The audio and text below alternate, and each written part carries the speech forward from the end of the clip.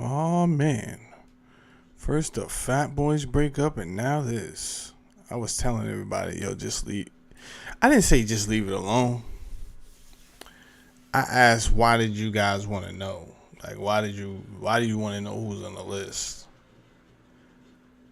And I got some pretty interesting answers. Some was like, yo, we need to know if our government is colluding with who? Jeffrey Epstein was a guy. He was a spy. And that's just from me not researching anything. That's just how I took it. But I didn't take it like he was the cause of the bigger trafficking that was going on the world. Right? I didn't take it like that. But you guys didn't want to let it go. And I said, listen, I'm going to keep it real with you. Hold on. I think I got some, it was freezing up there for a second. I said, I'm going to keep it real with you. I don't think Trump is hiding it because he's the one. The files are showing something incredulous about Trump. I think the files are showing stuff about people more powerful than Trump.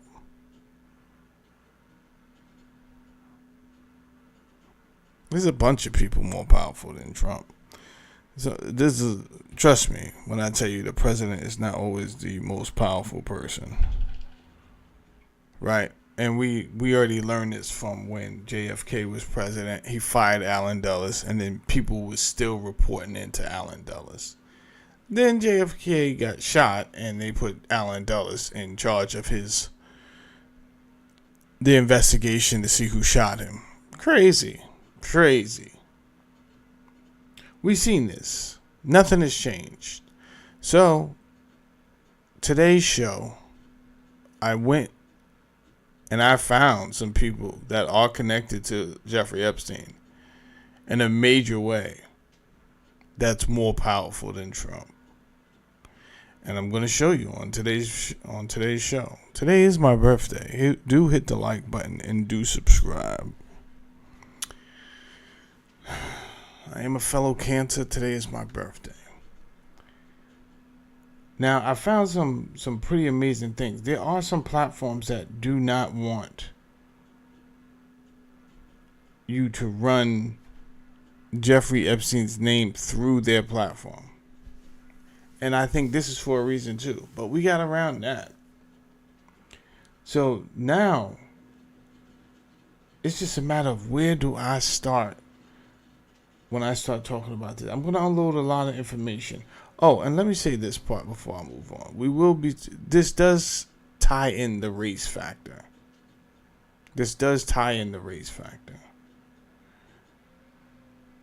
Now, I don't want people to start getting hypocritical when I start showing what I'm showing, right? And the reason I'm saying that is because everyone is so concerned.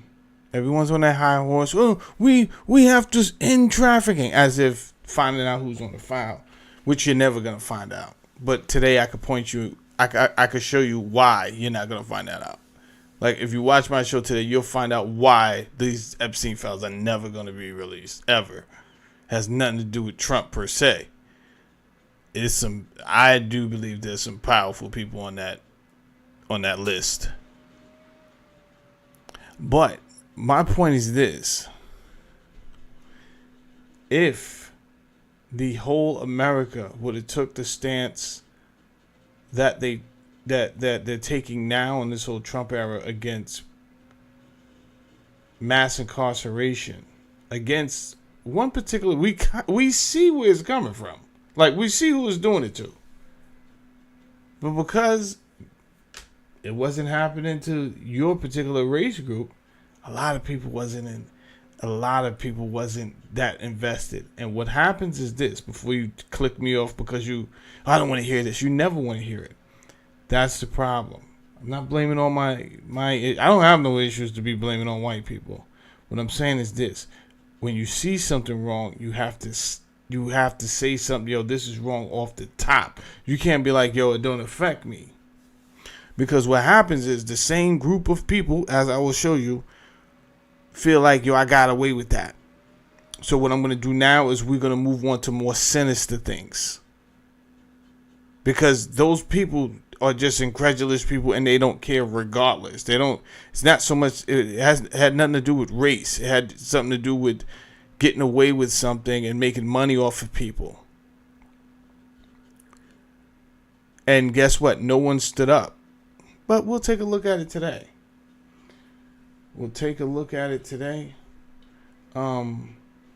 Trying to see where I want to start. You know what? I'm going to start with some audio. If you guys don't mind, start with some audio.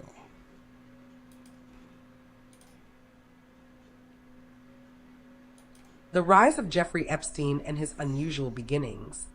Jeffrey Epstein was born on January 20th, 1953, to Paula Next Orlovsky and Seymour Epstein in Brooklyn, New York. His mother was a homemaker while his father was a groundskeeper for the New York Parks Department. His parents valued education, hoping that sending their sons Jeffrey and Mark to the right schools could be a way out, or rather a way up into a higher strata of New York society. Epstein was raised in the Lafayette neighborhood around Coney Island and attended Lafayette High School. In 1967, at age 14, he also attended the Interlochen Center for the Arts. He reportedly received a scholarship to Interlochen for his aptitude at playing the bassoon as an adult. Epstein would later donate heavily to Interlochen from 1990 to 2003 and used his connection to the school to recruit unwitting female teens with musical talents into his sex trafficking and sex blackmail enterprise. Epstein was even allowed to construct his own lodge at Interlochen, the Jeffrey Epstein Scholarship Lodge, now the Green Lake Lodge, before the school cut ties with him after his first conviction in 2007. Given his own early attendance and his subsequent return for nefarious purposes, some have suggested that Epstein himself may have been groomed at Interlochen. In 1969, 2 years after he attended Interlochen, Epstein graduated from Lafayette High School at age 16 after skipping 2 grades. Epstein then... Skipping 2 grades. Guess he's pretty smart. You will find this out later on. He is, I would say he's rather smart. Let's continue on. Epstein then studied at Cooper Union from the fall of 1969 through the spring semester of 1971. He attended New York University, NYU, from September 1971 to 1974, but never graduated. Per a 2002 profile in New York Magazine, Epstein had studied at NYU's Current Institute of Mathematical Sciences. During this period, Epstein claims to have backpacked across Europe with friends. All right, let's slow the conversation down. Because now, this is where things just escalate and get way out of control. So this is a good place to just slow things down. Epstein studied at Cooper Union from the fall of 1969 through the spring semester of 1971. He attended New York NYU 1971 to 1974, but never graduated.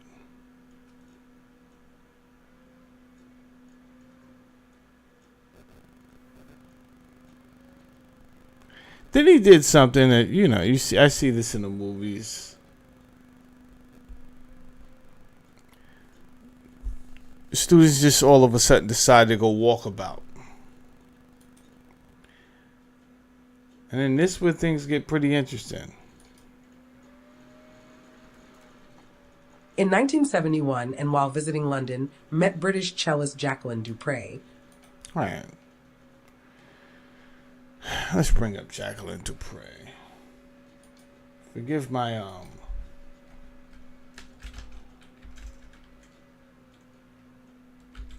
my computer.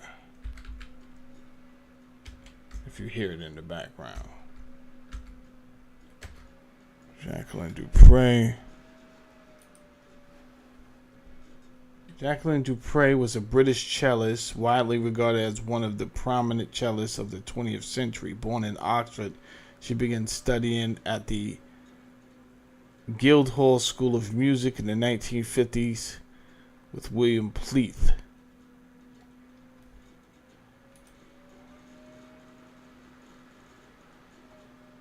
She's even in the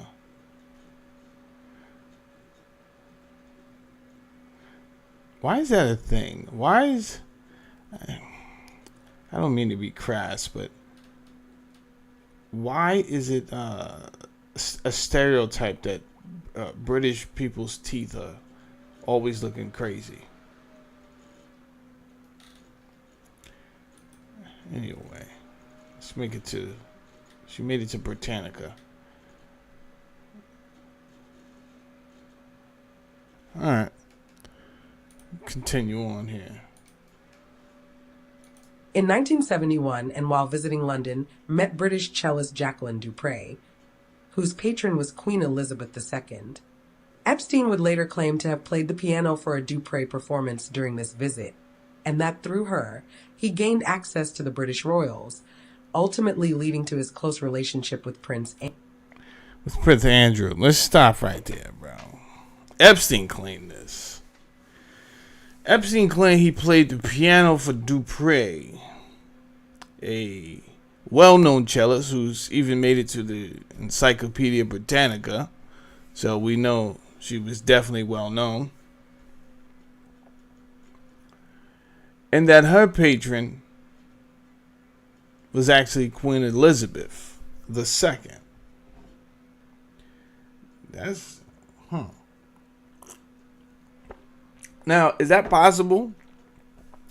To just visit London, to go backpacking across Europe with some friends and end up in royalty? What do I know? Does the story happen like that? Let's do critical thinking. Even if the story didn't happen like that, there are people in the story strategically that he knows that are very well known. Prince Andrew. People directly connected to the Queen Elizabeth. So even if this is some fabricated story, the people in the story are real. I don't know if he played piano for Miss Dupre during one of her recitals. From what I hear, his brother said he didn't even know he could play piano. I don't know. Although Epstein was a very intelligent guy.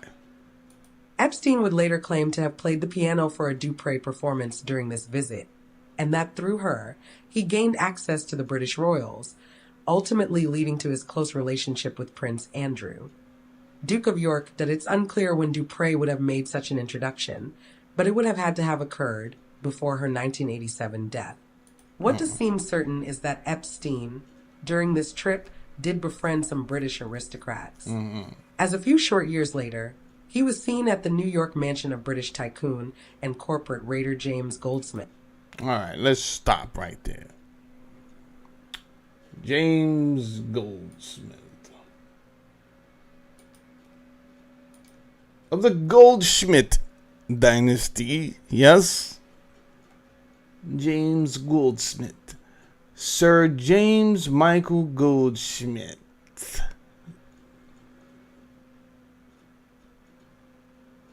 Oh, the anniversary of his death is tomorrow. He was a French, now here's a loadful. He was a French, British financier and politician who was a member of the Goldsmith family.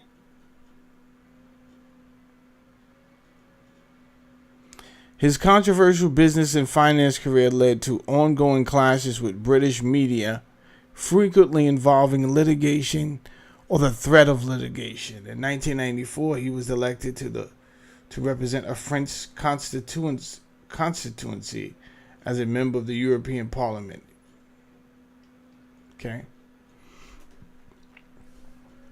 Early life. Born in Paris, Goldsmith was the son of luxury hotel tycoon and former conservative member of parliament, Major Frank Goldsmith, and his French wife, Marcel Muller, something like that, and younger brother, Edward Goldsmith. Frank Goldsmith had previously changed the family name from the German Goldschmidt to the English Goldsmith.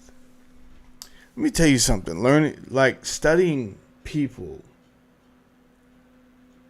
and groups on this internet, that seemed to be a thing, right? Just throughout history. I didn't mean like on this internet, but just throughout throughout history, that seemed to be a thing, to change your last name.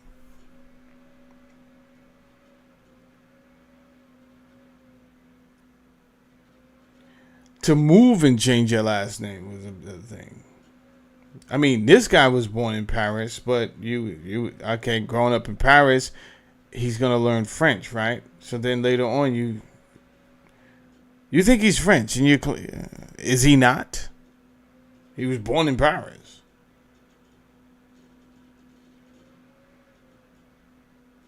He speaks the language. And yet, you have no idea the true history of this guy's family and where he really comes from.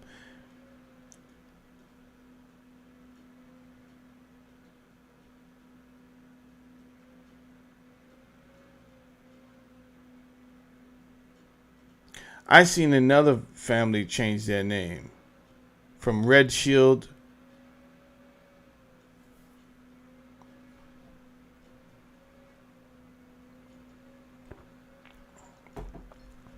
Actually, he changed it to Red Shield. Frank Goldsmith had previously changed the family name from the German Goldschmidt to the English Goldsmith. The Goldsmiths, neighbors and rivals to the Rothschild family, were a wealthy Frankfurt-based Jewish family that had been influential in international merchant banking since the 16th century.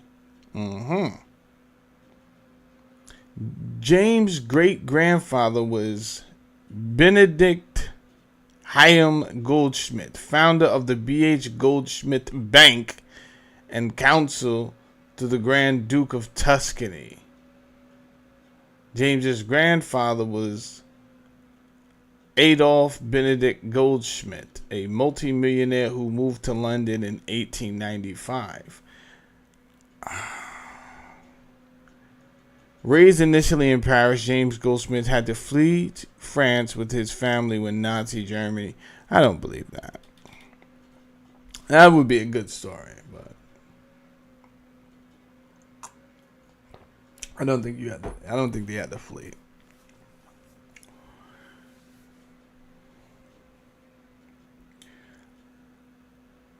My point in going down these individuals is I want you to know who allegedly Jeffrey Epstein just ran into while backpacking across Europe. Just nonchalantly, he fell in the bosom of aristocrats, and they took him in like family.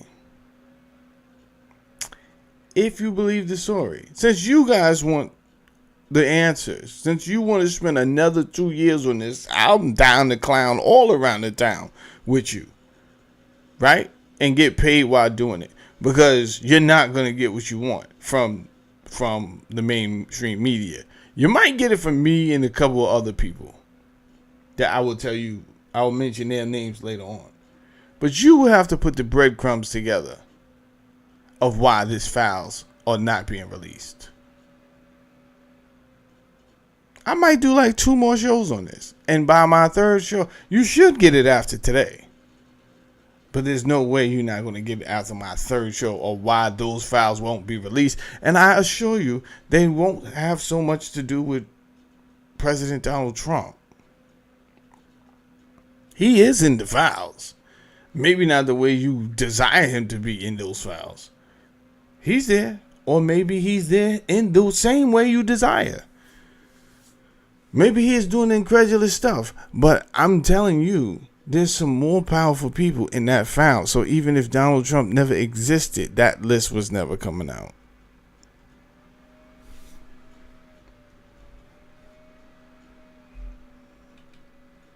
Now, let's get back to the story. As a few short years later, he was seen at the New York mansion of British tycoon and corporate raider James Goldsmith. It's unclear how Epstein, while ostensibly backpacking, had come to make Dupree's acquaintance. Though Dupree did have ties to the Israeli and New York Jewish communities through her 1967 conversion to Judaism and subsequent marriage that same year to Daniel Barenboim. Stop. Who? Daniel Barenboim. And that's the other thing, right? Now, if this is your first time watching me, I don't want you to be shocked. I'm not part of groupthink, right? I don't think anti-Semitic is a word. So they can knock it off with all that.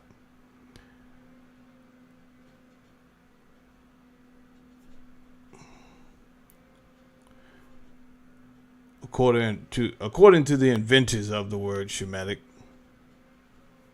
it has more to do with language.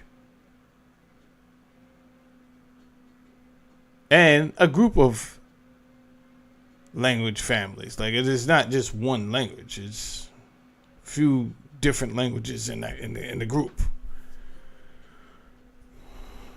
And then we know what anti means. It means oppose. But when you look these things up separately, they pretty much, you're going to find what I just told you. But when you look at the word, compound word, anti-Semitic, all of a sudden it means like hatred of Jews, which is totally ridiculous.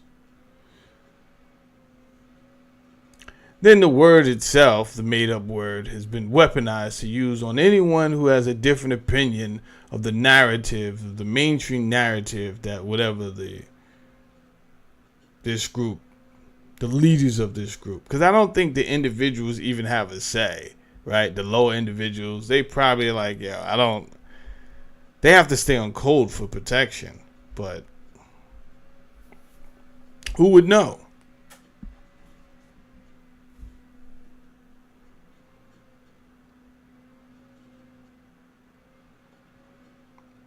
Persistence. That's what when I see this group of people, what I see is persistence. I see a group of people who was kicked out of so many countries. Never mind Germany. They had been kicked out of France 3 times before Germany. Germany is small potatoes.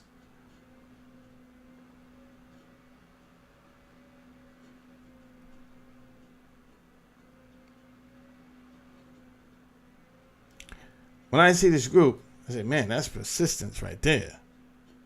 These cats don't give up until they get what they want. And they didn't give up. They kept on asking for a land. Hey, we need a national ID. We can't be running around the earth getting kicked out of different countries, man. We need a national ID. Will you help us? Yes, we will help you. We will help you so that we can exploit you. This is British America in the United States. We will help you so that you can do our bidding in the Middle East. Yes?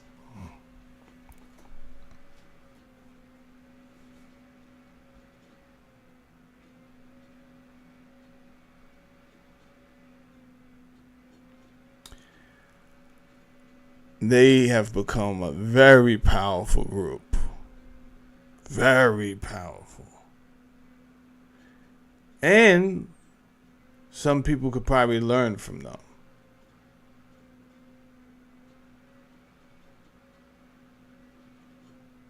There's certain industries that they're very prominent in. Some would even say control. Some would say control. Some would say they control entertainment. the top of sports, finance.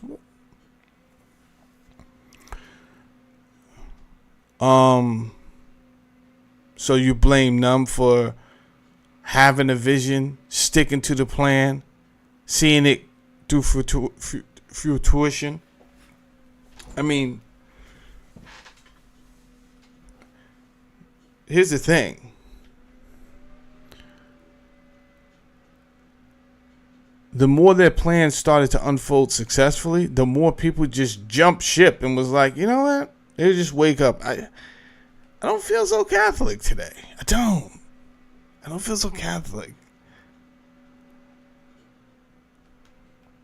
I feel like I might be feeling like I might be another religion today.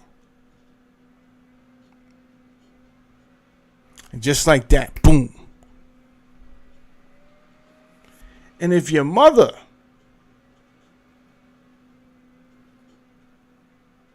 changed her faith, well, then forget about it.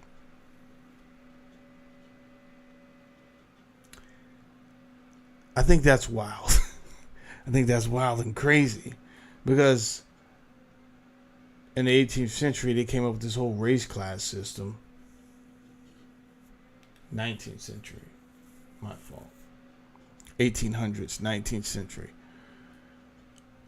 They came up with this whole race class system.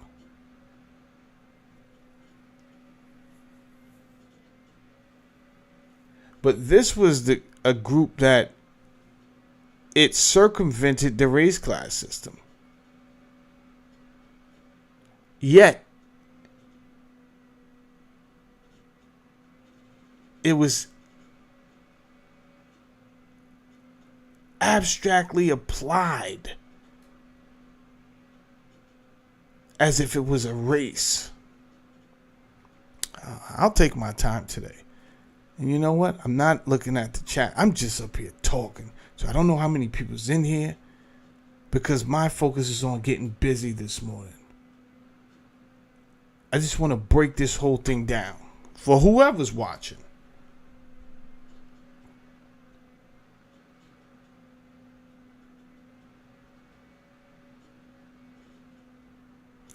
And I think that's wild, because you can't wake up and just say, I'm another race. I don't subscribe to the whole race thing. I like the national ID thing. I do.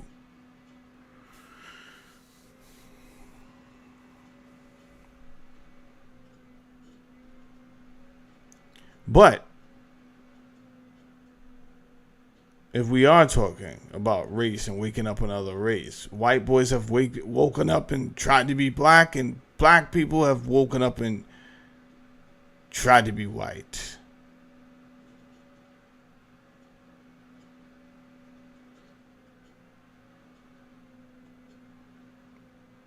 It's a neurological condition, right? All of a sudden, you see the way that group behaves.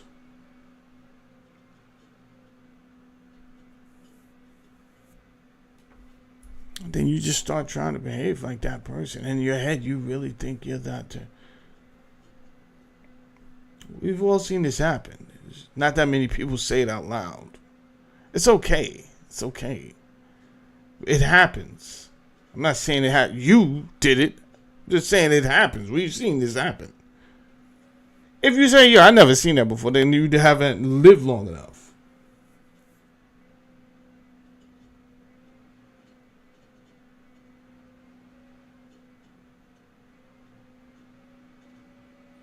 But this group, even though we demonize and we make fun of these people and we judge these people other people that try to do it,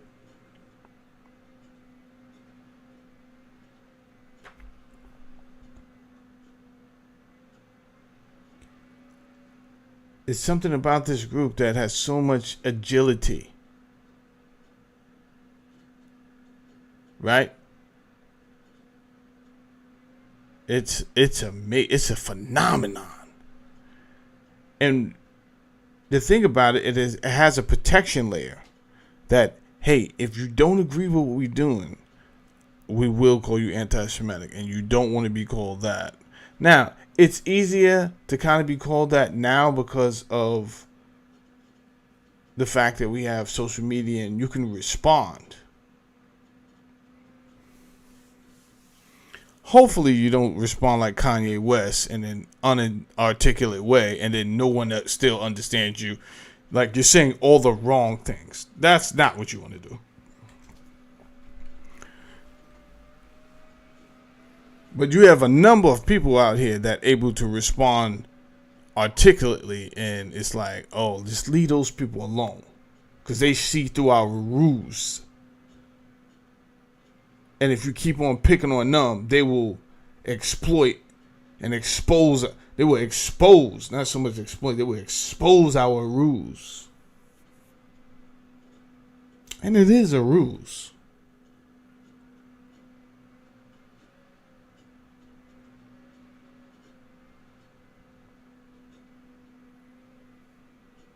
Imagine not being connected genetically to the people of Judea or the tribe of Judah if you think that tribe existed.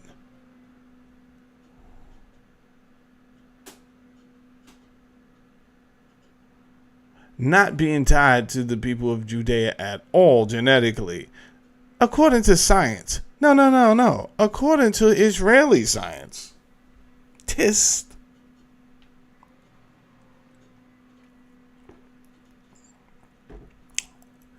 And yet,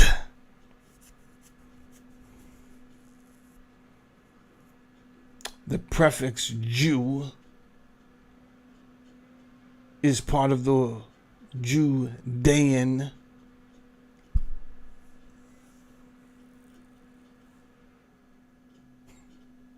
to be Judean, you had to be associated with the Judea, that area. These people are not. They know this. Anybody could find this out. If you did a little bit of research, you run across the United States. I mean, the whole world, as if still claiming you are the chosen people is wild and crazy. But let me tell you something. I admire the way you move. Here's what I do admire: your consistency and your dedication to the plan. Damn, that's admirable. I don't care what anybody says. To the point now, you get other people that's not a part of this at all, this group, and says, you know what, I want to be Jewish too. And then you just change. Because you change your religion does not change your bloodline. But we don't consider that, do we? And we don't know the history of these people. We don't even know that most of these people just changed their religion at some point in life. And then 3 generations later,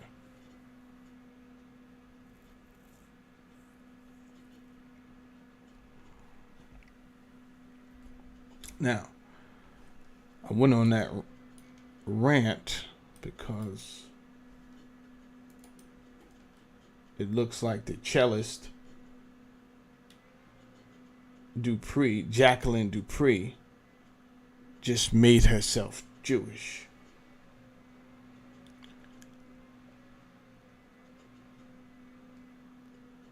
And then she married Daniel Barenboim, who I'm about to look up right now. And I'm sure they had children who were Jewish.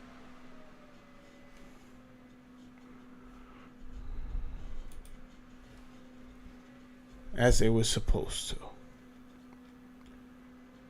Here's Daniel here.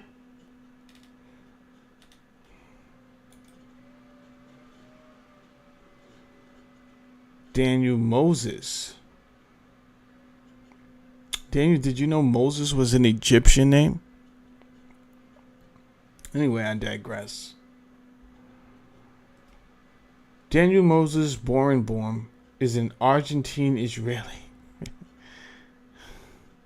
classical pianist and conductor based in Berlin, who also has Spanish and Palestinian citizenship. Jesus Christ. What a mess.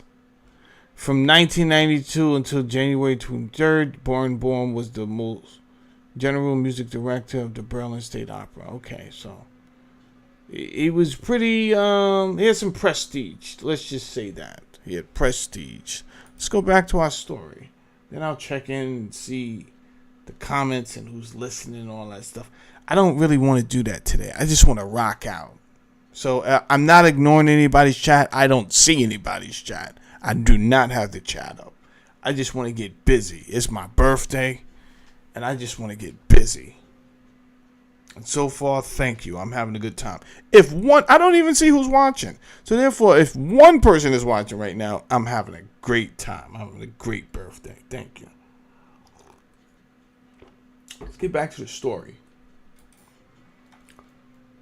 Though Dupree did have ties to the Israeli and New York Jewish communities through her 1967 conversion to Judaism and subsequent marriage that same year to Daniel Barenboim, as well as her friendships with musicians Yehudi Menuhin, Itzhak Perlman, and Pinchas Zuckerman, it's possible that Epstein met Dupree through some mutual connections in these circles. Years later, Epstein would claim to have once been a concert pianist, with media reports from the early 1990s onwards referencing such claims. However, some who knew Epstein early in life, including his brother Mark, give little weight to Epstein's claim to have been an accomplished pianist in the latter half of 1974.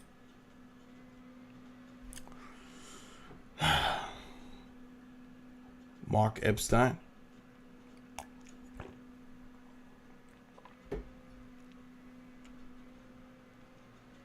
Mark Epstein does not believe his brother died of suicide. I don't think your brother's dead. I don't know, keep it 1,000 with you, Mark. I don't think your brother's dead, bro. I never believed your brother was dead, bro. Never.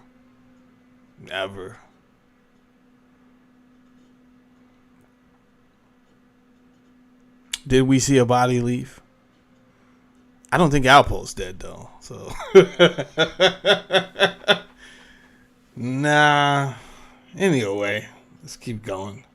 However, some who knew Epstein early in life, including his brother Mark, give little weight to Epstein's claim to have been an accomplished pianist in the latter half of 1974. Epstein began working at the elite Dalton school, teaching mathematics and physics. He would remain with the school. Hold on, my sister's calling me to wish me happy birthday. Hello? Thank you, sis. I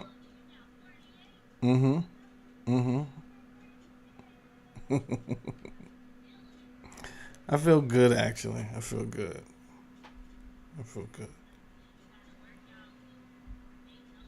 Yeah,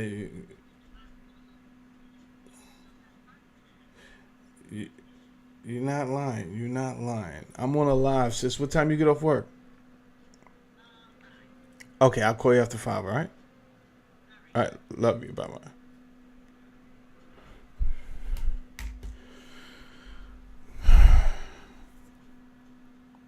He would remain with the school until 1976. There has been much disagreement in the mainstream press over who at Dalton was responsible for hiring Jeffrey Epstein.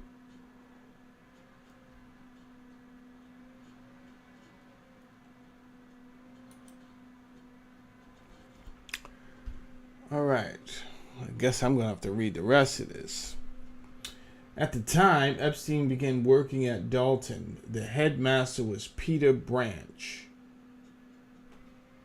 When contacted in 2019 by professor and author Thomas Wolfe, did not recall hiring Epstein and was relatively certain that the previous headmaster, Donald Barr, or perhaps the head of the math department, had hired Epstein, because hiring decisions were typically made in the spring. Donald Barr.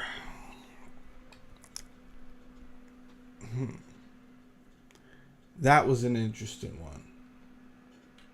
So I went over this this information last night, right? I went last night and I got it already. But by the time I got it already, it had led me down this crazy path. I was like, wow, I don't even want to do the show this late because I'm not sure who's going to. YouTube does funny business where I don't know when it's going to send people to me, when it's not. You know what I'm saying? Some days I get 20 views. Some days I get 20,000 views. It's bananas. So I said, nah, I'm not going to do that. So I'm looking up this guy, Donald Barr, and I'm like, wow, this dude here. Now, so that we're following the story, there's an elite school called the Dalton School. And I actually did bring the Dalton School. It says the Dalton School, originally a children's university school, is a private co-educational college preparatory school in New York City, and a member of both the Ivy Preparatory School League and the New York Inter-School. The school is located in 4 buildings. So tuition is $6. Damn.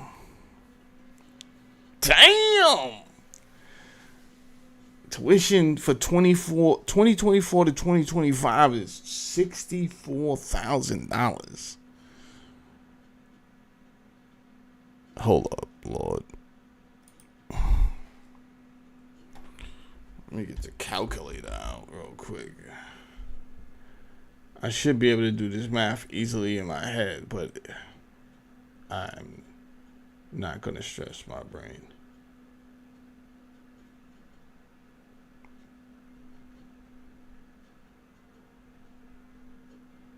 That's $5,300 a month. So it's safe to say most people don't have that to spend on a private school. Just on private school is wild, right? You would obviously have to be in a good position in life financially to pull that off.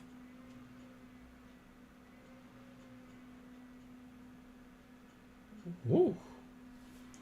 That's who the founder was. The founder was Helen Parkhurst.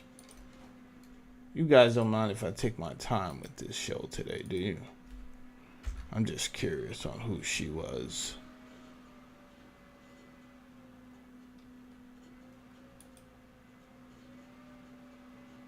Helen Parkhurst was an American educator, author, lecturer, originator of the Dalton Plan, founder of the Dalton School, and host of the Child's World with Helen Parkhurst. Okay, Parkhurst took her cues from the developmental psychologist Jean Piaget and education reformers as John Dewey and Horace Mann. Okay. Producing a progressive educational philosophy emphasizing the development of the whole child. Okay. She was born in Wisconsin.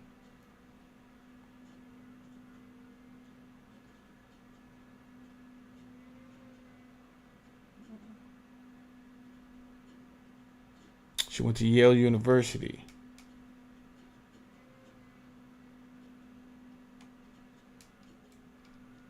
Okay.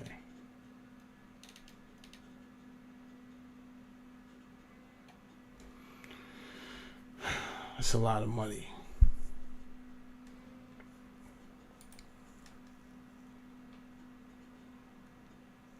Epstein got hired there. This is after he backpacked across the United States and after he came, not the United States, he backpacked across Europe. He met some aristocrats.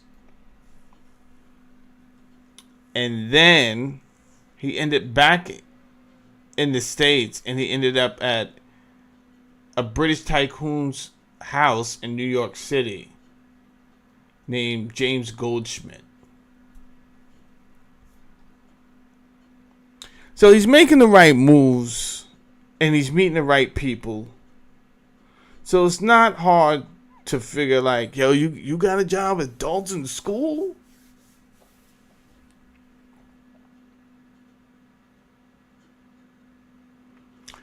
Peter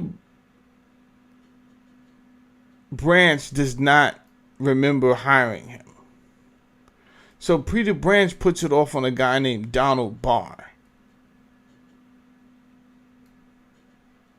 So let's look up Donald Barr.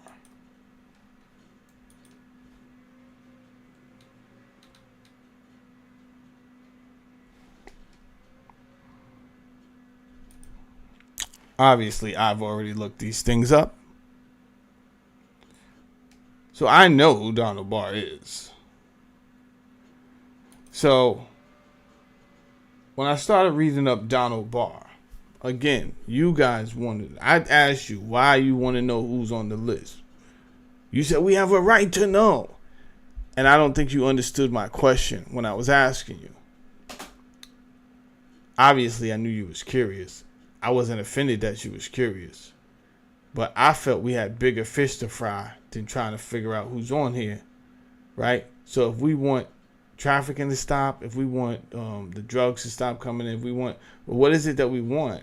But in this particular case, we wanted, I guess you guys feel like Epstein is the cause of all trafficking in the United States. And because he does have ties to Israel and some other prominent people in the world, that would make him what? The ringleader of trafficking in the United States? I doubt that. I doubted that. But you guys thought I was trying to take up for Jeffrey Epstein. Oh, look at that. Automated text from my attorneys telling me happy birthday. Thank you. Thank you, good people.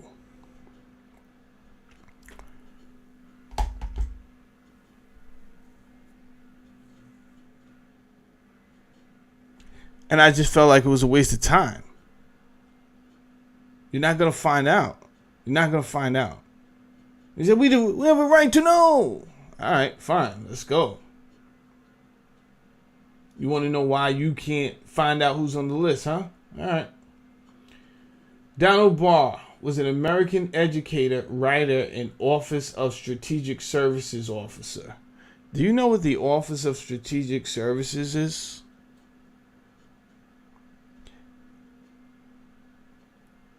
That's the department that predated the CIA. Before the CIA became the CIA, it was called the Office of Strategic Services.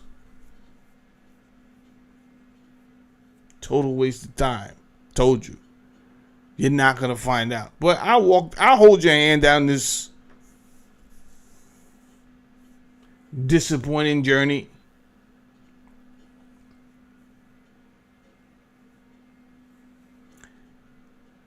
If you have not already logically and rationally put some of the people together in a story that just started, you would probably find out, oh, they're never going to let this story out. I already mentioned Prince Andrew, Duke of York.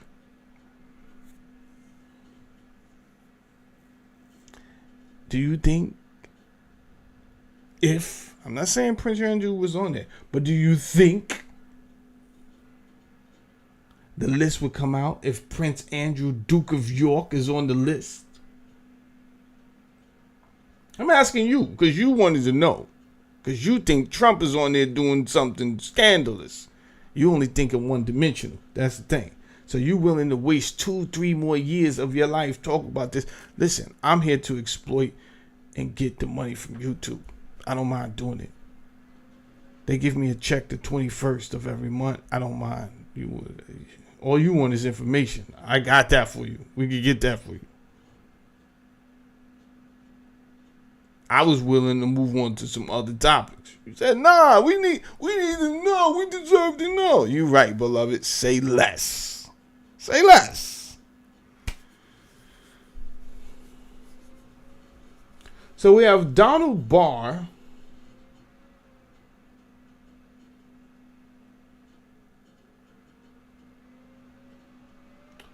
who was allegedly the head. He wasn't. It's not alleged. It was the headmaster at the Dalton school. Now, if your pea-sized brain is saying, "Well, why would if he was truly in the CIA? Well, why would he be the headmaster at Dalton?" Oh, don't worry your pretty little head, because I'm going to show you something else crazier than that in a second. That's not crazy. People were placed strategically, I'm assuming, in regular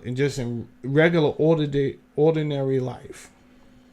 I'm not in the CIA and never have been, so I can't tell you the standard operating procedure, the SOP.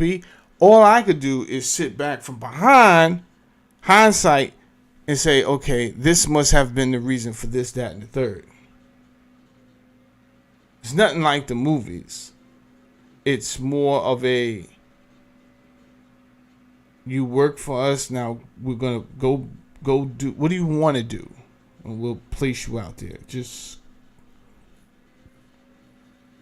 But the story has to see, your life has to be organic, and we'll give you a nudge along the way. That's how I'm taking it. He was an administrator at Columbia University before serving as headmaster at Dalton School in New York City and Hackley School in Tarrytown. I know Hackley School in Tarrytown in New York. He also wrote 2 science fiction novels. His sons are former United States Attorney General William Barr and physicist Stephen Barr. This is wild and crazy. It's even more wild and crazy that you guys really think you're going to get an answer who's on the list. And you think it's because of Trump. Hold on for a second. Now, let me go look and see what's going on over here. We got City Bama in the house. Salute, City Bama.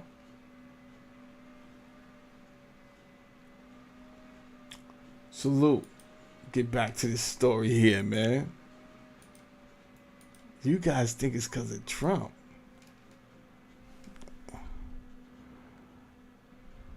Okay.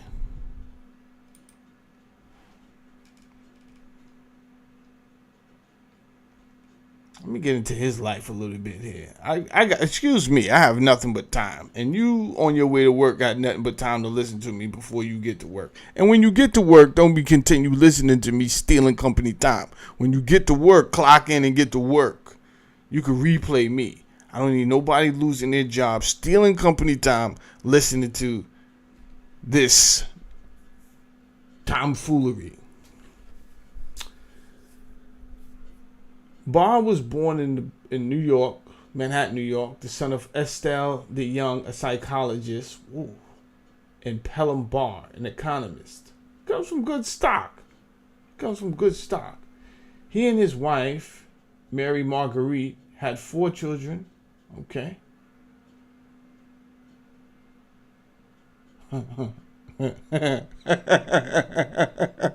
This is wild. Listen to this.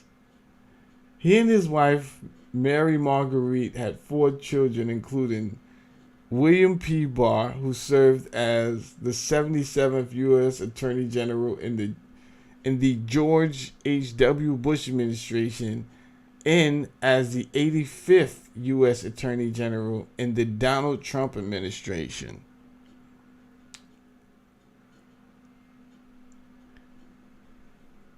Can we stop there? Or you still want to know why the list is not coming out? How many prominent people that I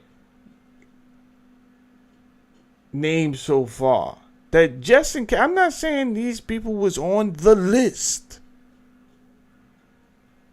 I'm not saying that, I don't know who's on the list. I know some prominent people who's on the list.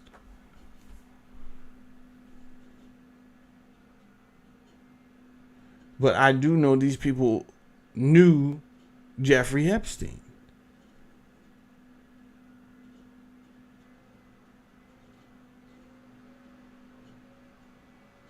And maybe people just didn't want to be associated. They didn't. Who's to say who went over to the island just to chill out? You understand? Bragging that they got rich friends. Yeah. Jeffrey Epstein, yeah, that's my man. That's my man. I be going to his island all the time. If you want to come out there, we could go. They rapping other people in these shenanigans that don't even know what's going to come out in a few decades. Oh, yeah, let's go. Who knows what type of situation was over there? All-inclusive meals. Golfing.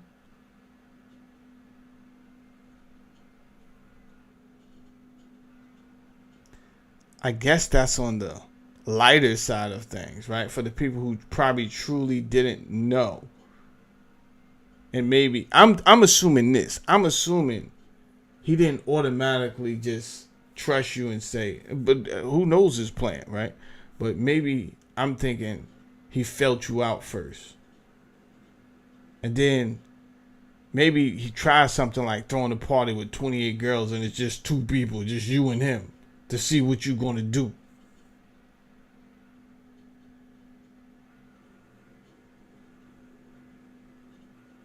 And then if you say, yo, this is crazy. I'm not even comfortable with this, bro. This seems weird. You really push back on it. He say, yeah. I invited some other guys, but I don't know why they didn't show up, man. This is wild, man. We could just do it another day. And then he just knew. Like, if you did come out again, like, he's not even going to try that with you. But if you was with the shenanigans, he said, oh, okay, let's take this to the next level.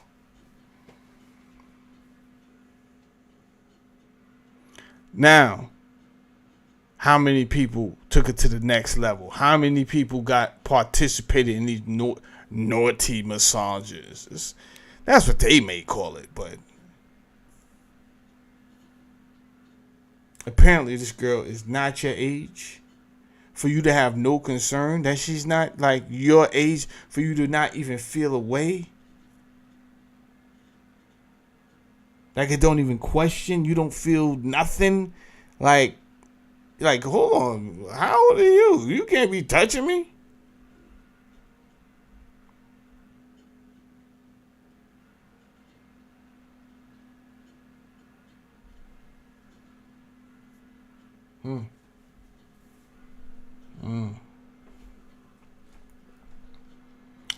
Donald Barr was born to a Jewish family, but later converted to Catholicism. He sent his children to Catholic elementary school, and his son William would later describe him as a more Catholic than Catholics. That's wild. The reverse. Sometimes you had that. I've seen that too. Barr graduated from Columbia College in 1941 with a degree in mathematics and anthropology. Damn. They was damn smart, bro.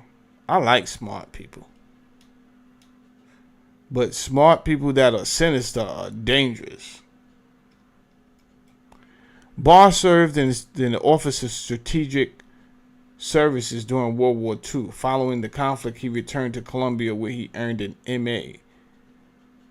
Master of Arts in English, and in 1950 completed some course requirements for a PhD in the discipline while also teaching in the English department. During this period, he also taught courses with field work in sociology and political science in the School of Engineering, wrote science and mathematics tests for elementary and text for elementary and junior high school students. Stop right there.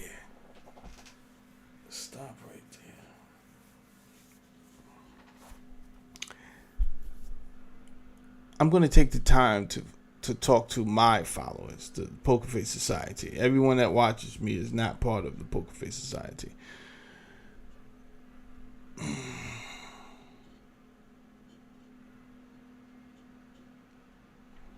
Watch the connection, people. I'm going to show you something in a second that's going to blow your mind. So what I want you to do is understand the people who write the educational curriculum. And then I'm going to show you something that's going to blow your mind. Just remember that Donald Barr wrote science and mathematics texts for elementary and junior high school students.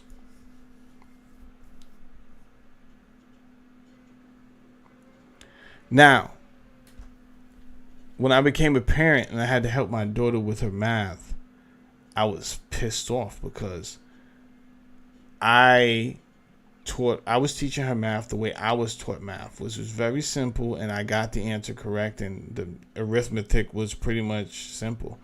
Then they changed it so they wanted you to do extra steps that made no sense in the arithmetic, and you would derive at the same answer, but the process was really convoluted, and it was like confusing. It was confusing to me as an adult.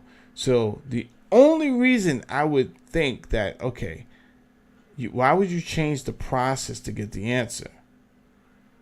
What was wrong with the old process? We're still getting the same answer. Now, here's the ridiculous part.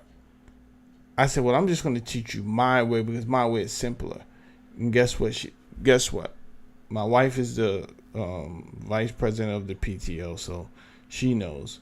And my daughter also. So they both told me, they said, you can't do that because I will get the answer wrong. I said, what are you talking about?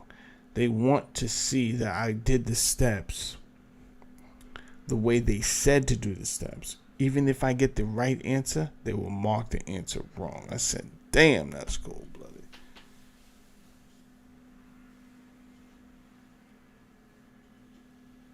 Remember, I told you that because I'm about to show you something in a second. And if you got to get to work and you can't finish this, then I suggest that you come back and finish watching this show when you get off of work or at your lunch break. Again, I don't want you stealing company time. If I find out you're stealing company time, I will call your job and rat you out. Hand to God. You understand? Hit the like button, do subscribe, and just come back later. All right. So, what is this guy doing? He wrote science and mathematics texts for elementary and junior high school students. He initiated the Columbia University Science Honors Program in 1958 and was its director as an assistant dean of the School of Engineering until 1964. From 1963 to 1964, he also administered the National Science Foundation. God, this dude is... sheesh. He wasn't playing around. I give him that. He was the headmaster of the Dalton School from 1964 to 1974 for a brief time. At the end of his tenure as a headmaster, disgraced financier Jeffrey Epstein was employed as a math teacher.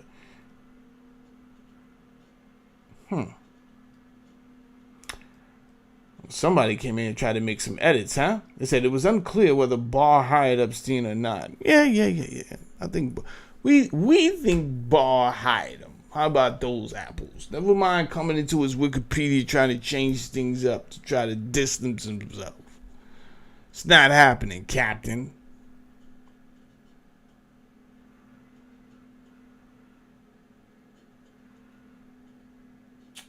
Uh-oh. In 1973, Barr published Space Relations, a science fiction novel about a planet ruled by oligarchs who engaged in child sex slavery. What? Oh, God. What? What are you talking about?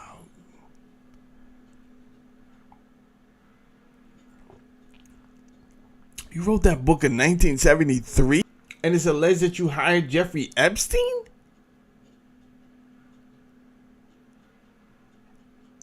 And you're part of the old CIA? The Office of Strategic Services? It has been noted that the plot of the novel anticipates the crimes of Epstein and his accomplice, Ghislaine Maxwell. Jesus Christ. Well, now I guess I have to read this book, don't I?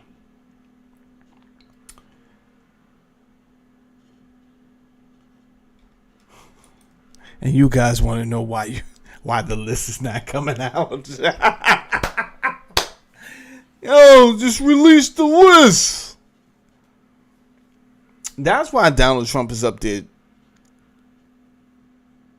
nervous.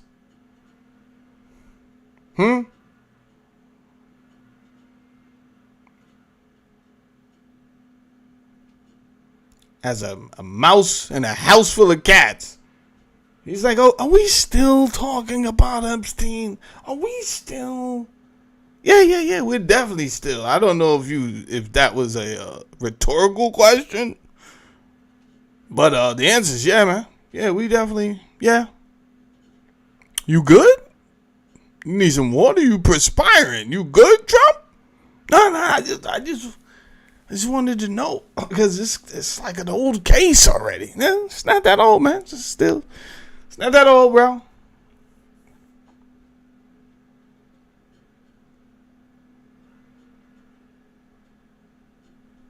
But if y'all want to get into it, let's get into it. So far, we got the Duke of York. We got some pretty prominent people involved that know this cat intimately. Oh, Jesus. We got all type of French tycoons.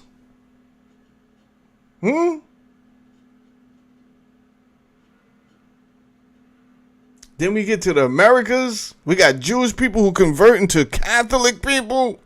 What?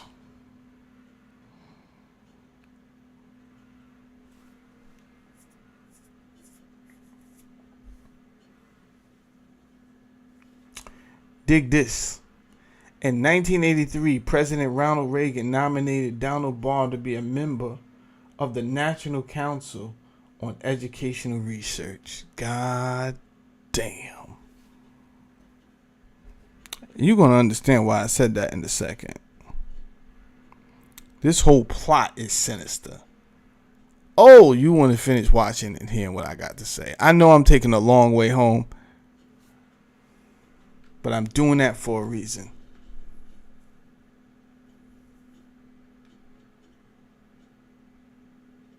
Let's get back to the story, because this is wild. So, write down on your list, Donald Barr. Okay? Write down on your list, Sir James Michael Goldsmith.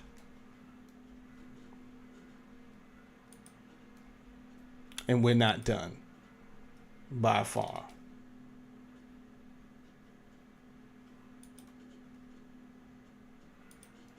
Who else we got? Where's the Dalton School? Here we go. The Dalton School. All right. So, Epstein began working at the elite Dalton School teaching mathematics and physics. He is a smart guy. He would remain with the school until 1976. There was... Let me just see how long he was there for.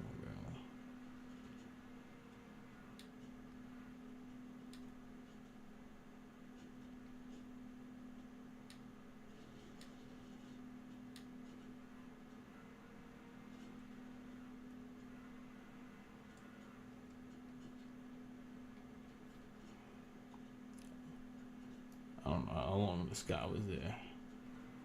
I don't think he was there that long a time. Anyway, he stopped working there in 1976. There has been much disagreement in the mainstream press over who Dalton was responsible for hiring Jeffrey. I bet there was. There's going to be a lot of, no, I didn't hire him. No. He didn't hire him. You know why? Let me tell you, never mind why. Let me tell you why I do think Donald Barr hired him.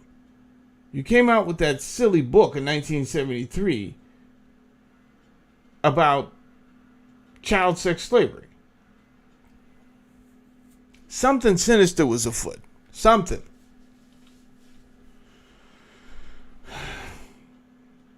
At the time, Epstein began working at Dalton, the headmaster. Okay. We did that already. Headmaster was Donald Barr. Okay. Peter Branch also noted that Barr liked to hire unconventional teachers to enhance the educational experience for students at Dalton. Epstein certainly fell in the unconventional category, as he lacked the academic credentials to even teach at a public school in New York City. Vanity Fair later reported that Barr had hired other gifted college dropouts, which would make his hire of Epstein not as much as an anomaly as some outlets have implied. Right. Well, Donald Barr was also part of the CIA, so maybe he had his own reasonings for that. Donald Barr was the son of an economist and a psychologist, true, who had joined the SS during World War II. He is alleged to have been a member of the SS target team in Germany and to have worked at a prison of war camp. Oh, serious. His son, William Barr, would subsequently follow his father into the world of intelligence and serve in the CIA from 1971 to 1977, which overlaps with the last few years. We're going to get into his son in a second. His father was headmaster at the Dalton School, including the year at the head Dalton School. Donald Barr is alleged to have hired Epstein. Okay, that doesn't need to be a period here. Okay, including the year Donald Barr is alleged to have hired Epstein. Okay, cool. William Barr was alleged role in Iran-Contra was mentioned in Chapter 8. Jesus Christ. Now, if you haven't figured this out, I'm reading the transcription of Whitney Webb's book, United Blackmail? Is that what it's called? Hold on. One Nation Under Blackmail. One Nation Under Blackmail.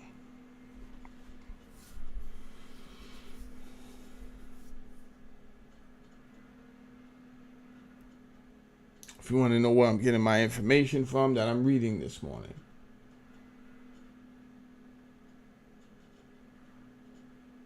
If I played the book, they said I could play it in real short increments, but I don't know what real short increments is. Maybe like 3-4 seconds, and then the next thing you know, I gotta hit pause. If I don't do it like that, then what's gonna happen is they're gonna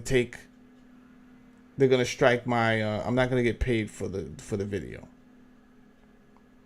So I decided not to do it like that.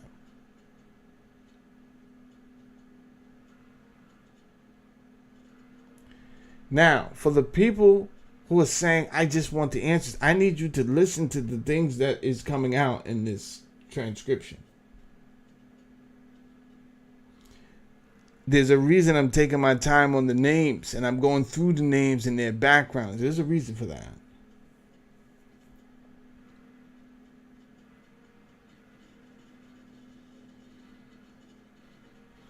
There's a reason I started off my show the way I did, which I told you, race will play a part in this. And I also said that if you're not going to stand up for civility and righteousness all across, blanket across the board objectively, then you're just you're a facade, you're a fraud.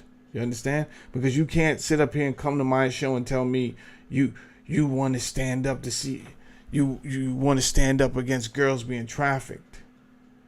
Slavery. Well, we're taking one gender of slavery. There's a whole nother system of slavery that happens. Every time I talk about it, another Caucasian person logs off. You know why you log off? You don't want it. You don't want to blame it. I'm not blaming it on you. Did I say you was the cause of this? No. But if you turn a blind eye and then you come to my show and you write down and hey, we need to stand up against slavery from women being trafficked. I think we need to stand up from slavery. Can we start there? No matter the gender, no matter the age, no matter the race.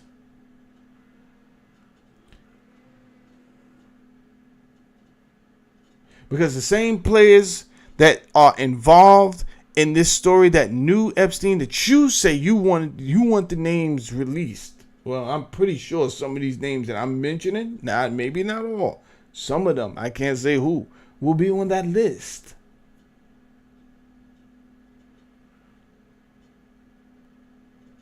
I'm not even done mentioning names. But I'm pretty sure some of them will be on that list. And these are very powerful people. And these people had a part to play in what was done and has been done to what we call the black people of America, which is just a virtue. It's another way of taking slavery, right? The physical form of slavery, and saying, no, we're going to extend this slavery thing because we was making too much money off it. It benefited us. So we're going to extend this. So it's not that every white person corroborated with this. That's not what I'm saying. You probably didn't even like it, I'm sure. Like, oh, that's foul. But what we don't need is some type of pretentious, fake fight to power now. Like, oh, Jeffrey Epstein. Yeah, now's your moment to stand on the soapbox. Let's fight to power. Nah. I'm gonna show you something. Now, let's see if you still feel like fighting the goddamn power when I finish showing you something. I want that same energy, as they say. Keep that same energy. Give me 1 second. Because this is the same guy who's involved in this Donald Barr guy. Something else. Him and his son. William Barr, alleged role in Iran-Contra scandal, was mentioned in Chapter 8. Will go on to serve as Attorney General. Iran-Contra brought in the crack cocaine to the United States with different players. President Clinton, some would say, his involvement or blind eye to the cocaine landing in the Mena, Arkansas airstrip. We know that his mentor is George H.W. Bush. We know that.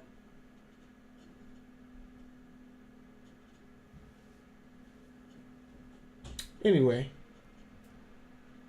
William Barr served in the capacity when Jeffrey Epstein was arrested and found dead in a New York prison in 2019 after exiting from U.S. intelligence. Maybe you are dead, Jeffrey Epstein. Maybe you are dead. Barr briefly worked as a literary editor and then went into academia.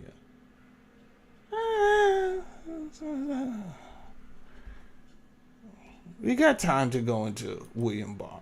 We have time. We went into Donald Barr.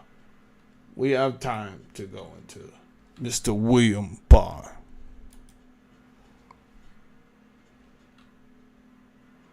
And by the way, William Barr is on the thumbnail of my video with President Ronald Reagan.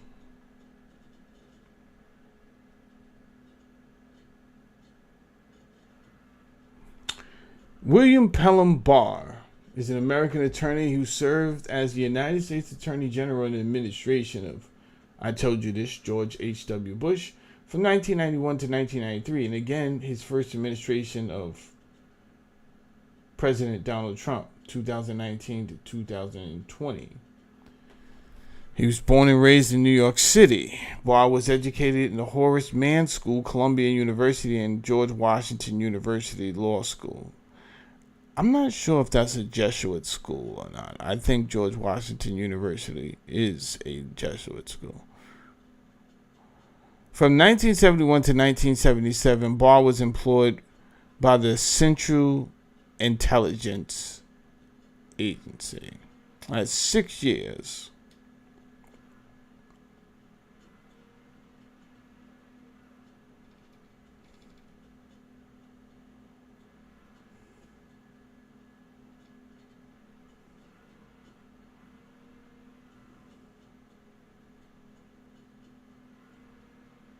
Now watch this.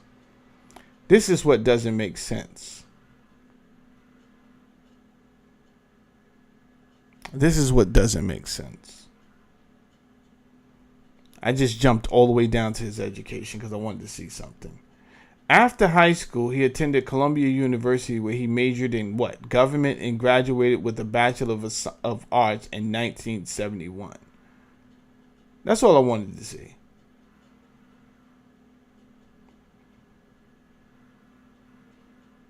He graduated in 1971. So it tells me a lot that he worked for the CIA from 1971 to 1977. It tells me a lot.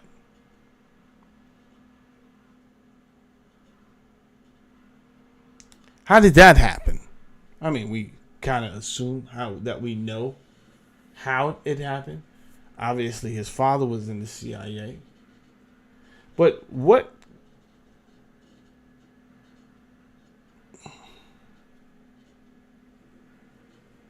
As soon as he graduated,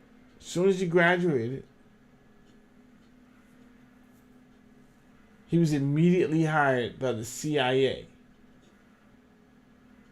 And he worked for them for 6 years doing God knows what.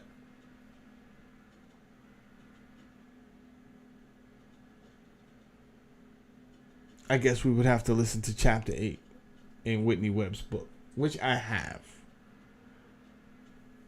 That's in the first book. This is a transcription from the second book.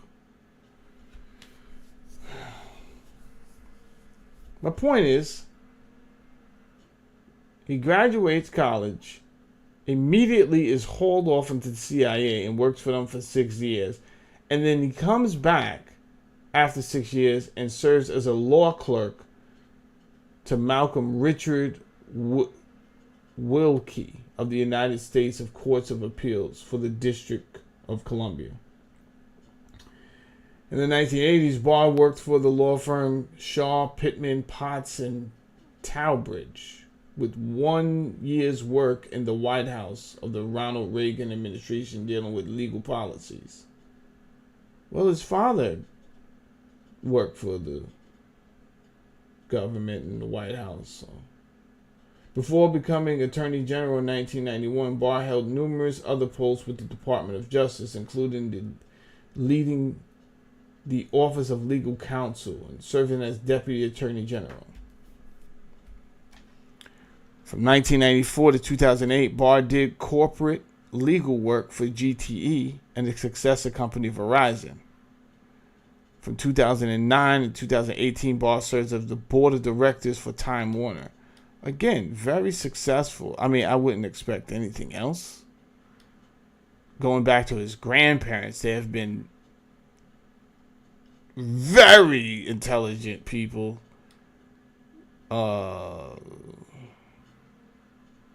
Pretty successful. Barr is a longtime proponent of the unitary executive theory. The unitary executive theory is a theory according to which the President of the United States has sole authority over the executive branch. What?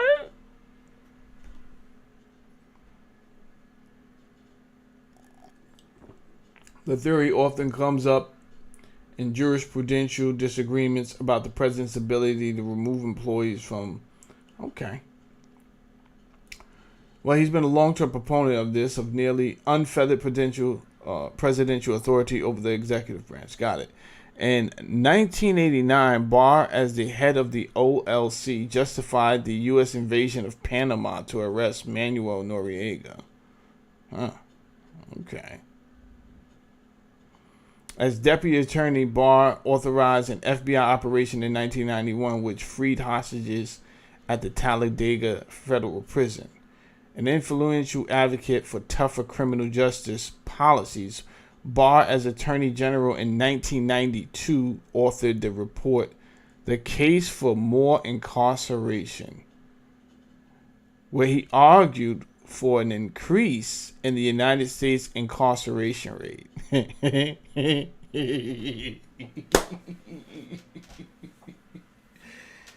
Yeah.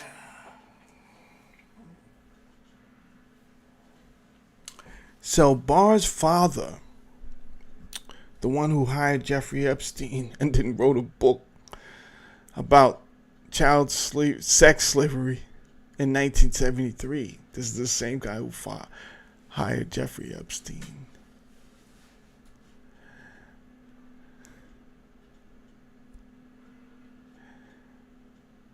His father wrote the curriculum for math and science.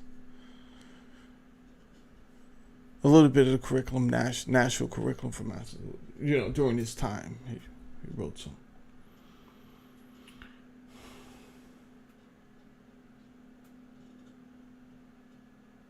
One that I'm not particularly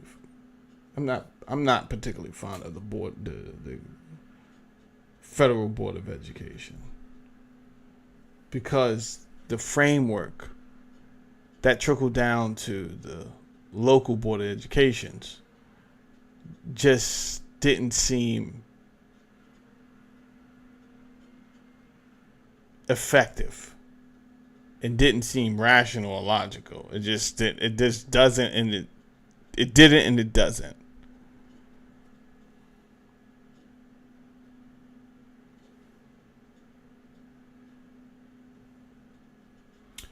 Under Barr's advice, President George H.W. Bush in 1992 pardoned 6 officials involved in the Iran-Contra affair. You pardon. So this was the same operation that led to crack sweeping the nation.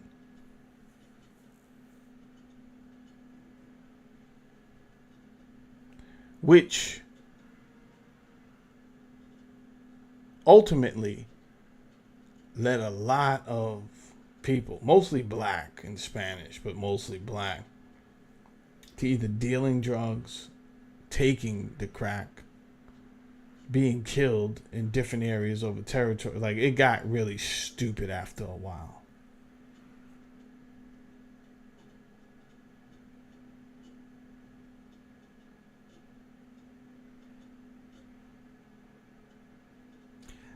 Not only did he want the people involved pardoned, this is William Barr, son of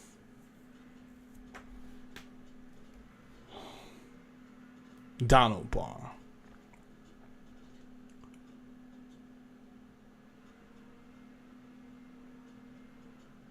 Not only did he want these people pardoned, but he wanted he wanted more incarceration. I just want us to stop right there. We're going to make sense of this thing. I'm going to make sense of it. I'm going to make sense of it.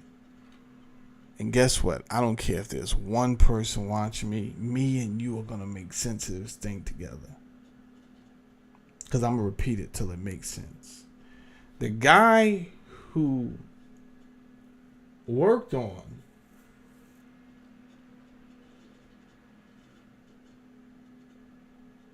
and helped out with the Iran-Contra affair gave President George H.W. Bush advice for him to pardon 6 officials involved in the Iran-Contra scandal. Pardon these people that caused this mess. What we should do is that anybody that we find that was involved in this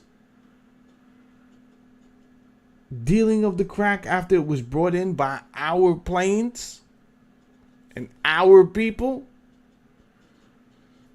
we should give them the harshest sentences and keep them in jail forever. Now, he wrote a whole document on this. And I would like to bring that document up right now.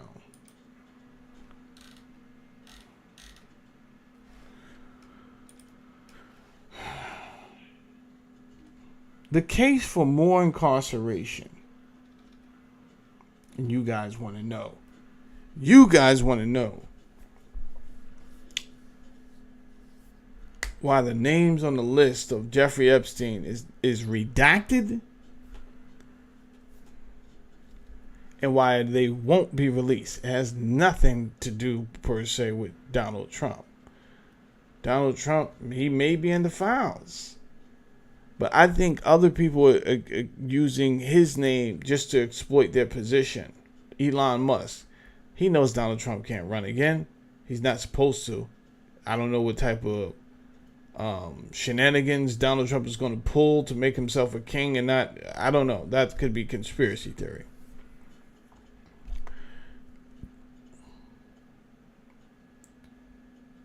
He should be getting out of there right now.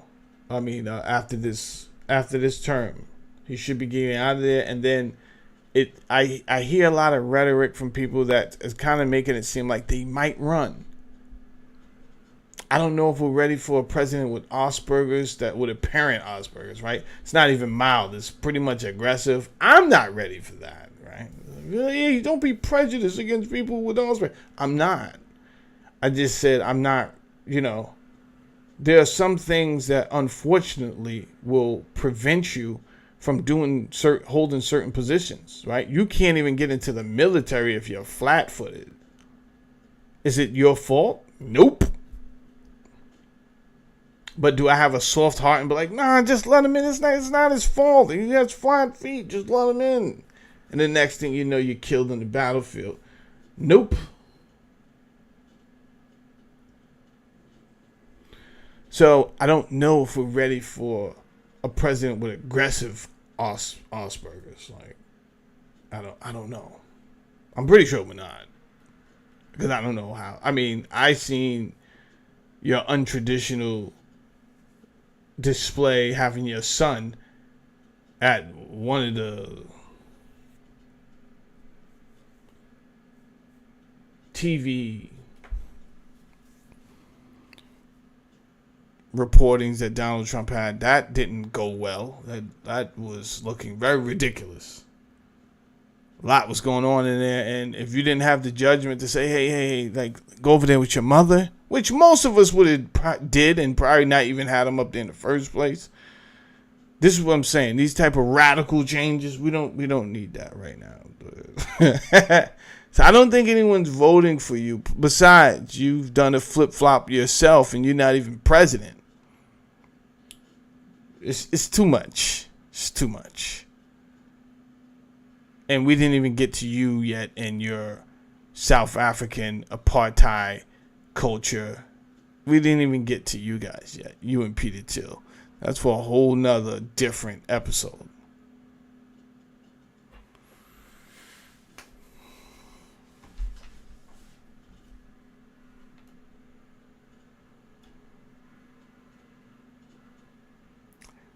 Let's just deal with Donald Barr and William Barr. Donald Barr hired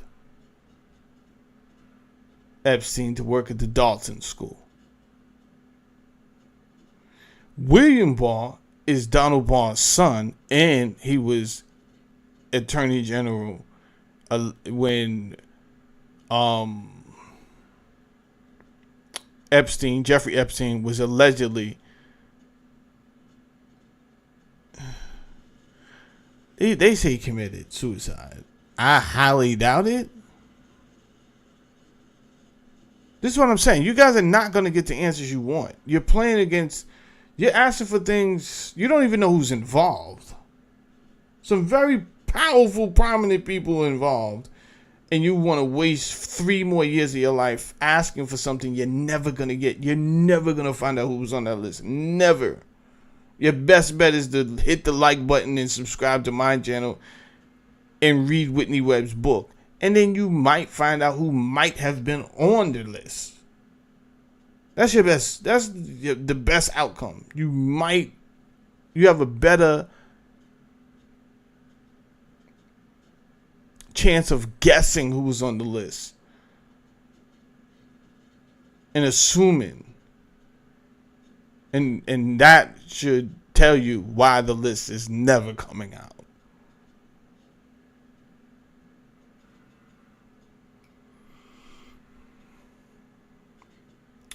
So here we are reading Mr. Williams Barr's case for more incarceration in the United States after pretty much supporting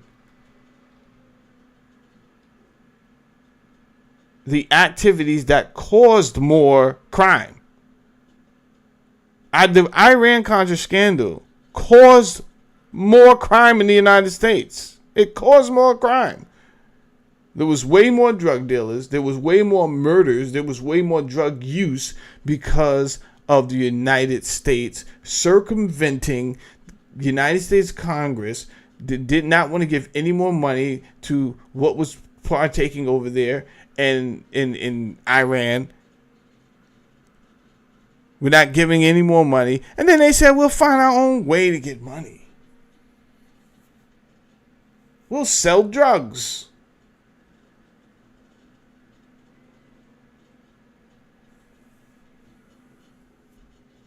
And then we use that money to go buy guns. I don't care what race you are. You may hate the story.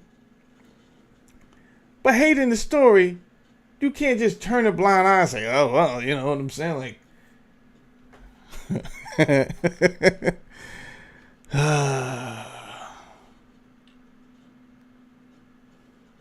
I'm about to read this in a second. Let me tap in with my audience real quick, man. I'm about to read this in a second.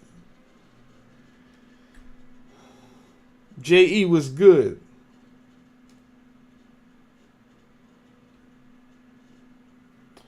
Seven times seven says, so which race by far is the most responsible for human trafficking in the United States over the past several decades of recent history? That's a good question. I can only give you I can't answer that legitimately with no data. So whatever answer comes out my mouth is going to be my opinion and subjective and speculatory and conspiratory. I would tell you that straight off the bat. I do have a race in mind. I do.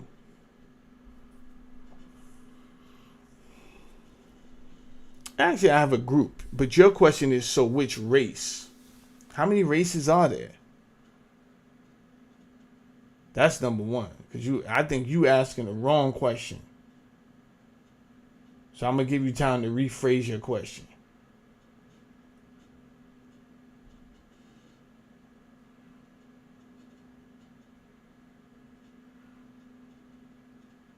I truly don't believe that's the answer you wanted.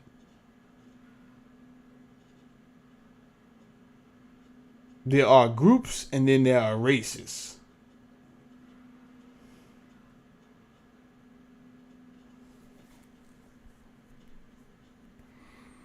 Now, out of all the races that's on the list, I guess we're going to have to go with the Caucasian race.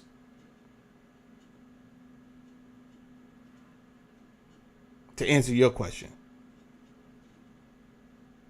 But I just lost 4 more people answering your question.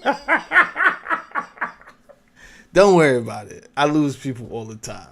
That's what the truth do. I don't have nothing to do with it. People just start to feel like, I don't want to hear this. And then they just clap. I don't give a shit. I'm going to be up here all day long doing this. You understand? If you want the answers to certain shit, I'm here. If you can't stomach it, do what you do. Fucking get out of here. It's my birthday. I'm on some bullshit anyway. Alright, here we go. Here go William Barr, his case for more incarceration. This is 37 pages. I'm not reading the whole 37. I just want you to know that. I don't need to. Because the shit starts off crazy. Starts off nuts. October 28, 1992. Washington, D.C. Let's go. In July, I released a report entitled Combat and Violent Crime. Yeah, combat and violent crime that you helped start. What are you talking about? 24 recommendations to strengthen criminal justice, setting forth a comprehensive strategy for making state criminal justice systems more effective and achieving their central purpose, the protection of our citizens. God damn, this is bullshit rhetoric. The protection of our citizens. The United States brought in coke, sir. That's not conspiratory. This is a fact. They helped bring in the cocaine that ruined our country. And you had the nerve to write a paper talking about the protection of our citizens? We're going to get to the protection of citizens. All of them. All the races. All the groups. I don't know how that protected any race or any groups. Some people benefited more than others, though. I can tell you that. Let's keep going. As I stated then, there is no better way to reduce crime than to identify, target, and incapacitate those hardened criminals who commit staggering numbers of violent crimes whenever they are on the streets. Of course, we cannot incapacitate these criminals unless we build sufficient prison and jail space to house them.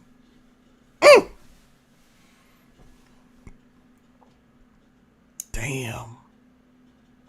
If you want to know what's going through my head right now is all the bullshit rap music that started to come out during this year. Right? We were doing great before that in hip hop. It was like a number of topics spread out. Slick Rick was rapping about, he did a whole album just rapping about different things in life.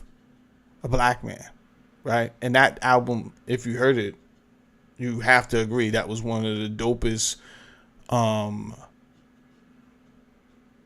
creative albums created by a rap artist, period. Right? It's up there in the top 5 as most creative albums, in my opinion. The Adventures of Slick Rick. Can you not agree with that? Mona Lisa.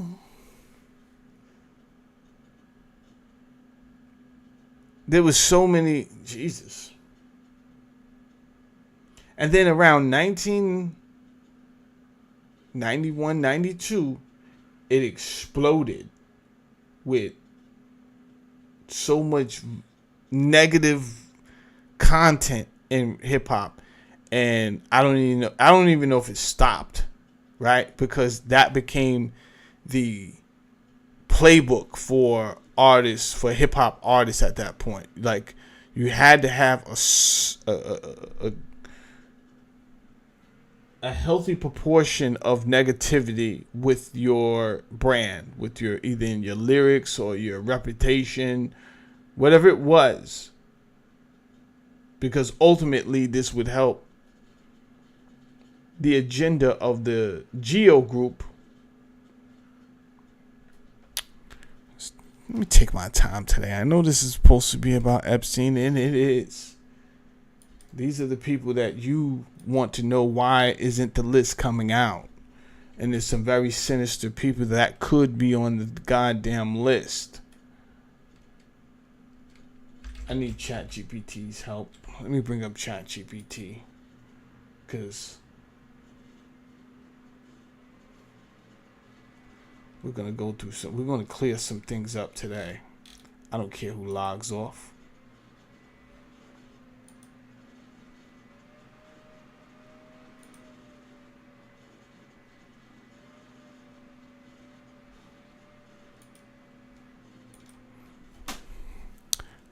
Now, one of the reasons I like ChatGPT also, you can't just spew nonsense in the chat. Can't, right? Because I could debunk your stupid ass right from the getty up. Boom! Wrong.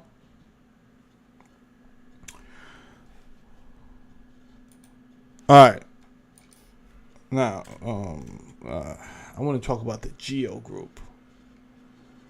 So let me ask ChatGPT, do you have any information about a company? I think the name is Geo, who started private prisons.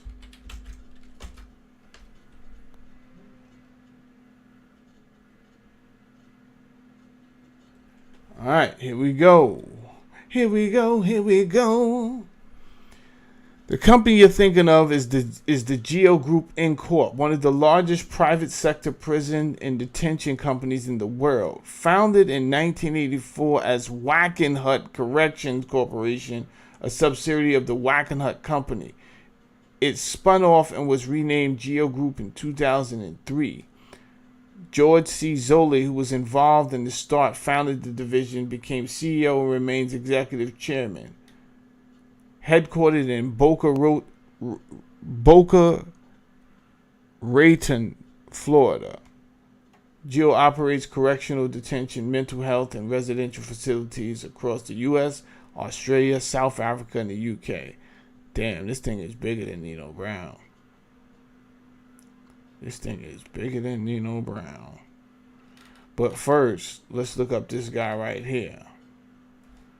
George Z. Coley. Or George C. Zolli.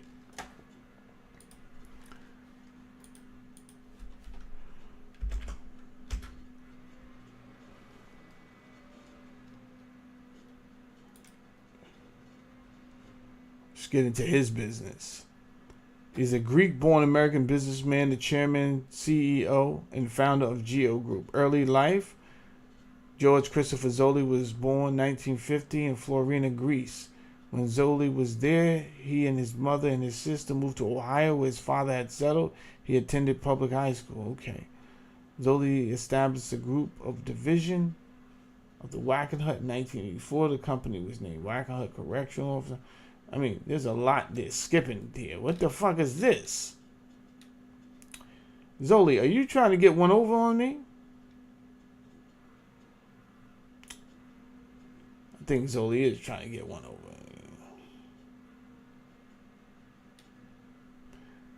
But that's what I didn't want to.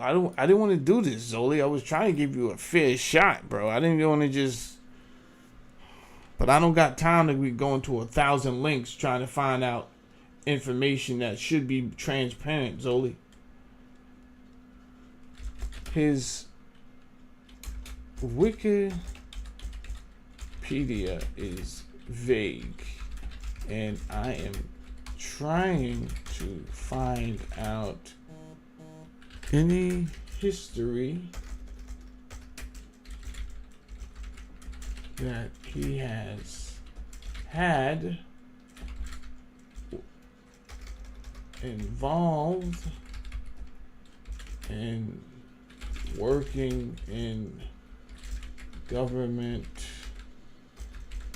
or the military.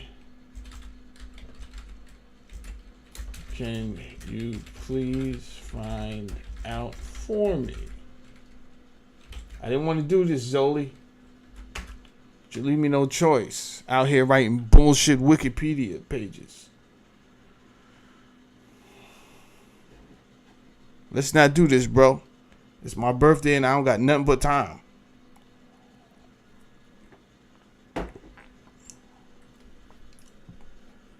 Zolli does not appear to have any military service. His background is firmly in the private and academic sectors with no records indicating in the U.S. Armed Forces.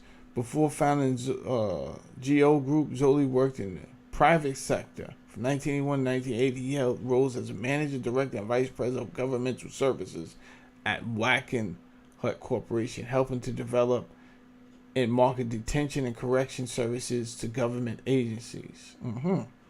Okay, so he built up. I'm trying to see where the relationship built up at. So apparently, he was a manager at Wackenhut. He moved up to be director.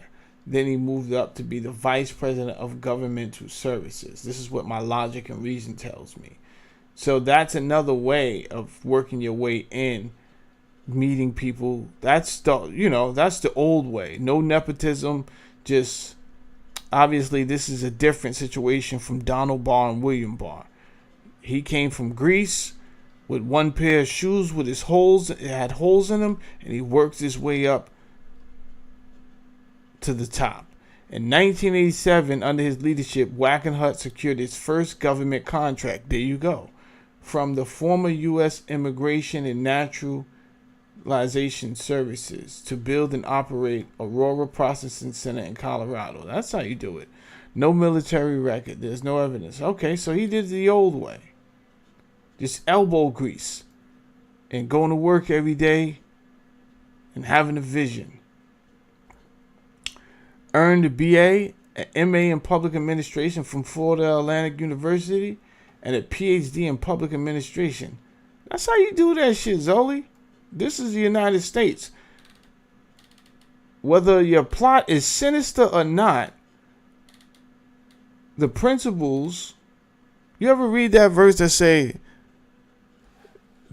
the blessings fall on the just as well as the unjust? Well, that's why the blessings fall on the unjust. Because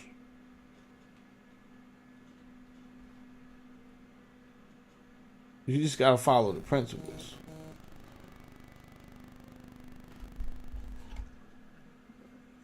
Hold on. There's more people wishing me happy birthday. Here we go, here we go. Alright, cool. I'll respond to that person in a second. Alright, here we go. Let's get back to this document that William Barr wrote, asking for more prisons in the United States, even though I think he's on some BS. As part of the preparation of combating violent crime, the Office of Policy and Communications circulated this report, The Case for More Incarceration, as an internal working paper, because it discusses detailed the reasoning behind some of the most important recommendations.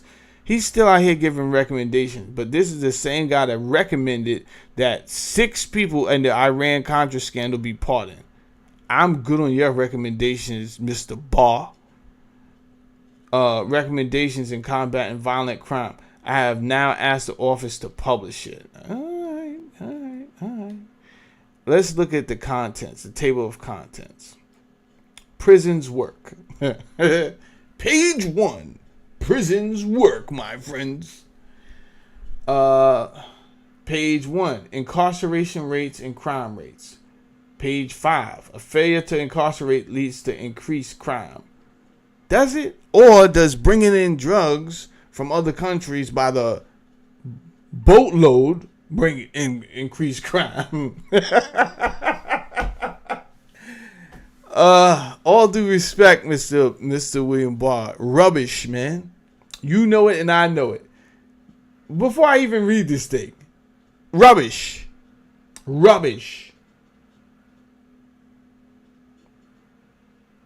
Crimes by probationers. Crimes by prisoners released early. So I'm just letting y'all know right now, he didn't want people to get on probation early. He didn't want you to be released. He wanted you to stay in jail as much time as possible. I'm going to be very honest with you. This is why I don't hold a lot of conversations with uneducated people that's not part of my race. Because they think they're educated. Their education is in the mainstream. But if you don't know the true history, then yeah, it looked like, oh, black people are just lazy and they're animals. Of course, this is what the schooling of Edward Bernays would have you think.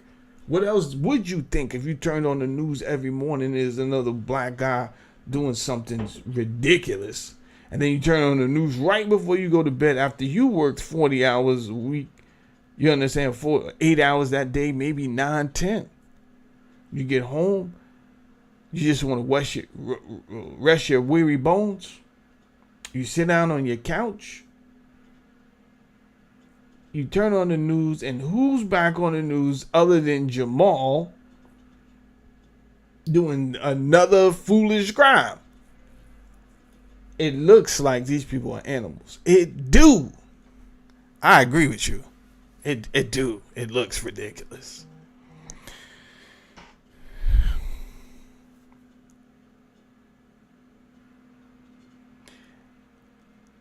You don't have the time to listen to why this might be, because anything that anybody tells you is going to sound like an excuse, right?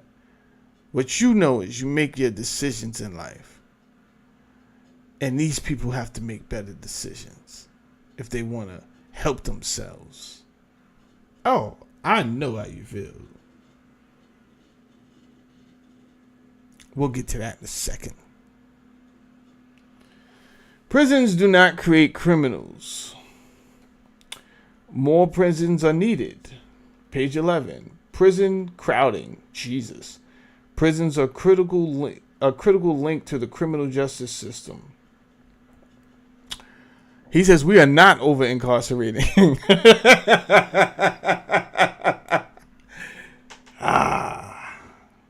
Failure to incarcerate costs money. Expenditures on corrections. Cost of crime that could have been averted. What? Cost of crime that could have been averted. You know how all of these crimes could have been averted? If you and the United States buddies did not bring in all of the cocaine that set off this wildfire. If Freeway Ricky Ross did not have a plug that you and your constituents help participate in putting together so that some illegal, might I add, operation could go on in Persia, then there would have never been a Freeway Ricky Ross selling drugs all through the United States.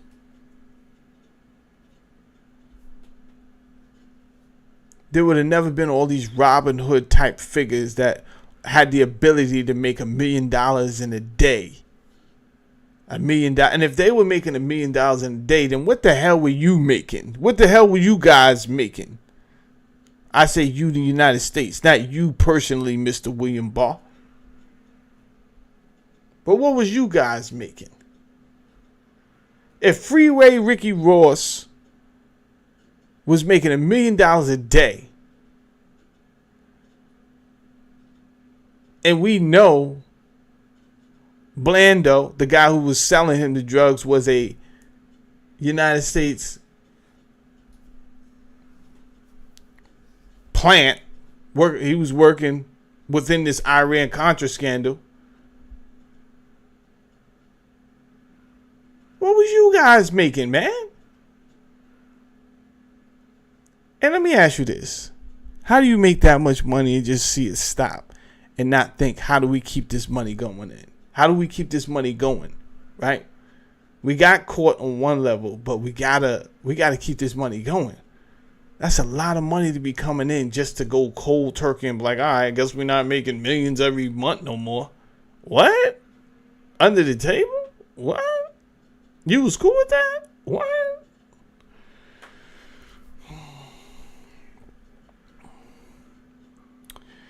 Cost of crime that could have been averted. That's crazy. A failure to incarcerate hurts black Americans most. This is so offensive. How to pay for prisons.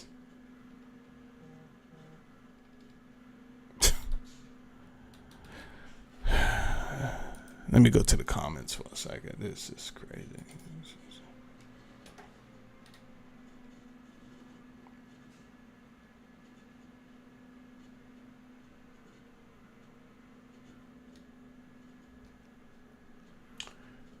7x7. And look, the number of people of viewers have went down as I see. I can already tell you who left. I don't need any Ouija board to tell me who left. I know goddamn well who left. I've been looking for the pie chart on my phone, put from memory. It's at least 75% African American. Okay. I'm not here to argue with you 7x7. It was completely researched and broken down by race. Oh, 7x7. Just stay right there, my friend. Or if you don't, if you have somewhere to go because I'm taking a long way home, come back later. But again, I told you, I do not do a lot of arguing with people. You said you was looking for it, but you couldn't find it. Well, guess what? I did find, and I do have. I have my own research. So I'm not here to be emotional and argue with you if you think black people have that much resources. We can't even buy homes.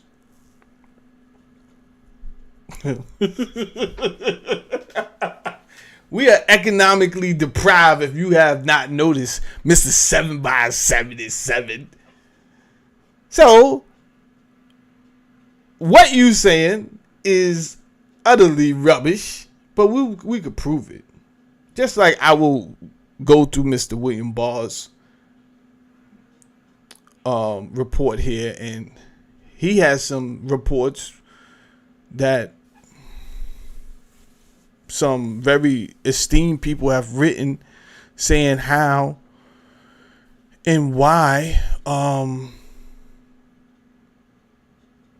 this doesn't hurt black people at all.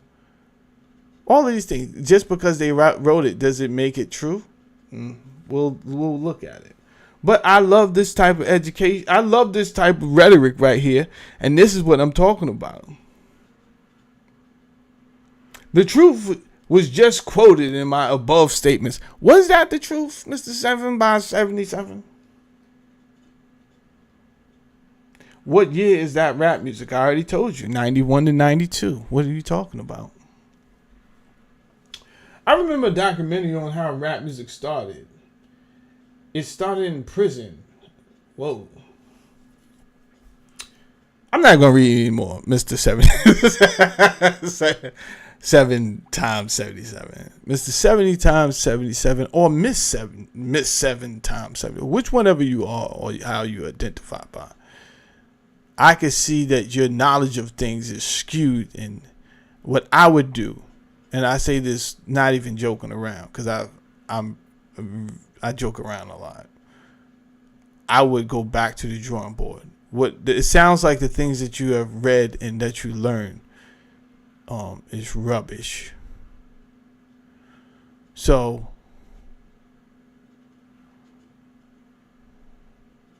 hip hop is not rap. And I was talking about hip hop. Hip hop, rap is an element that comes out of hip hop. That's number one. Hip hop is a culture.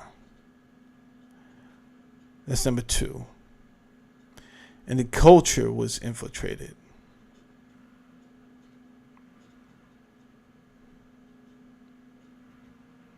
Now, you are seriously deprived of a lot of knowledge, so I'm not going to spend a lot of time on you. You're just not at the level of that I should be going back and forth with. But good luck to you in your journey in re-educating yourself. The Miseducation of 7 times 77. That is your new book that I want to see come out and published in 5 years. And I hope to read it has some good stuff in it. I want to sit back proud like, yo, Snappy did it. I'm buying the book. Just let you know right now, I'm buying the book. All right. Now, let's get back to the show. A lot of people either had to go to work or they don't want to hear this shit. Because they thought it was going to have to do more with Epstein and blaming the problems on somebody else. And they want to know, we just want to know why isn't a list. I told you, silly ass, why isn't a list coming out. There's some very important people that was involved in some very sinister things that was related to this guy Epstein. It's not so much that it is Trump. Trump might be on there. Elon Musk is not lying. He might be on there. If I had to bet, I'm going to bet he's on there. But do I think he could have got away with not doing nothing? It's a possibility. But the fact that that other guy said him and Epstein threw a party with 28 girls, I don't know if, like, how do you throw a party with 28 girls, just you and another dude, and nobody had any type of relations with these girls that night? Now, those were calendar models, so there's a good chance that all of those girls were overaged and nothing illegal happened. There's a great chance of that. So what do you do then, right? If all of these girls are legal,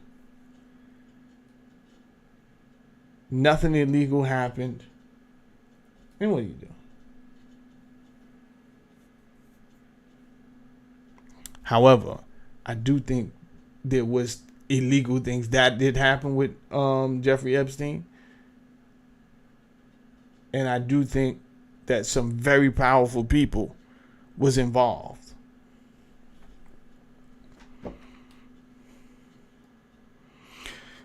Let me read a little bit of this, but then I want to jump down to the end. How do we know that prisons work? To begin with, historical figures show us that after incarceration rates have increased, crime rates have moderated. In addition, when convicted, offenders have been placed on probation or released early from prison. Many of them have committed new crimes. One can legitimately debate whether prisons rehabilitate offenders. One can even debate whether and how much prisons deter offenders from committing crimes. I think a lot of this is just rubbish. Not only because I'm going to keep telling you, and I know that pisses people off. The guy just said that black people was the main race. 75% African American was the leading race.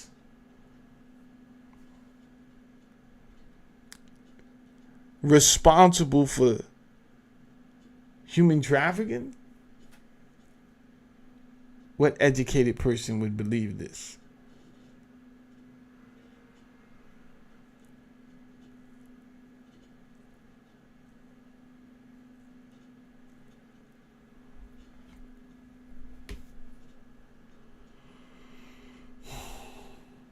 Were they African American? Were you supposed to believe you? Because you said so? Am I supposed to believe Omar was a stoolie because Sosa said so?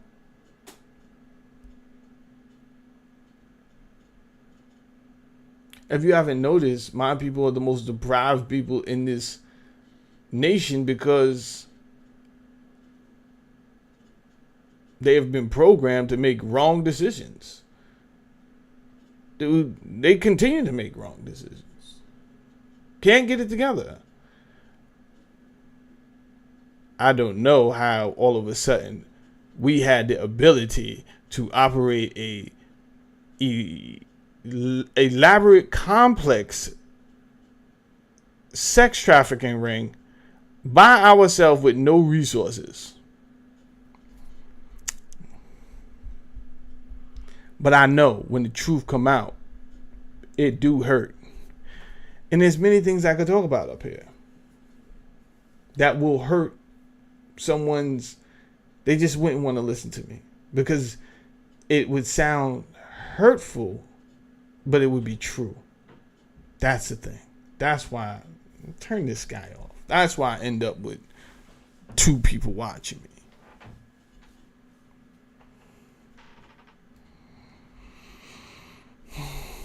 Now, he got incarceration rates and crime rates up here. In the 1960s, violent crimes reported to police more than doubled, but the nation's prison population declined by almost 8%, from about 213 to under 197 in 1970. If the prison population had simply kept pace with the crime rate during this period, the population would have been over 495,000 by 1970. How can it be that so few persons were in prison during a period of soaring crime rates? The answer is that chances of imprisonment for serious crimes fell dramatically.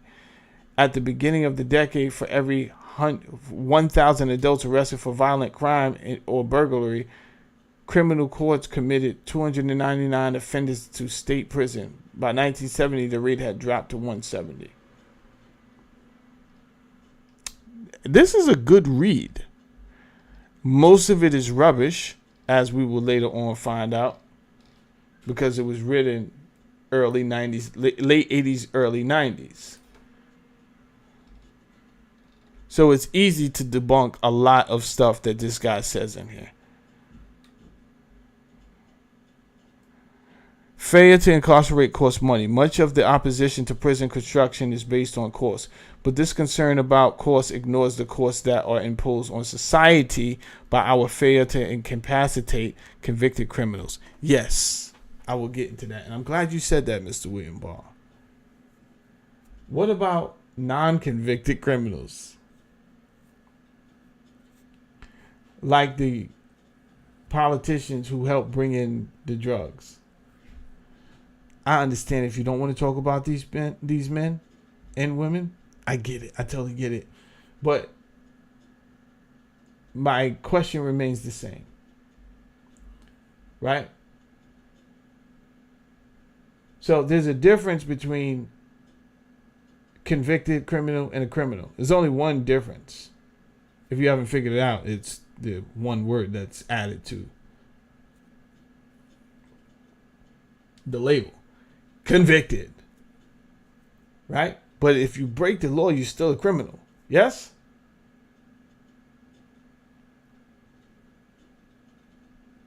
Just not convicted.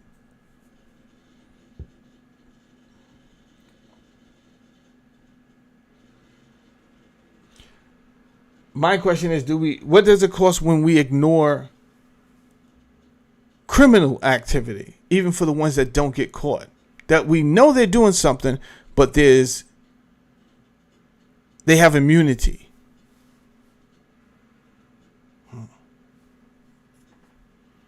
I think that costs us too. I could be wrong. I want to come down to a failure to incarcerate hurts Black Americans most.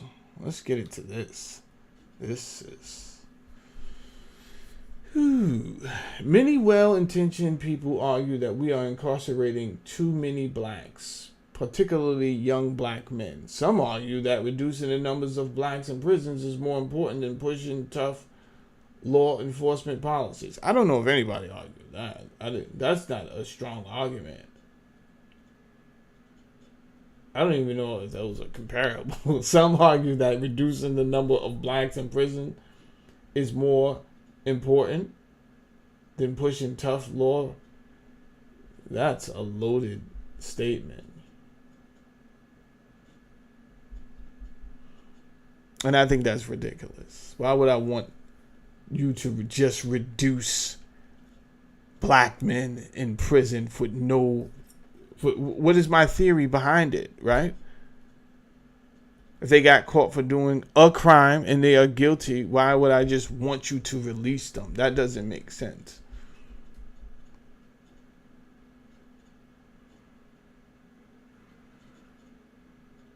I don't think that's more important than pushing tough law and enforcement policies. What I think is, let me tell you what I think.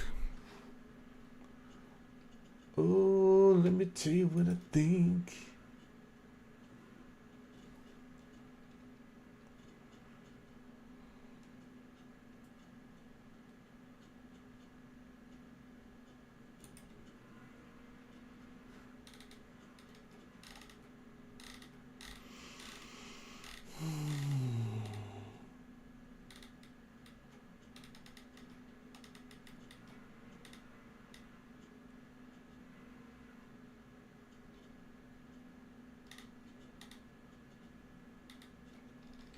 trying to see where I want to start.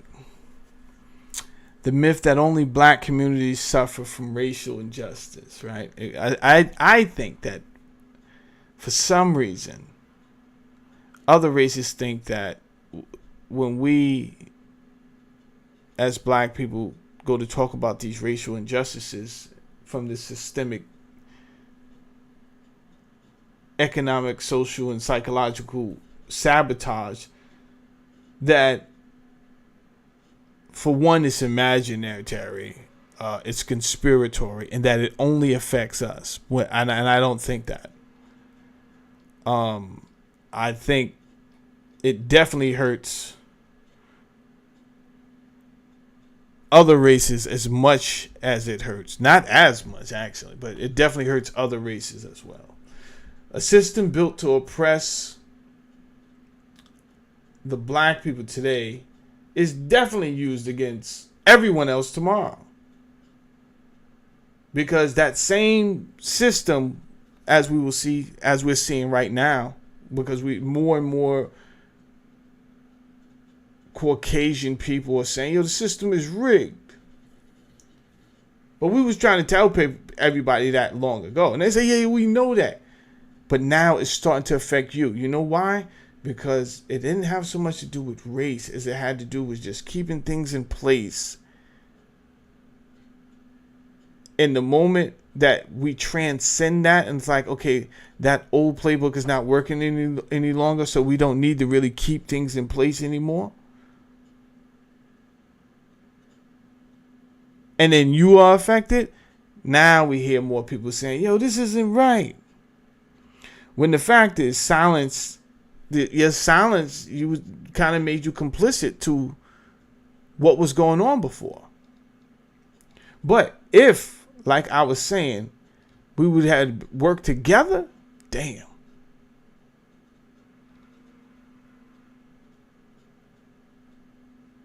But you didn't want to work together with a lot of people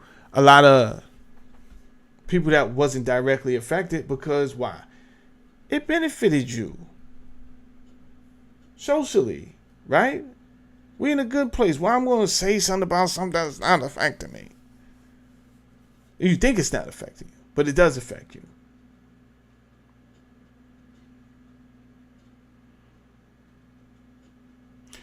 Racism was first masked. Behind it was always power, profit, and predation. This is what I strongly believe. Once they proved they could manipulate law, media, which they did manipulate the law, black codes and all this other stuff, media, right? We know that. Public perception to cover their crimes, they upgraded, and that's where we at. Epstein and his elite clients didn't care about race. They cared about access, control, and silence. They learned from generations of slave catchers, jailers, and colonizers. They yes. Because what do we ultimately talk about? When I say, why can't we move on? You say, we want to know because this is, you called it trafficking and sex trade and slave trade. Right? Sex slaves. No one's buying that rubbish that the last guy said that the 75% of the black population is in charge of this slave trade. That's utter ridiculousness.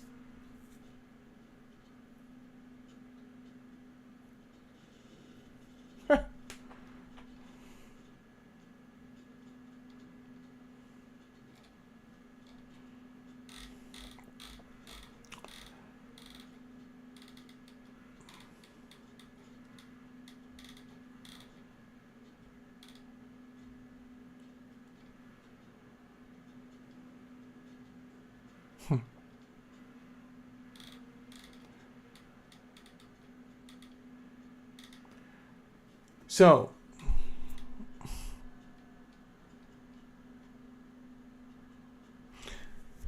you guys can download that document, but I wanted to bring up a few things that document doesn't talk about. And I know from having this conversation hundreds of times, immediately as soon as I bring this up, how many non-black people tune out. But I do this so that we would have the education, the black people. So it doesn't matter if white people tune out, people that look white, that benefit from their complexion of their skin, people who could pass as white, but who are probably Spanish of some other descent. It doesn't matter, right? They can hide, right? And people can argue that, hey, there's no sabotage, but the facts are the facts. Black codes and Jim Crow laws. That is a fact. That is not me making things up, right? Loitering, vagrancy, or being unemployed landed black people in jail. I'm gonna repeat that. Probably for the 3 people or the 1 person that's still listening. Because you have to teach your children, and not just black people. It would do white people and every other race to teach their children what this country did to a certain group of people. When you don't want to hear it because, oh, here we go again. Well, guess what?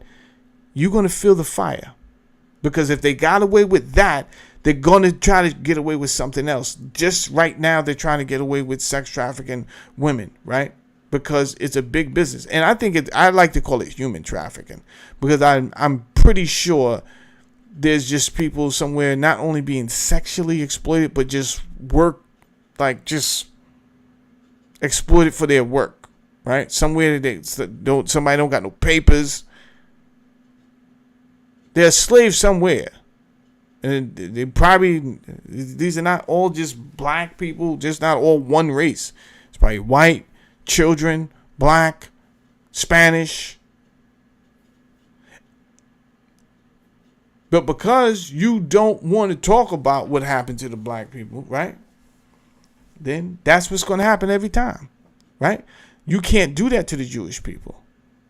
I'm telling you the truth. You can't do that. You can't say, oh, you stop bringing up the Holocaust. They're going to call you anti-Semitic in a second. So maybe we need to make up a word so that as soon as you say something ridiculous like that and make us feel like, hey, what do you keep bringing this up for? We could just call you that word and then you get frightened and shut your silly ass mouth, just like you do with the Jewish people who are not connected to the Judeans at all, may I add you. Genetically. These are Ashkenazi Jews who, it's a facade that most people know, but they don't have the balls to say it. Right? Because why? Because the exact reason I'm telling you. They're going to say you're anti-Semitic, and then you're going to be on the chopping block, and you're like, no, I'm just, you're good, you're right. You're right, Ishmael, Jacob, you're right. But when it comes to black people telling their history, loitering, vagrancy, or being unemployed could land. Being unemployed landed black people in jail. This was a thing. How do you turn your back on that? How do you say, you guys are always making up things? You're just lazy and you rather sell drugs. So after they were jailed, then they were leased out as laborers. And to me, that's called freaking slavery. Is it not?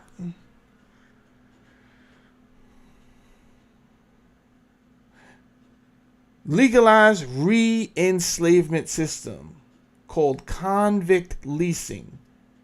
This is facts. This is not fallacy. This is not conspiracy. This is not something I made up. These are words you can look up, and they have definitions, and they have a history. Convict leasing. People were arrested for not having a job. Whew. Redlining and economic sabotage. Government policies in the 20th century systematically denied black communities access to what? Home loans, good schools, business investment, public services. We know this. So I don't really know other races' obsession with getting up here and saying the most ridiculous things. I say, oh, my people would sabotage. You say there was no sabotage, man. That was 100 years ago. And that as soon as you say something ridiculous like that was 100 years ago, it tells me you don't have no education. Why am I talking to you? Why am I talking to you? That wasn't it, honey. Yeah, I'm going to be hundreds of years ago, and we so-called just got civil rights in 1964. What you're saying makes no sense. Now, what I'm saying makes perfect sense, because why would someone give up millions of dollars a month and not really try to find a way to replace that $1,000,000 somehow, some way? So if we can't have direct enslavement of these people, how can we inadvertently still keep the same system going so that we can make money off of these people and I can still get that money?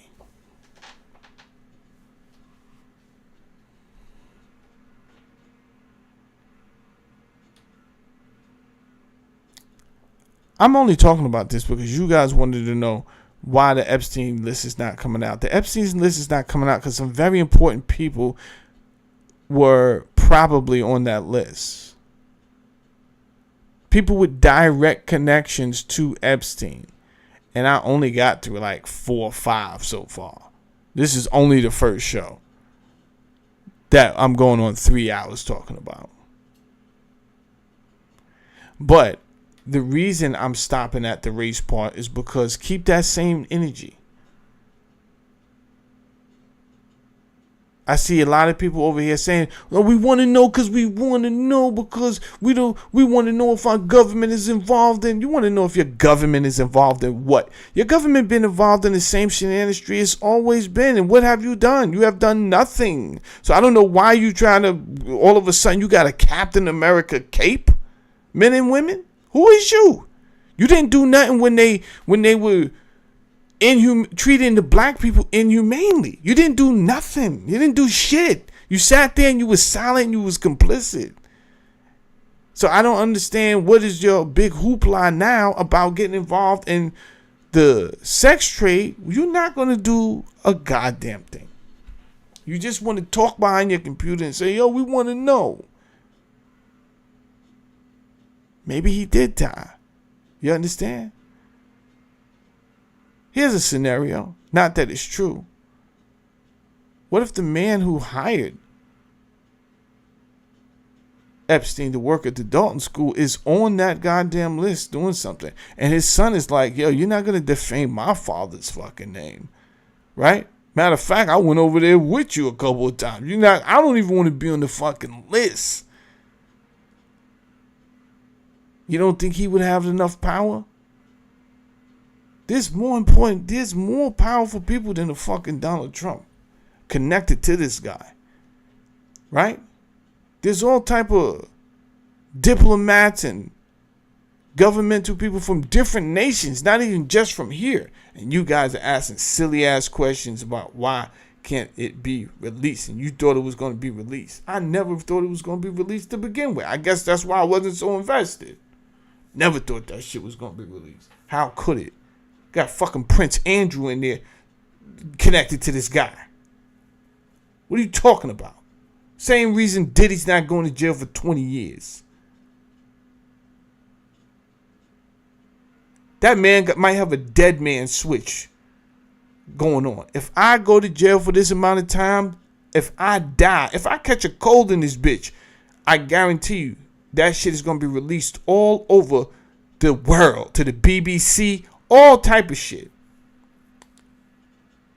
Do you know who used to attend Diddy's parties? All type of aristocrats the same way.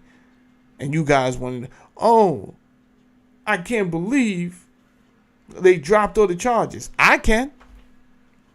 Matter of fact, I predicted this shit.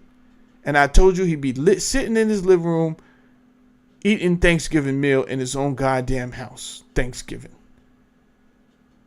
Time served. Get out of here. But we got to make a big to-do about it. Plus, it's going to help us out while we're transitioning into the next phase of life on this earth. So it kind of plays out good for everybody because it's a distraction.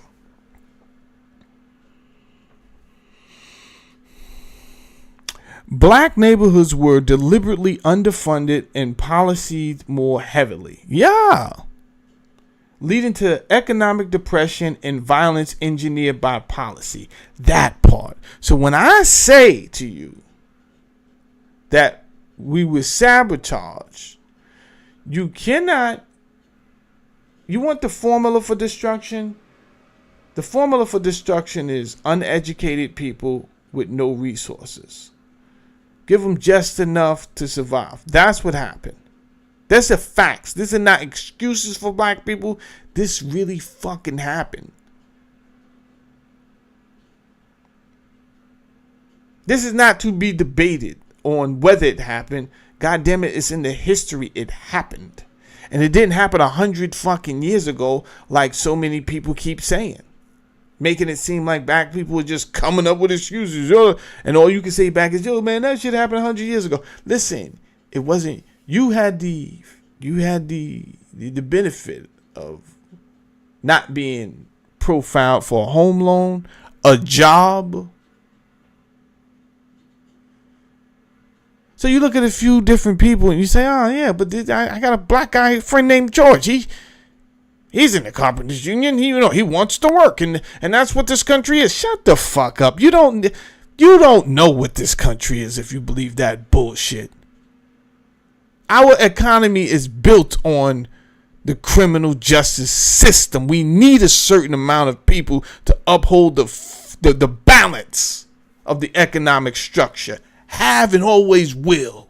You need a certain amount of enslaved people. Have and always will. So what you're talking about is subjective and you're looking at your own lens. Sorry to tell you that.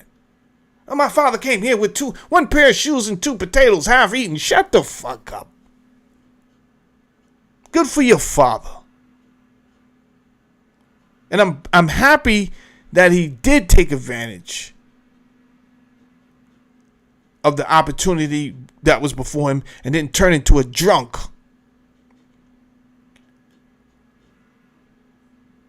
But it doesn't take away your father coming here with 1 pair of shoes and 2 hidden potatoes, 1 in his coat and 1 in his butt cheeks.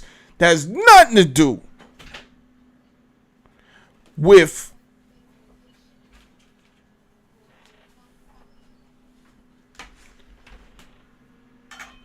the fact that there was laws created to derail a whole race of people. It's nothing to do with it.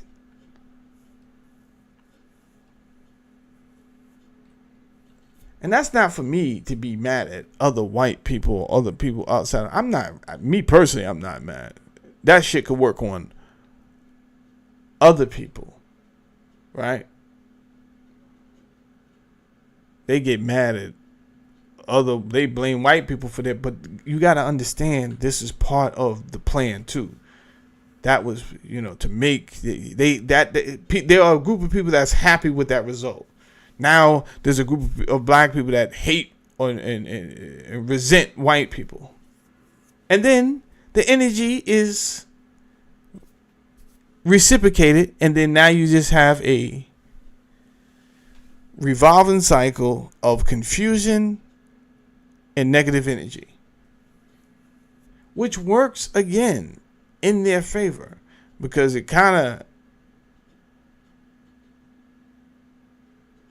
definitely solidifies that we won't be working together, which we need to work together to fight the common enemy. So what I'm saying is, because things are working out in your benefit now does not mean that it's really in your benefit. It's just working in your benefit now. That shit could change overnight. Let's talk about the pipeline to prison culture. Schools in black areas get policied like prisons. This is true. I've worked in the school system for 20 years. Suspensions, expulsions, and arrests are disproportionately used against black youth. The system is designed to prepare them for cages and not college. Well, you ask me, why don't I care that Trump is talking about getting rid of the board of education? Well, the shit knew that from the data it was getting back that we was reading 2 grades below expectancy level for years, for decades. And what did it do with that knowledge? It didn't get us the proper funding for solutions. What it did was built more prisons with that knowledge. And that's a fact. That's a fact.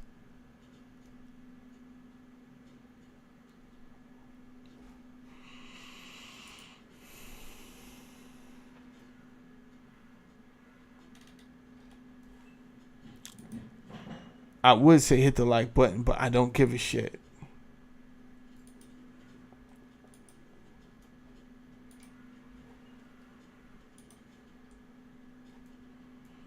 Give me a second.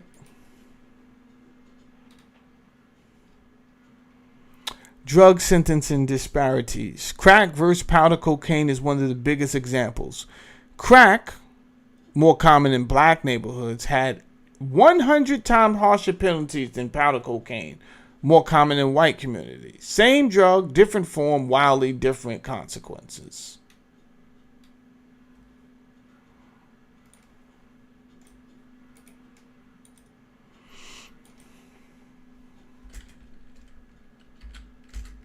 Let's look up some of these consequences.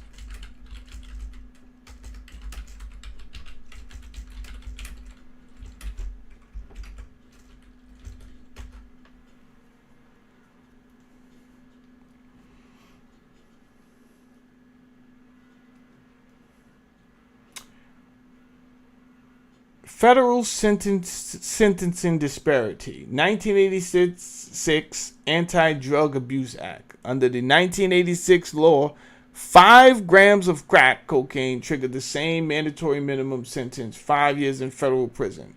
5 grams?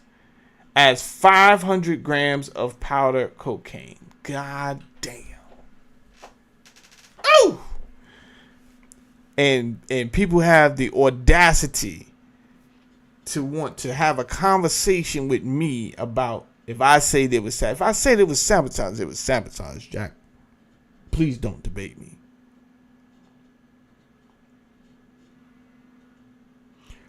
Let me read that again. Under the 1986 law, 5 grams of crack cocaine, which mostly black people would have had at that time, had the same mandatory minimum. So you got 5 years. You got a year for each gram of crack. Mind you, most of these people had the crack after the government had brought in all that cocaine from the Iran-Contra scandal. This is known. This is known, right? So you could say, I don't feel like hearing that shit, and move on. Good. I guarantee you this comes back to bite you in the fucking ass. So keep on being silent. Go ahead. All that's going to happen is that when they drop the hammer to screw everybody, which is about to happen anyway, you're going to be asking everybody else, hey, we need to band together. And black people are going to be looking at you like you're fucking crazy. That's what's going to happen if you continue on with that silly ass rhetoric of there was no sabotage of black people, when all the evidence is right there.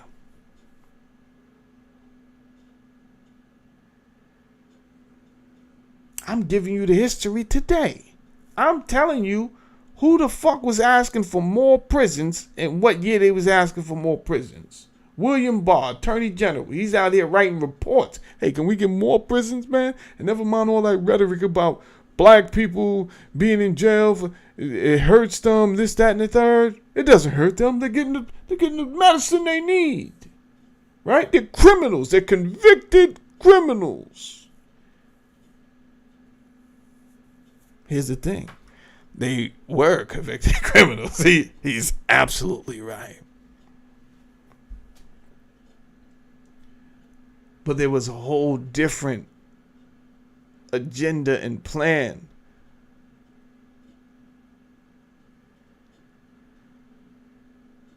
to induce this activity, is what I'm telling you.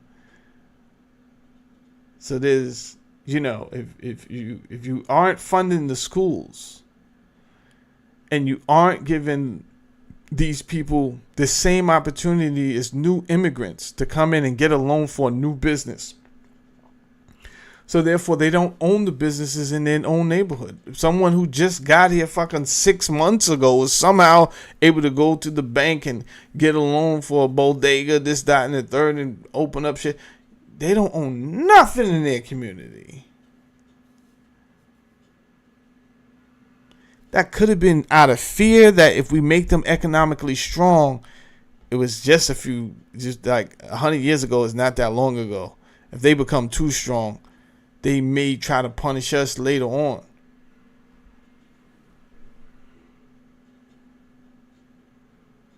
I don't know their frame of thinking. What I do know is that Jim Crow laws and black codes was in full effect. These are the facts. It's in history. You can look it up.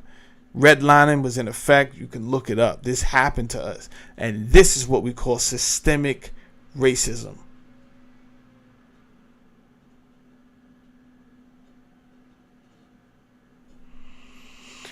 Crack cocaine was more common in poorer urban black neighborhoods, while powder cocaine was more common among white wealthier users, including Wall Street bankers and college students. Same chemical compounds, same high, same danger, but crack got you locked up faster and longer. First-time offender caught with just 5 grams of crack, about the weight of 2 sugar packets, faced 5 years in federal prison. God damn. A first-time offender with 499 grams of powder cocaine would receive no mandatory sentence and possible probation. That meant a 19-year-old black teen in the projects could get more time than a white broker holding a half a kilo at the party in the Hamptons. In 2009, black defendants made up 79% of crack cocaine sentences, despite the fact that the majority of crack users were white or Hispanic. This suggests enforcement wasn't just about who used crack, but where they lived and how they were policied. U.S. v. Booker, 2005, Fair Sentencing Act. After years of pressure, the Fair Sentencing Act of 2010 reduced the disparity from 101 to 18 in 1. Now it takes 28 grams of crack, about an ounce, to trigger the same 5-year minimum sentence as 500 grams of crack. That took a while. How many people got caught up in that?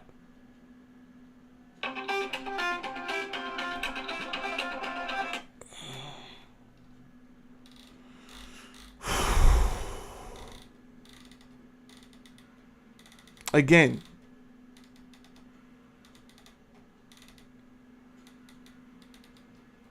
I took time during this show to talk about this part of it, because we are going to move on into other people. These are just 2 people that are very significant in his life, in Epstein's life. But when I look into the background of these people, there's something even more sinister afoot with these people that put him on. Donald Barr.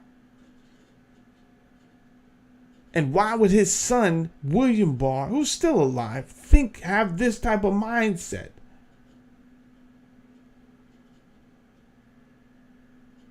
I don't know what happened to Jeffrey Epstein. I doubt he killed himself. That's my opinion. What I do know is the AG at the time of his death was William Barr, son of Donald Barr, who wrote this document, Why We Needed More Prisons. And that document cherry-picked statistics, ignored context, and whitewashed history.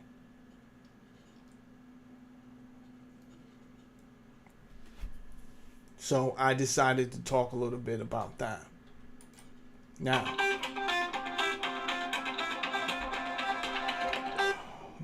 let's get back into the humble beginnings of Mr. Jeffrey Epstein. Donald Barr was the son of an economist and a psychologist who joined the SS war. Is that where we started? Let's go down a little bit lower. Nah, let's just stay right there. He is alleged to have been a member of the SS target team in Germany and have worked at the prison of war camp. His son, William Barr, would subsequently follow his father into the world of intelligence. Soon as he graduated college, he went to work for the CIA for six years and served in the CIA from 1971 to 1977, which overlaps the last few years. His father was headmaster at the Dalton School, including the year Donald Barr is alleged to have hired Jeffrey Epstein. William Barr was alleged role in Iran-Contra was mentioned earlier on, would go on to serve as Attorney General under George Bush and Donald Trump, and served that capacity when Jeffrey Epstein was arrested and found dead in a New York prison in 2019 after exiting from U.S. intelligence. Barr briefly worked as a literary editor and then went into academia. He taught English at Columbia for 10 years while pursuing graduate studies. There he started a series of conferences in 1955 focused on the identification, guidance, and instruction of the gifted. Barr joined the School of Engineering the following year, and these conferences then grew into the Science Honors Program, which offered Saturday classes to gifted high schoolers. At the same time, he was running this high school focused program. Barr was also directing the Talent Preservation Project, a massive research and therapy program for high school underachievers. This is fucking crazy. It is possible that there may have been an early Epstein-Barr connection if Epstein had attended one of these programs for gifted high school students. Donald Barr would become a headmaster of the Dalton School in 1964, and a decade later in 1974. So 1964 and 1974, Donald Barr would leave the school under a cloud of controversy amid claims that he had meddled in the college admission prospects of prominent students, including the son of writer Betty Friedan. The Dalton parent, who is credited with orchestrating Barr's ouster, was Richard Ravitch. I don't know how to say that. Richard Ravitch, a real estate magnate who served in several government appointee positions relating to housing. During his career, Ravitch claimed that by the end of his stint as headmaster, Barr was reviled by many Dalton teachers as well as parents. Soon after leaving his post as headmaster, Donald Barr published Space Relations, a bizarre science fiction novel that deals with power, drugs, and sex slavery, which has fueled speculation about Barr's apparent decision to hire someone like Epstein and what the fantasy book implies about Barr's own extracurricular interests during his time at Dalton. Jeffrey Epstein taught mostly seniors ages 17 and 18. He also coached the math team, which competed locally and had a few notable victories under Epstein's leadership. The school's newspaper, the Daily Toten,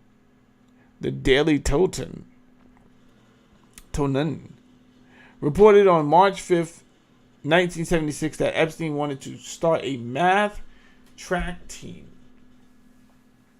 due to his unique philosophy of integrating physical exercise with spiritual and mathematical stimulation.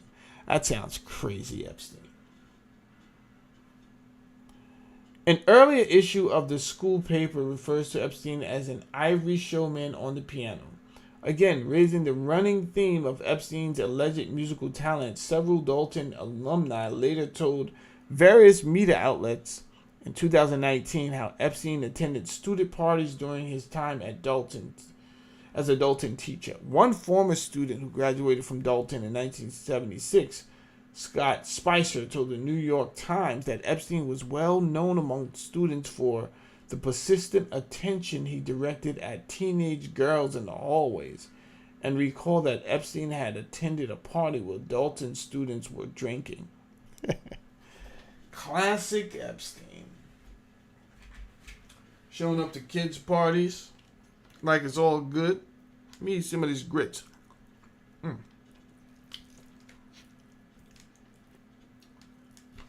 Classic Epstein.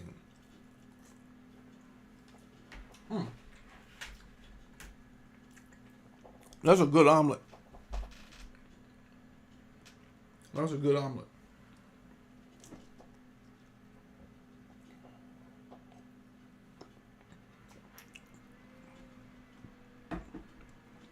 So Scott Spicer,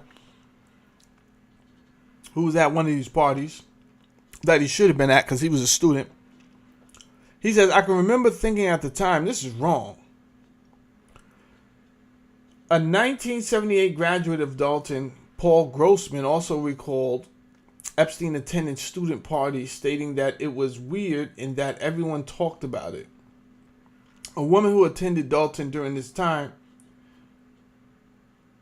period, but asked to remain anonymous, claimed that Epstein had made multiple attempts to spend time with her away from school. And she also specifically recalled reporting Epstein's advances toward another female student to the school's headmaster. The headmaster at that time, Peter Branch, did not mention such reports when he was interviewed in 2019 regarding Epstein's time at the school.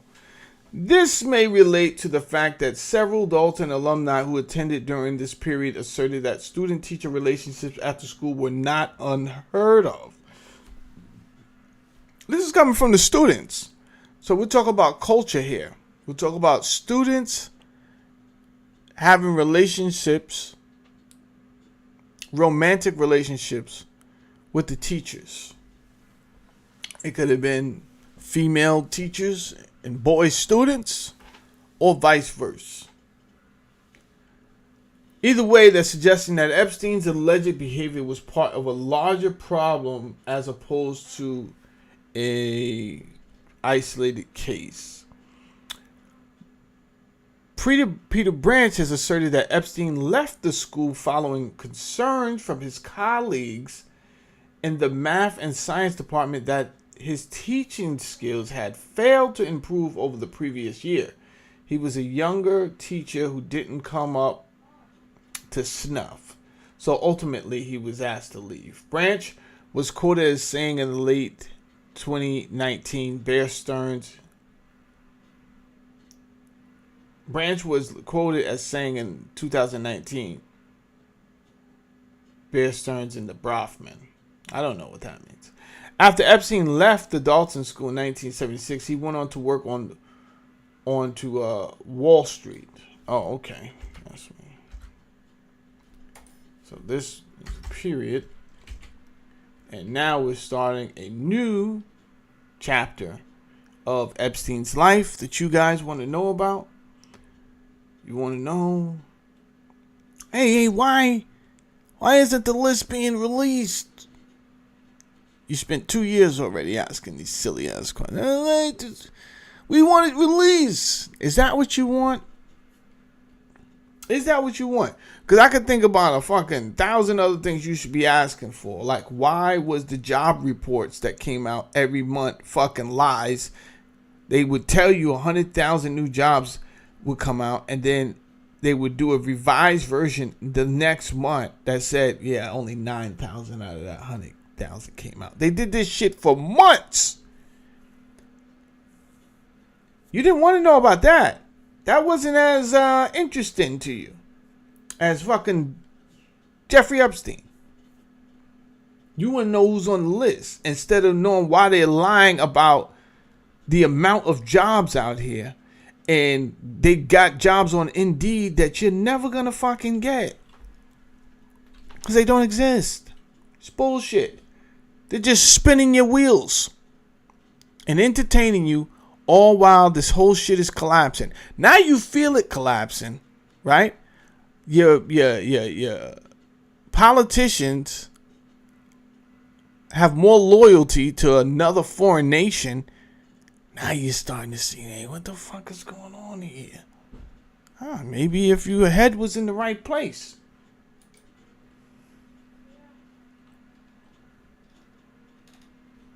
Shout out to the 8 people still listening.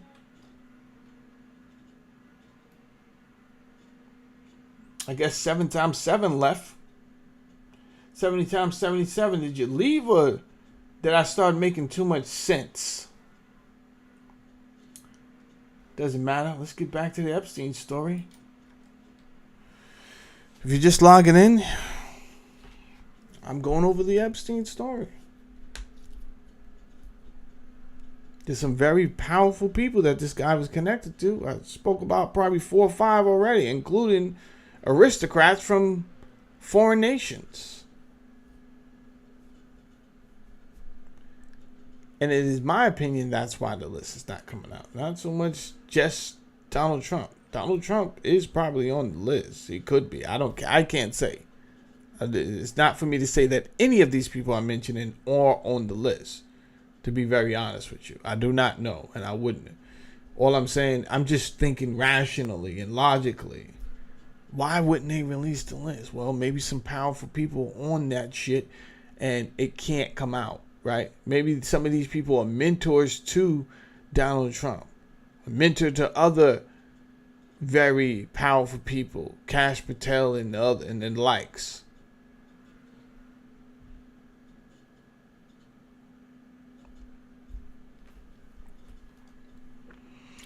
After Epstein left the Dalton school in 1976, he went to work on Wall Street for Bear Stearns. There, 2 conflicting accounts of how he landed his first job there as a junior assistant to a floor trader at the American Stock Exchange. Both accounts intimately involve Alan Ace Greenberg. Uh-oh.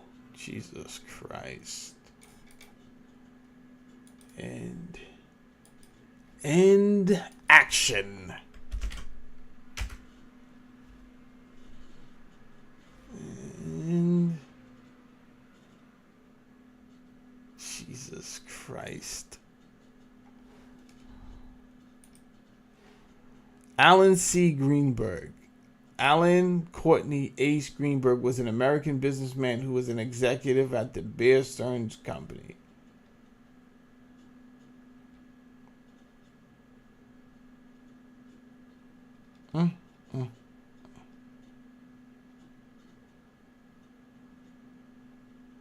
I mean, the New York Times did a piece on him saying, remembering Ace Greenberg.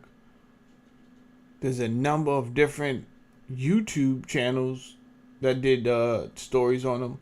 The LA Times did something on him when he passed away. Do we have a Wikipedia on this guy or what?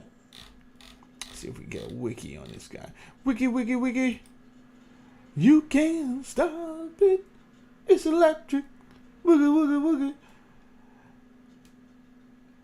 Alan Courtney Ace Greenberg was an American businessman. Okay. Serving as its CEO from 1978 to 1993 and the chairman of the board from 1985 to 2001.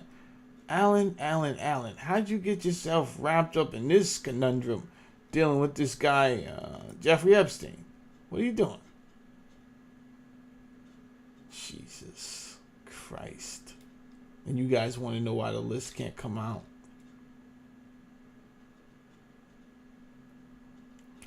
Greenberg was a member of the Society of American Magicians. Really? The Society of American Magicians is the oldest fraternal magic organization in the world. Its purpose is to advance, elevate, and preserve magic as a performing art to promote harmonious fellowship throughout the world of magic and maintain and improve ethical standards. I will be looking this up later. Because I don't know if they mean ceremonial magic or like... We'll figure that out later. In 1998, Greenberg donated $1 million to New York City's hospitals for special surgery to underwrite sildenafil prescriptions for impotent men without necessary income? The fuck? This rabbit hole keeps getting crazy. Every time Every time there's something always that leads back to fucking sex and something kinky. So with Donald Barr, it's not alleged. He wrote a fucking book about children and sex slavery in 1973. This is the guy who fucking hired. I mean, what's the coincidence? Now, out of all the things that Greenberg could have donated to,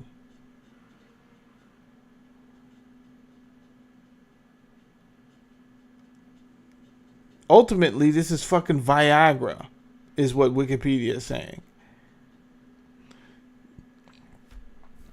Sildenafil, sold under the brand name Viagra, is a medication used to treat erectile dysfunction. Polymatory okay, we know what it is. It is also sometimes used off-label for treatment of certain symptoms. So he couldn't get a hard on. I wasn't going to mention how he looked. I think that I can't go off whether you're a pervert off. I mean, I can go off of it.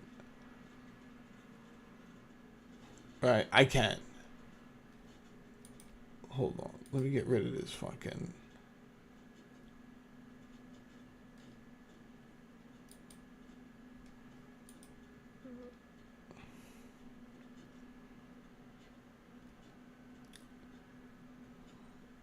You know, the two pictures at the bottom, the three pictures at the bottom.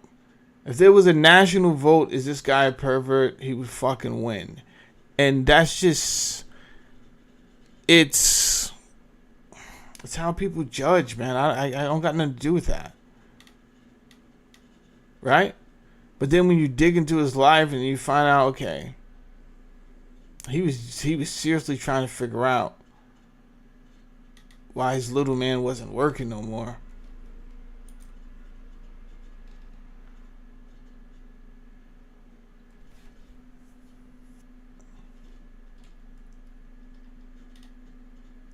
Why his little man wasn't... Here's my thing. Is he a candidate to end up on Epstein Island?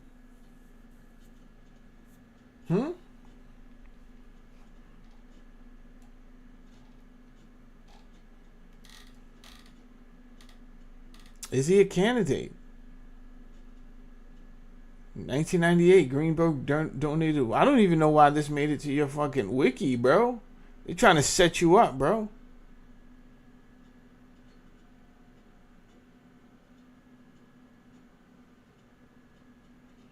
You do some nutty things, Greenberg stated, and he told people that his wife, Catherine, told him, "You've made your money and you can spend it in any way you want."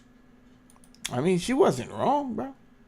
If you're trying to figure out why she's sleeping with the pool boy because you can't get it up, that's where he spent his money. It says $1 million to New York City's hospital for special surgery. When I read that, I thought it was going to be something more that was in the vein of cancer. Nah. He's just trying to figure out how to get an erection, bro. And he paid $1 million to try to figure it out. Does that sound like the type of guy that would end up on Epstein Island? I'm doing this for y'all. I mean, you guys can answer that. I'm just here to read the news. Here we go. Jesus Christ, Alan A. Greenberg.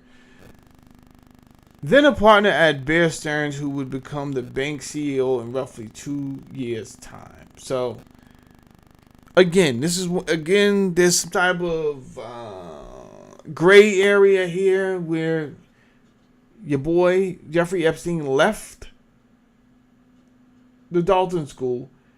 Somehow he's going to land on his feet, as he always does to this day. His bank account is still open and active, by the way.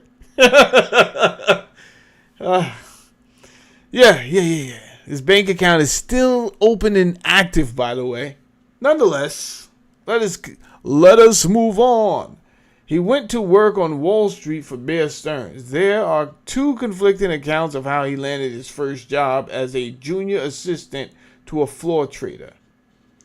Both accounts involve Alan Ace Greenberg. Okay? In 1978, one account appears to have first been circulated in 2002 profile on Epstein published by the New York Magazine per that account while still at the Dalton School. So impressed was one Wall Street father of a student that he said Epstein point blank, "What are you doing teaching math at Dalton? You should be working on Wall Street. Why don't you give my friend Ace Greenberg a call?" That's one account. A year later, in the 2003 Vanity Fair profile, written by Vicky Ward, that article claimed that a connection with Greenberg was more direct, with Epstein tutoring Greenberg's son, who attended Dalton, and also being friendly with one of his daughters. What? Both claims have been repeated by numerous mainstream and independent outlets over the years. Though Greenberg's daughter, Lynn Coppell, née Greenberg, has publicly backed the version of events as published in 2002 by New York Magazine. Which one was that? Oh, that was the one where the math teacher was like, "Hey, man, what you doing working here, man? You're a nice, handsome guy. Call my man Alan." All right. Yet, other sources cite Coppell as having recommended Epstein to her father. Jesus. Maybe she doesn't want to remember, right? She's like, past is the past. The last thing I need right now is, I don't even have time for all these fucking meetings. Let's see what she's doing nowadays. What are you doing, baby? What are you up to? What are you up to?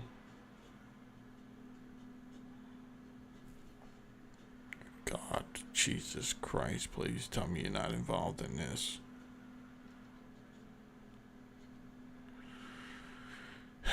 Alright, that's not you.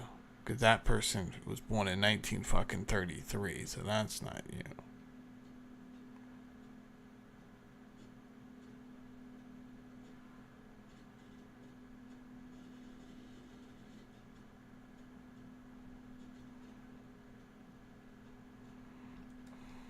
I see some stuff down here. Alright, we'll leave Lynn out of this because I don't know which one is that. I just wanted to see what you've been up to. I think you just have a job just to keep you busy during the day. It's one of those situations. You're a CEO of a company that, without a network of friends in philanthropy, would probably make no money. It's all good. Doesn't matter.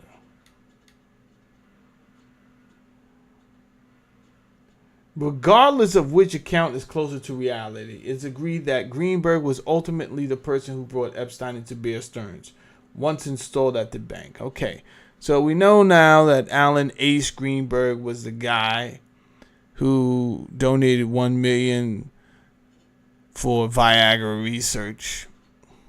I don't know why you would do that if your little man is working perfectly well. $1 million? Now you want answers and you want them yesterday. You want answers and you want them yesterday. But this is also the guy, right? This is a very prestigious guy. He's passed away, but I mean, a lot of people pass away every day, and the New York Times and the LA Times don't write a whole piece on them. Hey, remembering that. You understand? That's what we call prestige.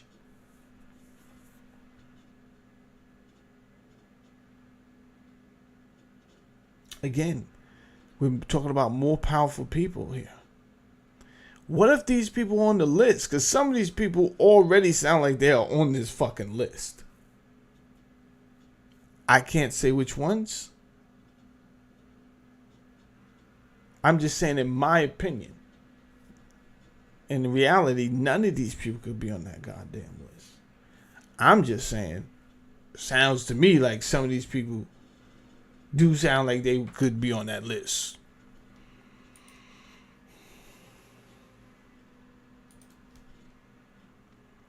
Epstein's ascent was rapid, and he was mentored by both Greenberg and James Cain. Here we go.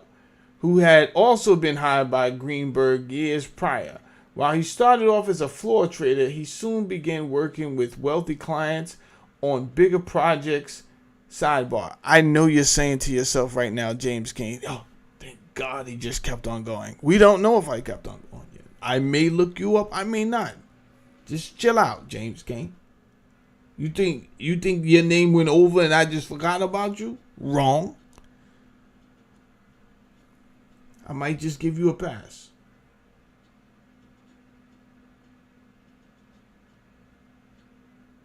James Cain. Let us carry on. While he started off as a floor trader, he soon began working with wealthy clients on bigger projects that sought an edge in esoteric markets. According to a former senior Bear Stearns executive interviewed by Fox Business, Epstein accumulated knowledge of the U.S. tax code and how rich people can avoid taxes through various investments made, had one of Bear's prize assets in its small but specialized brokerage department. Listen, it's your boy's birthday today. Mine, not fucking Jeffrey Epstein. It's my birthday. Hit the fucking like button, do subscribe, hit the notification bell, and send your boy some lunch money on the Cash App there. All right. Now I know what you're thinking. You're like, yo, your wife just bought you breakfast, bro. And you're absolutely right. These grits are delicious. You know what I'm saying?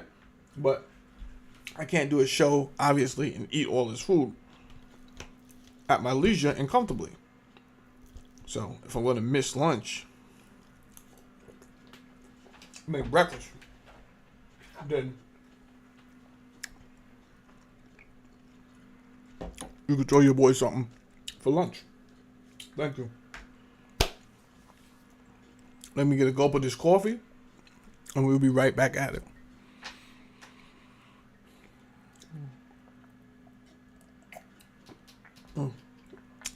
That's tasty. All right. Let's get right back into this. Epstein's accumulated knowledge of tax code. That's where we were at, right? Yeah. For some, that was smart on Epstein's behalf. And he was a smart guy anyway.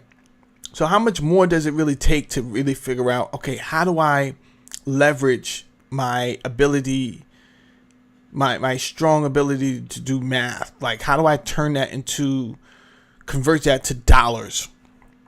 And the best way is to be a consultant in taxes, right? Plus, you're already working at Bear Stearns. So I think it was very smart on his part to specialize in tax code. He never went to college, but he knew everything about taxes. That's not true. He did go to college. He didn't graduate college. In fact, he could figure out just about anything if he studied it. The guy was a genius. The former executive was quoted as saying, thanks to his talents, Epstein became a limited partner in relatively short order. By 1980, while working at the bank, he met his former girlfriend, Paula Hale Fisher, now an opera producer. Don't worry, Paula, I'm not looking you up. You're good. Epstein abruptly left Bear Stearns in 1981. In the years before he became notorious, he claimed to have left because he wished to run his own business. However, within the company claims abounded that Epstein had been involved in a technical infringement with Epstein's later associate, Stephen Hoffenberg. Stephen, I might look you up. I'm not going to lie to you, bro. Claiming that Epstein had left the bank after he was caught performing illegal operations. I believe it. The former Bear Stearns executive interviewed by Fox Business claimed that Epstein had been asked to leave over very serious stuff. Jesus, Epstein, what were you doing, bro?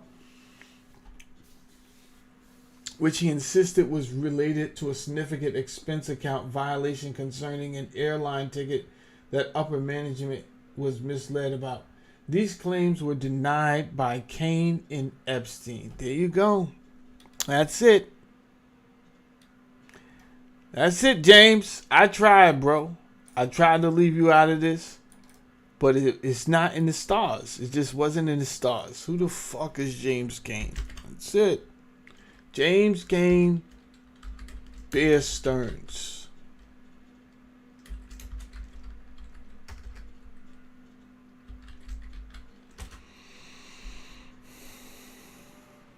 Oh, God. American executive, salesman, and bridge player. I'm going to put you on the pervert list. Yes, James. And it's not the executive or the salesman part that did it. In case you're trying to wonder, figure it out. Why am I on the pervert list? It's the bridge playing part, bro. All right. Let's get into your business. Let's get into your business.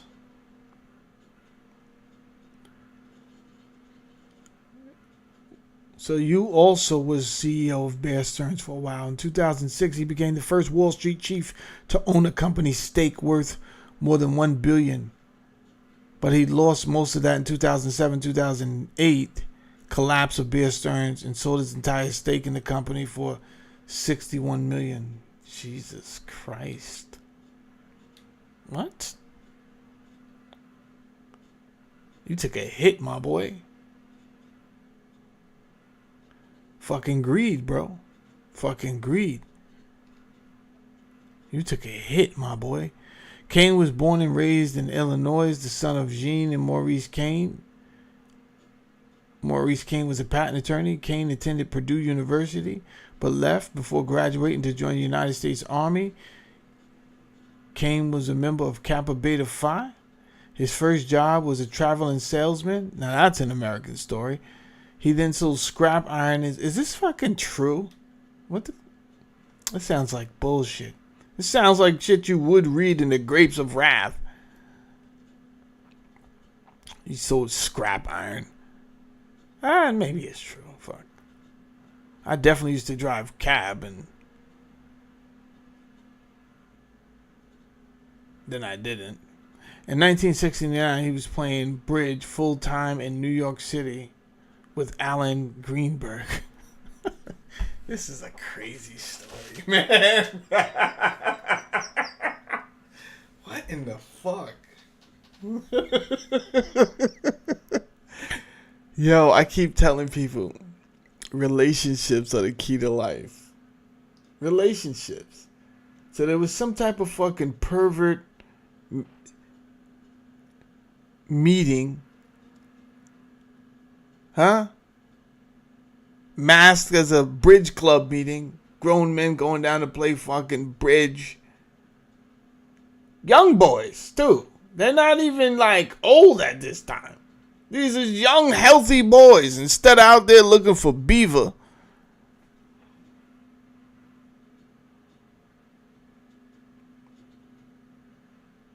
They're trying to find other people who could relate to their erectile dysfunction as a young man. Shit. 1969, he's playing bridge full time? Who the fuck wrote this Wikipedia? Is this true? Full time you could play bridge? And then your boy Alan, I'm not going to hold you, bro. I never expected you to come up again. But there you are. Playing bridge full time with him. Then a relative novice at the bridge table hired him as a stockbroker at Bear Stearns. Oh. I don't know what's going on here. Cain became president in 1985? Bro, you played cards for a living. What is going on?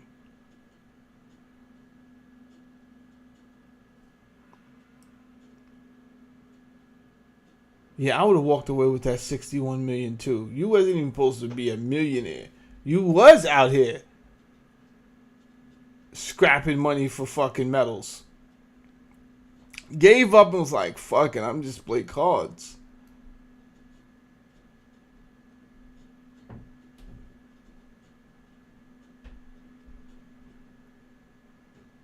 Damn, bro, you took a hit though.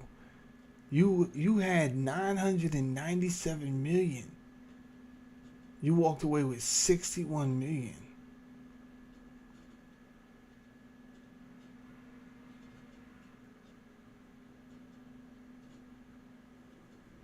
There's way too much about your family down here, man. They got your daughter down here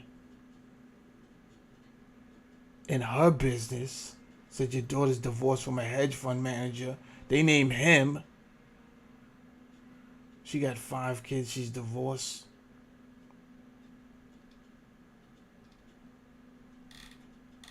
Fucking internet wins again. All right, let's get back to, now that we know that who put you on. That was a wild story. James Cain, I was almost not going to look you up, bro. I mean, you've passed away, but I was almost not going to look you up.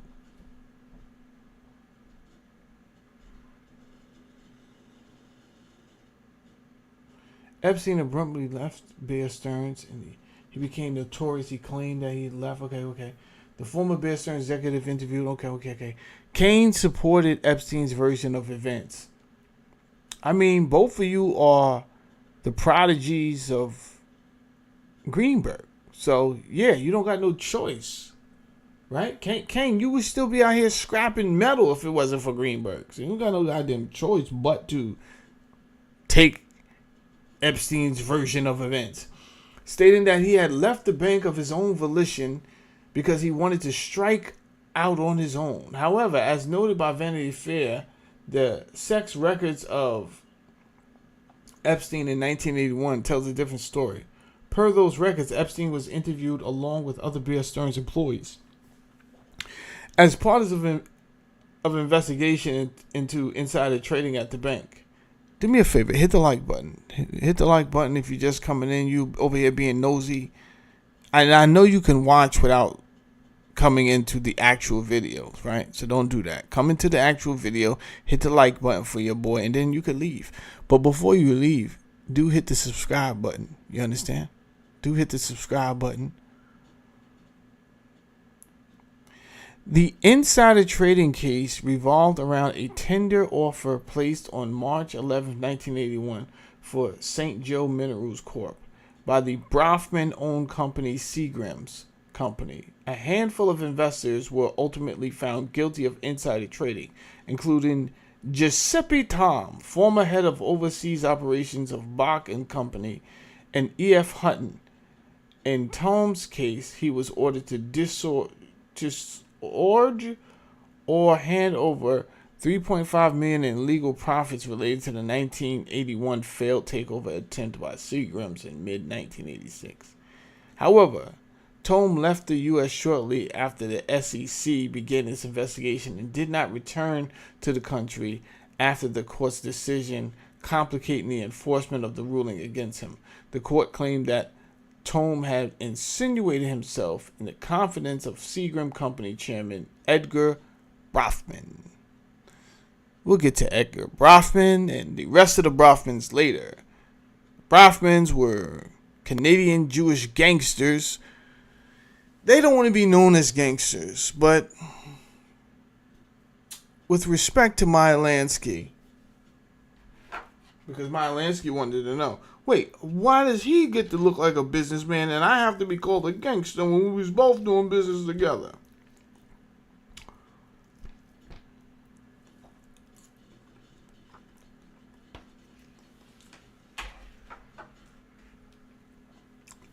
You got a point, Meyer Lansky. You got a point. Both of y'all was gangsters. And don't worry about him, Meyer Lansky. You was a more reputable gangster, bro. You went down in history the same, bro. What are you worried about?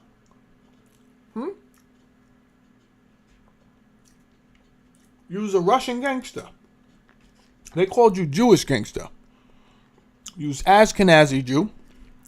Khazarian, of course. But you was,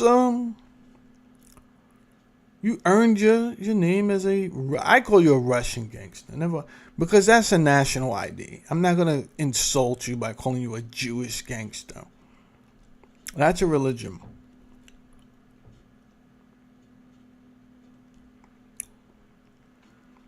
Although there have been Christian gangsters out here. What's your man's name? Brigham from the Latter-day Saints of Jesus Christ. Joseph Brigham. There have been some Christian gangsters. But that's not what we normally do. We usually go off national ID.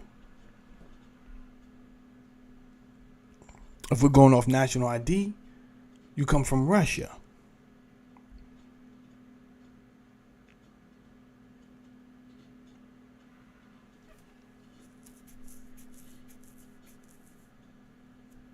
Brofman had admitted to discussing Seagram's secrets with Tome because Tome counted with 20 years in the business. He ought to know the rules. I assume he does know the rules. The Los Angeles Times described the Tome-Brofman relationship in greater detail. According to testimony in the case, Tome and Brofman met in July 1980. Brofman was impressed with Tom's financial acumen, and within weeks he made him an unofficial advisor to Seagram's, a major producer and marketer of spirits and wine on foreign currency matters. The two men also struck up a close personal relationship, and Brofman opened a commodities account at Tom's Geneva brokerage. The pair invested together in sophisticated ladies. Let me read that again. The pair invested together in Sophisticated Ladies, the Broadway show, and at one point Brofman even covered a bounce check that Tome had issued to the show's producers. The families vacationed together in Switzerland and Hunt Country of Virginia. Throughout this time, Brofman was telling Tome of Seagram's secret plans for major corporate acquisitions, which Seagram's, they was out here acquiring, baby. Mergering and acquiring. Pollock's order indicated that Tom's used inside information to trade in stock and options of Texaco and Santa Fe, two tentative Seagram targets. Those trades were not cited in the SEC lawsuit. However, in some cases, testimony showed Tom learned from Brofman of Seagram's plans even before its board of directors on March 9th, 1981. Brofman declined a dinner invitation from Tom, saying he had to visit Montreal for a board meeting. Tom concluded that a Seagram offer was imminent for St. Joe, which he knew was as Brofman is next to target. There's also the fact that Brofman had considerable connections to Tom's former employer, Bach and Company, a company that ties to the SS organized crime networks previously discussed in Chapter 1. For instance, the Loeb banking dynasty had intermarried into the family of Jules Bach of Bach and Company, as well as into the Brofman, with Edgar Brofman's wife and being the daughter of John Loeb. Let's take a stop right there. Now, when I tell black people to pay attention to other cultures and see how they did it, the Ashkenazi Jews, the Jews, period, throughout history, were just adamant. Now, there's much of the Jewish story that I don't believe, which is much of the beginning of the Abrahamic stories and all of this jazz there. There's more to that, I assure you. Moses is an Egyptian name, by the way. That's not what this show is about. I have videos on that. We can get into that later. I love to get into that topic.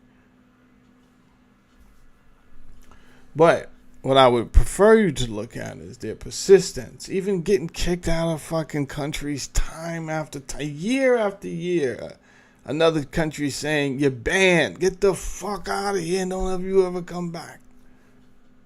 All the Jews, we want you out. Every country they went to, it pretty much went like this until they finally asked for their own country. We need a national ID. We keep getting thrown out of shit, man. This is not our fault. It is your fault, number one. You keep doing this Babylonian money magic shit and you keep getting thrown out. But bigger than that, I'm watching, like, you guys take the plan very seriously. And you stick to it, man. Right? So you don't leave shit up to chance. Right? It's like you're going to send your kids to school for a specific reason. And they're going to focus in this. And then they're going to increase the network, which increases the net worth. And even if that calls to intermarriage, you're not going to allow your son or your daughter to marry off into some fugazi bloodline where they're not doing shit. Nah, you're like, yo, you're going to marry this person and you guys are going to be together. And I don't give a shit if you run off and have a boy toy on the side. Either one of you can have boy toys. I don't give a shit. But both of you will be married. You will have kids. And we're going to make this a union. I respect that shit. Now, I wouldn't want my son out here having fucking boy toys. But I respect the fact that you guys take the culture very serious. And this is why your culture is winning right now. I think you need to ease up on the brakes a little bit. You're offending many of people. Ease up on the Pepsi fuller, as we like to say in this house. Right? I don't know if you know what movie that's from, but easy on the Pepsi fuller. Easy. Alright, let's get back to this. Not only did Brofman, Loebs, and Batches mingle through marriage, but the multi-million-dollar holdings of all three families combined to make up the largest single holding of stock in New York's Empire Trust Company. Edgar Brofman had joined that company board in 1963, notably the Empire Trust Company, with Brofman still intimately involved, announced a merger with the Bank of New York. In 1968, Brofman was placed on the board of the Bank of New York after merger and remained there at least through 1975, if not later. As previously mentioned in Chapter 9, New York essentially merged with the banking network of Bruce Rappaport by the 1980s. And by the 1992, executives at the bank were found to be closely associated with Russian mobster Robert Maxwell, a business associate of Simon McGill. I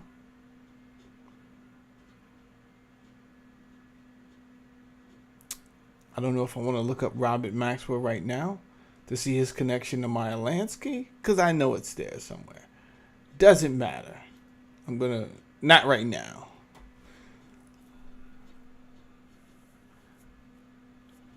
When the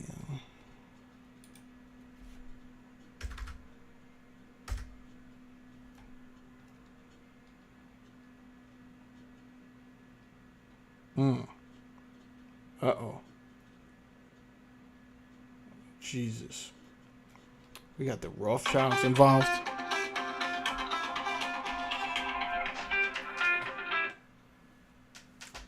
How you doing? Thank you. I didn't respond because I was doing a live. No. I just didn't respond because I didn't do I'm doing a live right now, and I was going to respond to you when I got off. Thank you. But all right, bye-bye. More people wishing your boy happy birthday. It is my birthday today, yes. Let's see what's going on here.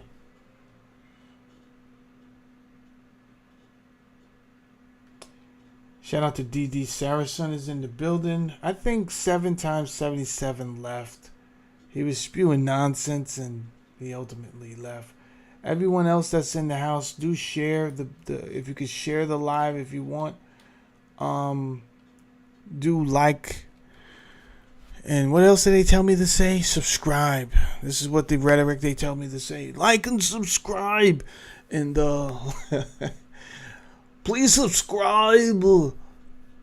Hit the notification bell.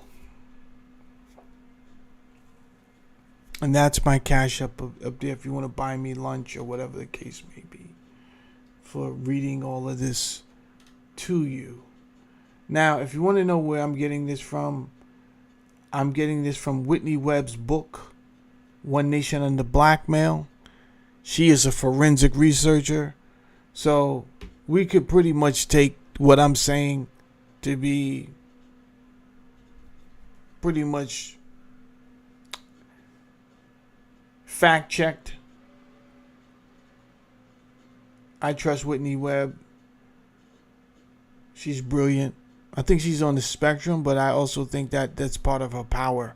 You understand? Being part of on the spectrum is part of her power. She's freaking ridiculously brilliant, man. So shout out to Whitney Webb and thank you for the book. And by the way, I would have played the book, but I didn't want my channel to get a strike.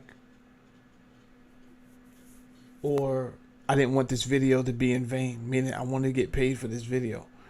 So that's the only reason I'm not playing it. Now, where were we? Okay, we're here.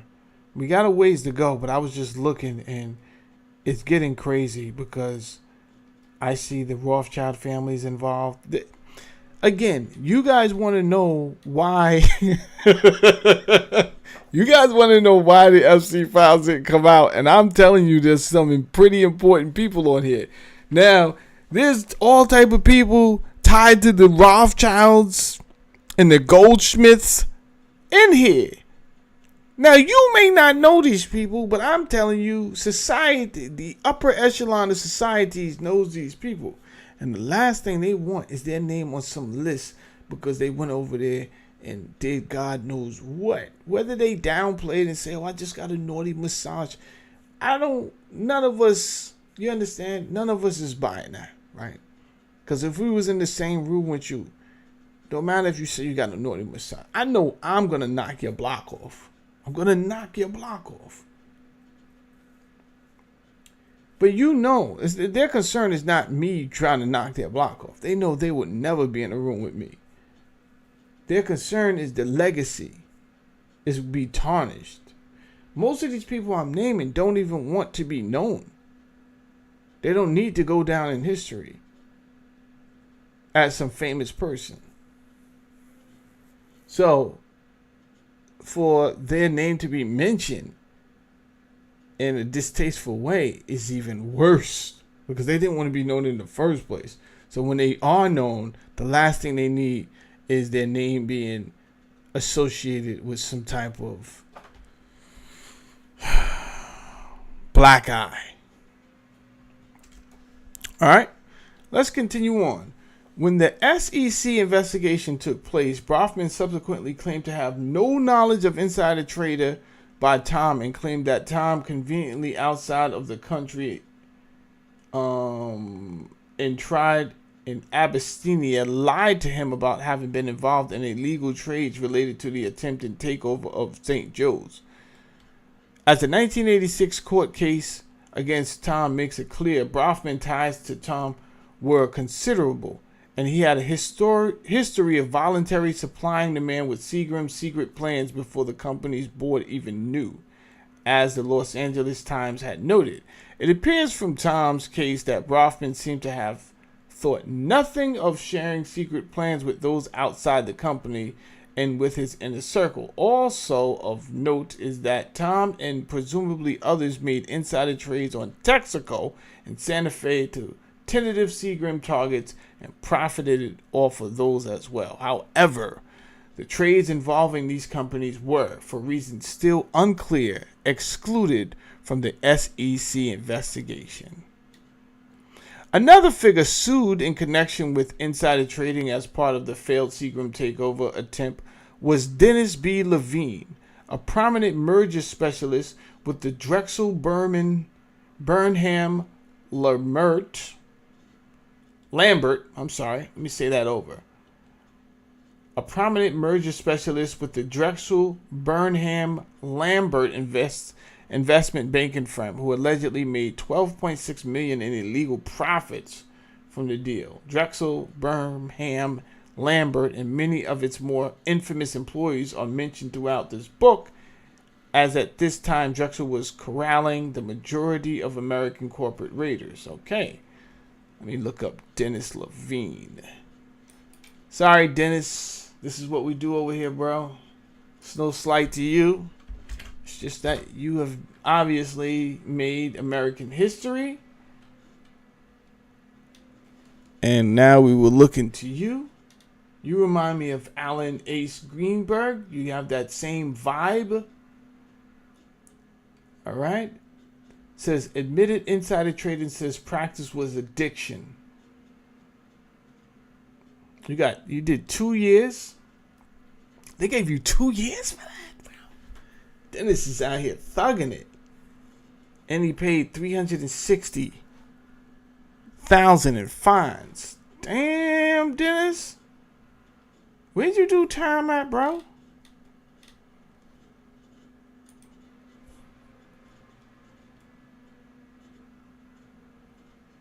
He was from Queens. Look at you out here. You out here profiling that old phone. Let's see. As a corporate consultant and former investment banker, he was managing director at the investment banking firm. Yes, you were. Early life. Levine grew up in middle class Jewish family in Bayside in Eastern Queens. He graduated from CUNY's Baruch College. Okay. After being hired away from his career at Citibank in 1978, he joined Smith Barney's corporate finance department and worked in his Paris office, specializing in mergers and acquisitions. You was doing your goddamn thing, wasn't you, boy? Dennis is out here doing it. That's how you do it, Dennis. That's how you do it.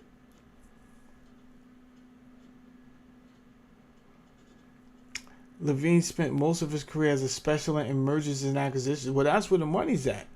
You get that bonus off of that acquisition or that merger. That's where the money's at, baby. It was very common to see him on a telephone with an extra long cord while hunched over a Quotron, checking out signs of possible deals. Yeah.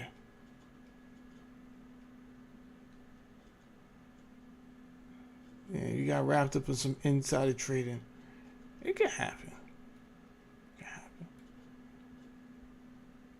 Many people break the law, Dennis. This is America, baby. This is America. I'm not going, you know what I'm saying? Dennis is somewhere still alive. So he's doing his thing, minding his business, playing golf, still getting to the bag. You understand? I'm pretty sure federal prison has only made him stronger. Now he could probably get you whatever you need. You understand? So he's businessman turned gangster. Dennis Levine.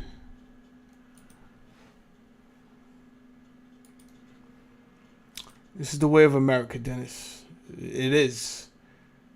Some people get caught and some people don't, bro. That's the real truth.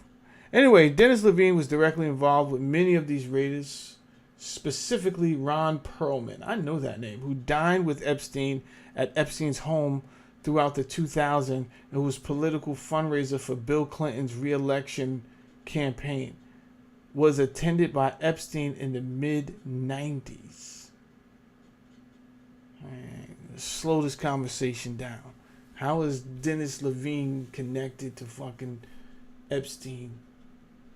Levine worked regularly with Perlman, serving as the lead banker for Perlman's 1985 takeover of Revlon, which Levine called the high point of his career. See, this shit is very intriguing to see the moving pieces, man.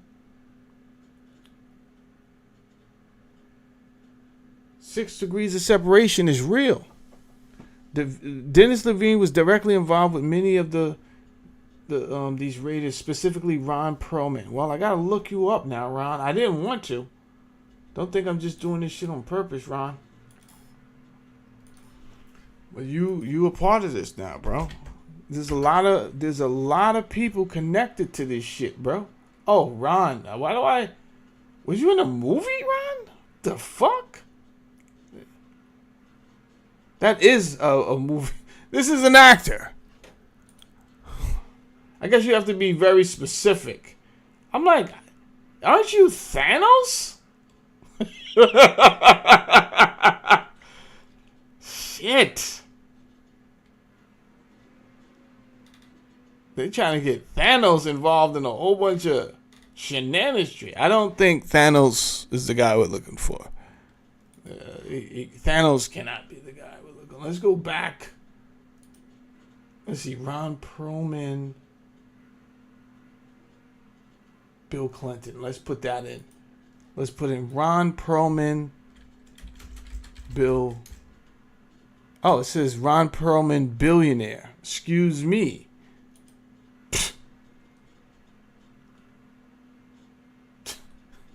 He wants a very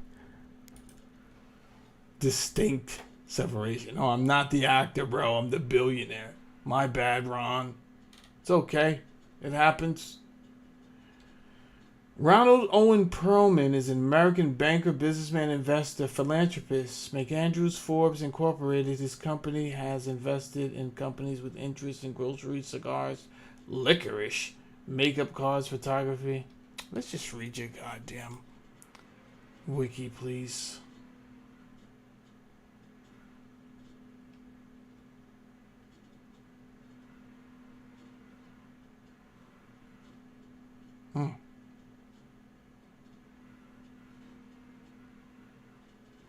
He previously owned a majority of shares in AM General.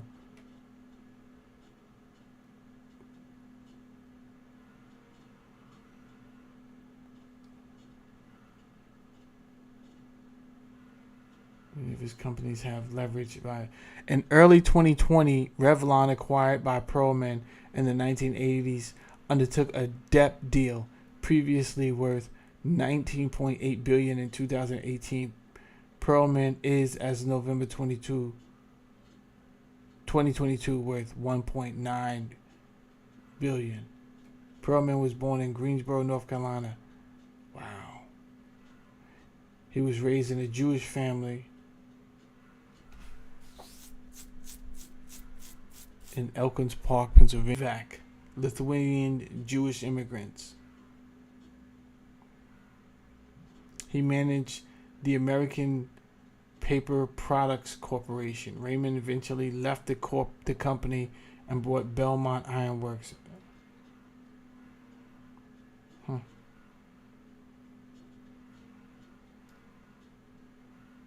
He went to Villanova, and he also went to the Wharton School of the University of Pennsylvania.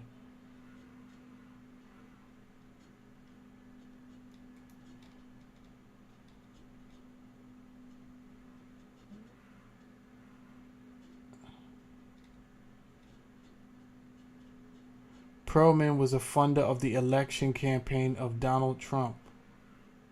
Okay. Again, if you're watching this and you're watching me, I've been up here for almost 4 hours. I'm dedicated. You understand? Because you guys wanted to know why isn't the list. You blamed everything on Pamela Bondi. How can you blame anything on this woman? I don't even know where what's your name? Dan Bongino gets off. I like Dan Bongino. I am subscribed to his podcast for years now. Years I've been listening to Dan Bongino. But where do you get off blaming her when you know who gave the order It's not Pam that said, knock it off. It is not Pam. And we know this is not Pam because it was a joint venture between Kash Patel. That report was a joint report between Kash Patel and Pam Bondi.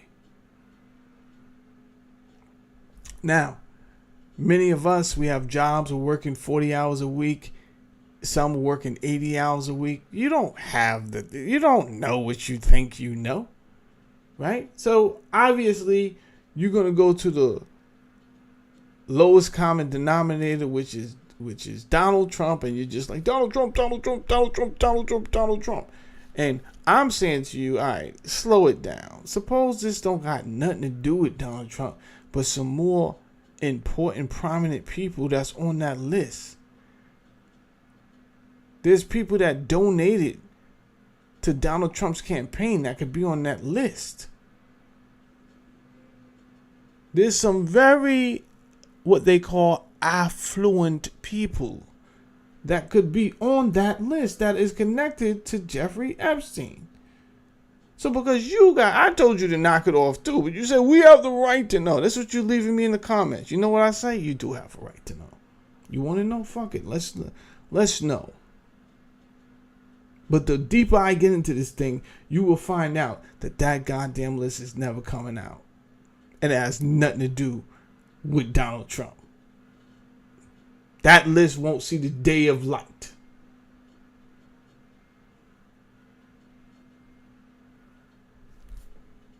Telling you.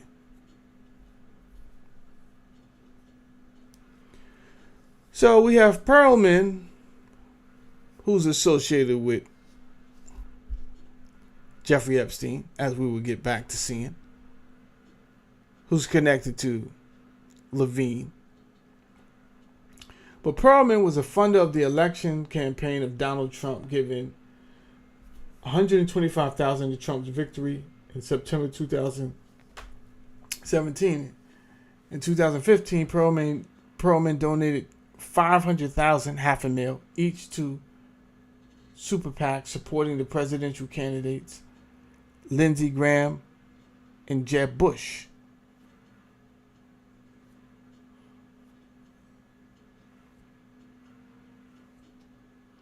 In 1995, Perlman donated to Princeton University to create the Ronald O. Perlman Institute for Judaic Studies. Well, that has to stand for something. You understand? Other notable donations include $20 million to the University of Perlman, Pennsylvania, for naming rights to the quadrangle, $10 million to New York University to create the Ronald O. Perlman Department of Dermatology, $4.7 million to Princeton at another time, and $20 million to the Guggenheim. Perlman donated $63.5 million to causes including but not limited to Will Medical College of Cornell University, Stand Up to Cancer, World Trade Center Memorial, Carnegie Hall, World Trade Center Memorial. I mean, what you guys are asking for, you're never going to get. There's too many people that he gave money to. They're just not going to, that they're all going to just keep calling Trump's cellular phone, not even the fucking secretary. Straight past the secretary. The phone he gave nobody the number to. They keep calling that shit. Like, bro, shut that shit down. Shut it down. Right now, bro. Right now. Shut that shit down. Let's get back to this. Dennis Levine was directly involved with many of these raiders, specifically Ron Perlman, who dined with Epstein at Epstein's home. And you guys think this fucking list is coming out? Who the fuck do you think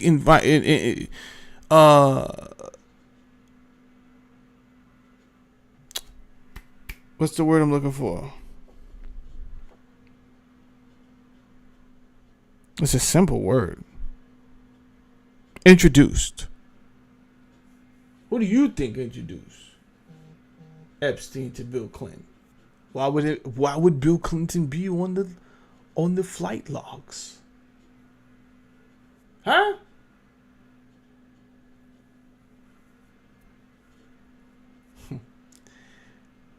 it's going to get, you're never going to get the list, right? So your best bet is either to read Whitney Webb's book or to subscribe to my channel. That's it. That's your best bet. But if you do subscribe, buy your boy lunch for his birthday. Today's my birthday. My Cash App is right there. What are you doing, bro? Send me a little $5, bro. You're bugging. Huh? I'm up here. I'm not eating. My wife made me grits. And I can't even eat the grits because I'm reading you guys the story, making a connection that you wanted. You wanted this. So far, some very nasty stuff has come out about these people. Never mind the list. These people are nasty people. Some of them, not all of them.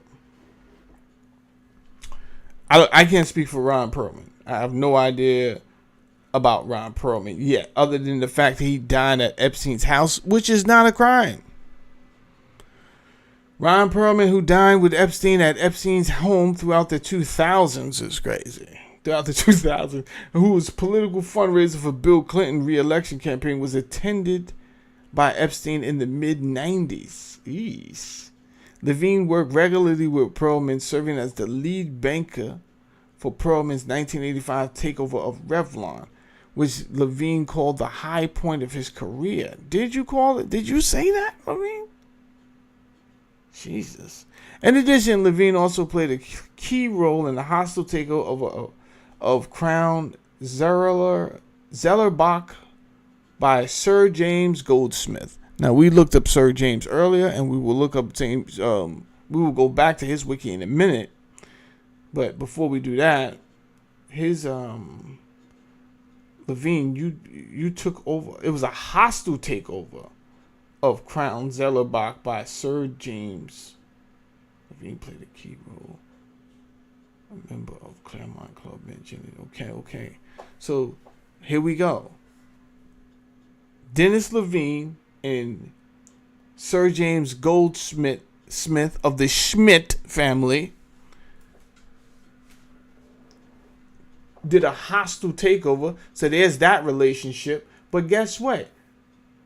Sir James had already had a relationship with Epstein. So we see how Epstein is kind of maneuvering around the upper echelon of society. Who invited him there? Who knows? Let me take a guess. Do I think Epstein slept his way to the top? Yes. And I don't think he was a whore and giving out his body like that. I think it was one person he gave his body to. And this is me. This is not facts, is what I'm telling you. If you ask me, what do you think? How did he do that, though? Who does that for somebody? Nobody. That's the answer. Here's my thought process. I think Sir James Goldsmith had a sexual affair with Jeffrey Epstein. He gave his body to him. That's my belief. And after that point, I believe the sky was the limit. He was his boy for life. He was going to hold him down.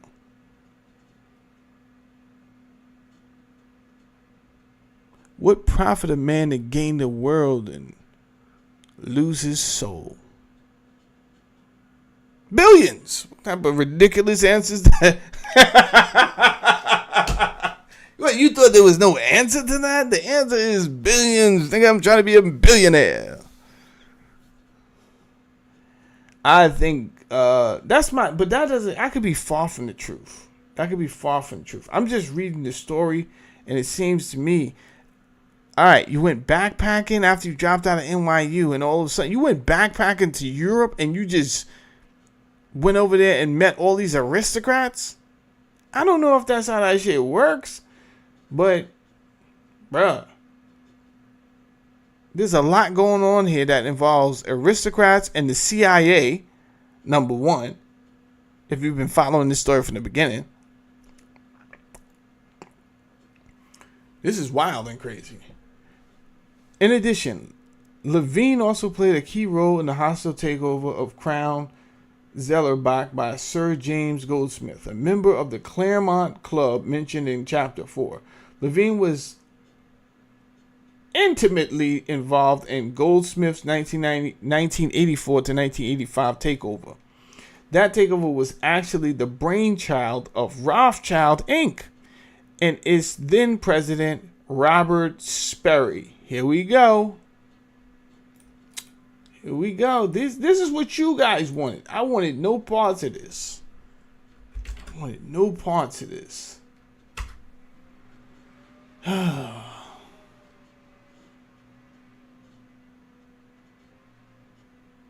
Give me a second. I just need to make sure I got the right Robert Sperry and not some other guy.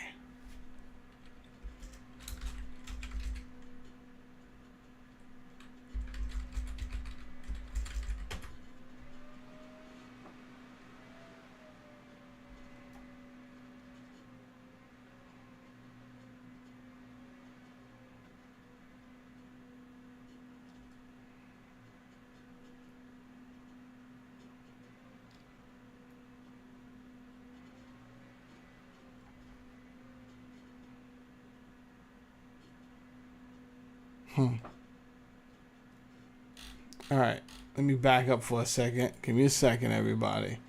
I have a guy here, but I don't know if this is the guy. Robert Sperry. Smithsonian. Yeah, I don't think this is that guy. I don't know. One of America's permanent. I don't know. I don't think this is the guy. Could be, could not be. Can we find a wiki on this guy?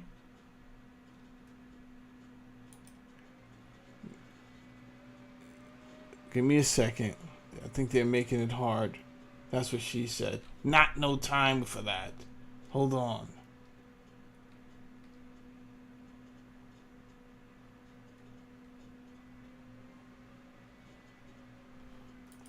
Let me do a Control F real quick. Roth.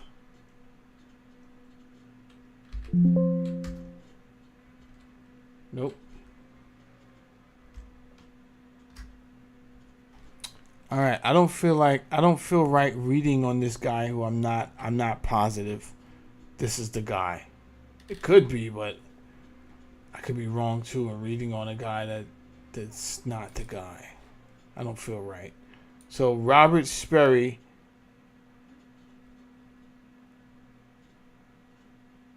All right, let me try one more time.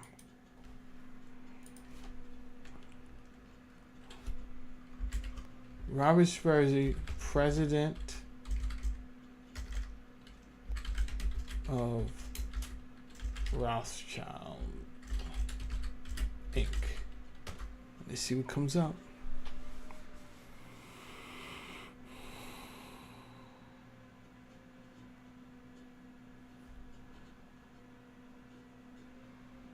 New York Times have something on him.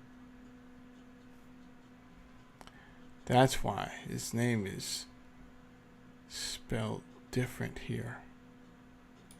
That's why. It's Spire.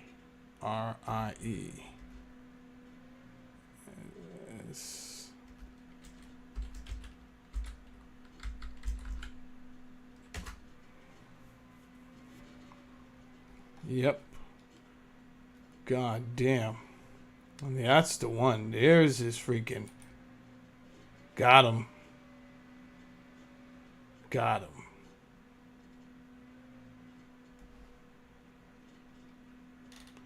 It's a short wiki. I don't even have a picture for him. I'm sure the New York, there's a picture. There's plenty of pictures. Is that your picture, bro? I don't know if that's your picture, bro.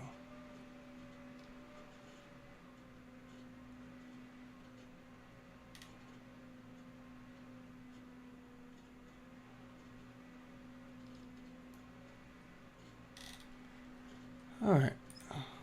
Let's just go to your wiki. There's not a lot going on here. He was born in Chicago, attended Buckley School in New York City, and Hotchkiss School in Connecticut.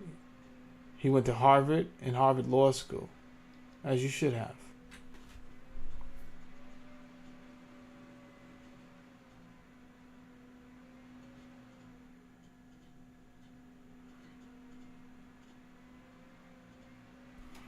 He later practiced in New York City and then served as co-chairman and the CEO of Rothschild North, senior managing director of Bear Stearns.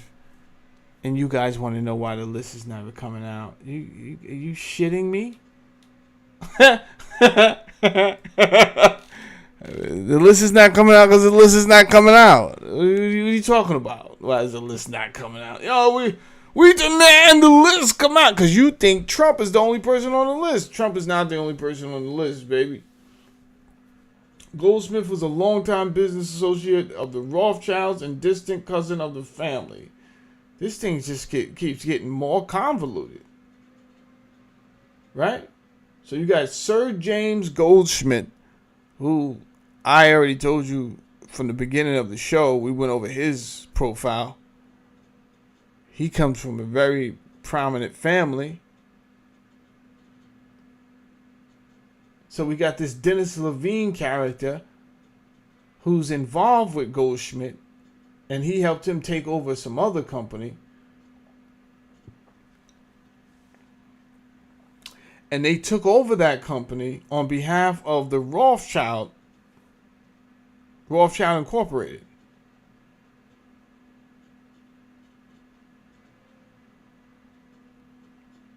And I told you from the beginning of the show that Goldsmith was a longtime friend of the family of the Rothschilds. But they have it down here that he's a distant cousin to the Rothschilds. Which I don't... It's totally believable. As will be mentioned again later, Perry and Rothschild were later the architects of the Robert Maxwell takeover of Macmillan in 1989. Robert Maxwell is Ghislaine Maxwell's father. So this is dealing with upper echelon people already. Right? It has nothing to do with you. You guys are playing soap opera games in the world of titans. In the world of giants.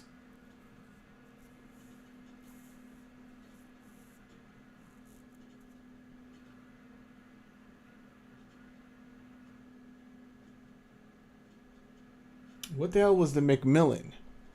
Do I need to get ChatGPT involved? I think I do. Where's ChatGPT? Let's get ChatGPT involved over here. Let me ask it. What was the Macmillan by Robert Maxwell? Alright, let's see what answer type we get. The term Macmillan by Robert Maxwell refers to Macmillan Publishers, a historic British publishing house that was acquired by Robert Maxwell, a controversial media tycoon in the 1980s. Okay. Founded in 1843 in Britain, Macmillan was one of the most prestigious publishing companies in the world. It published notable authors like Thomas Hardy, Lewis Carroll, Rudyard Kipling. Over time, Macmillan expanded globally, including Macmillan Inc.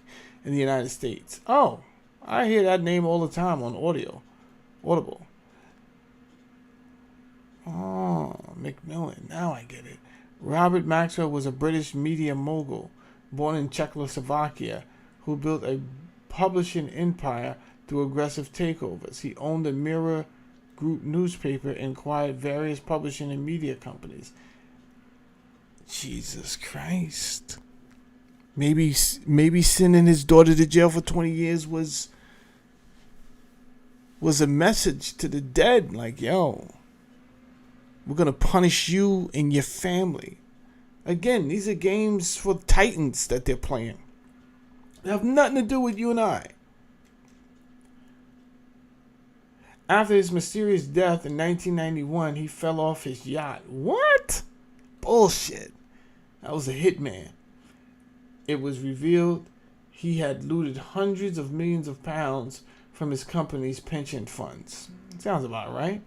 In the mid-1980s, Maxwell's company, Peregrine Press, acquired Macmillan, the American division of the larger Macmillan. Okay, the purchase was a part of his strategy to dominate global publishing, including educational and scientific publishing. Well, why would you want to do that? Maxwell's management style was autocratic and financially reckless, and he used the companies under his control to shuffle money around. Yeah, he did.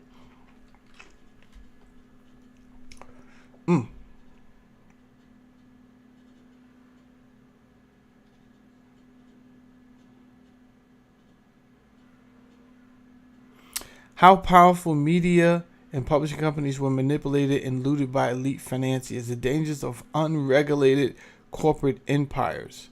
A warning about the intersection of power, information control, and financial crime. Themes echoed later by his daughter, Ghislaine Maxwell, and her connection to Jeffrey Epstein. Oh, I hate this story. Ghislaine was she was on the road to being one of the children of one of the world's most richest person. And she ended up being a pimp at the end of the day. God damn, this is a crazy story. Ended up being a pimp. And she's not naming names because she doesn't want to end up dead. She just wants to come home and do her time, do her time to society, and come home and start some other business, some boutique and Martha's Vineyard or some silly shit. Drive a Prius and go to brunch and drink mimosas. Is that too much to ask? In 1989, Maxwell and Goldsmith were closely associated, and Goldsmith would also later have his own ties to Jeffrey Epstein. Yeah, Goldsmith apparently knew Epstein long before Epstein had started at Bear Stearns. That's what I said. According to a former friend of Epstein, art collector Stuart Prevor, he had met Epstein at Jimmy Goldsmith's mansion in the early 1970s. There's Prevor. Who the fuck is Prevor? Stuart Prevor, art collector. Okay. There, Stuart Prevor later told Mother Jones there was somebody playing the piano with great virtuosity, and it was Jeffrey Epstein. Epstein's ties to Goldsmith may have come through his daughter, Isabel Goldsmith, who has numerous telephone numbers and 2 addresses in Epstein's little black book of contacts in the context of his 1981 takeover attempt by Seagram's. Okay. It is worth noting that Pierre's soon-to-be second-in-command, Gerald Goldsmith, okay, was previously the executive vice president of E.F. Hutton, where Giuseppe Tom had already also served in a top executive position. Goldsmith left to join the Rothschild Bank. This is getting crazy. In 1982, there's no familiar relationship between Gerald Goldsmith and James Goldsmith. There's not. These networks that surrounded this investigation would, after the fact, clearly intersect with Epstein's own network within a few years' time. This raises the possibility that this 1981 insider trading affair may have earmarked Epstein's entry into these circles, or may indicate that he had already developed connections there. Also, he was alleged to have been directly involved in such trades. On March 12, 1981, a day after Seagram made the tender offer at the heart of his insider trading case, Epstein resigned from Bear Stearns at some point. The SEC was tipped off that Epstein knew something about relevant insider trading that had been made at Bear Stearns, and the SEC interviewed him on April 1st. During that testimony, per SEC records, Epstein complained about how he had been disciplined for a possible raggedy violation where he was said to have lent money to a friend whom he later identified as Warren Einstein. Who are you, Warren Einstein? We know you're Jewish, but who are you?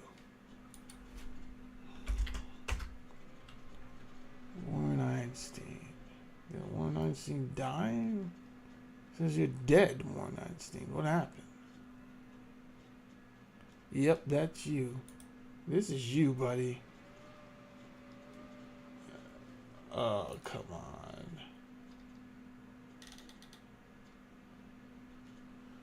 Boca Raton, Florida. Warren Einstein lived in...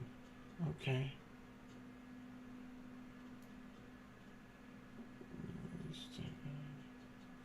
Doesn't say a lot about you. I mean, it does say that you was worth $500,000.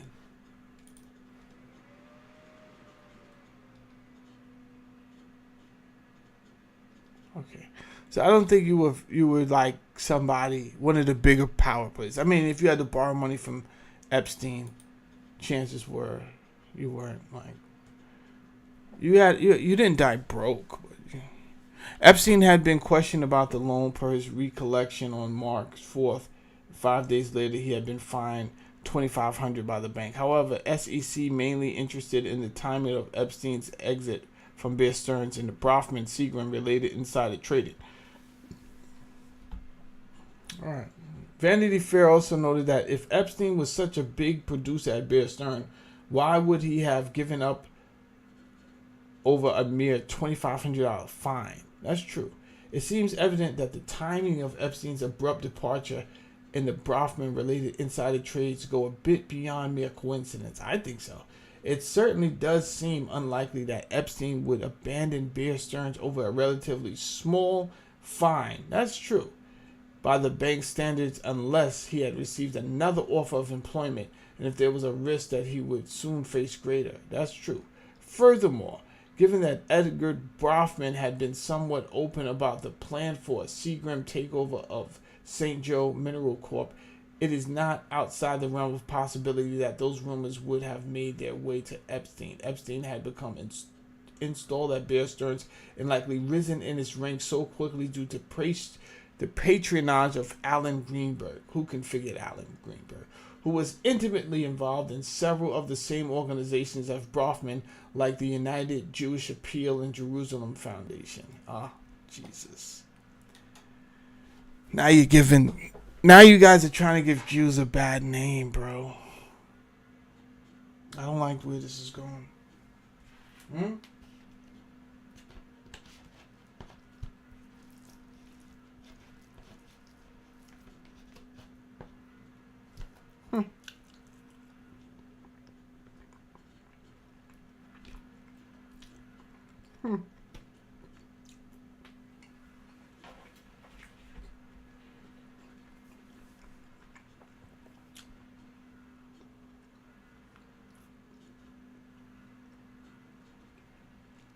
Who the hell is Teddy Kollek?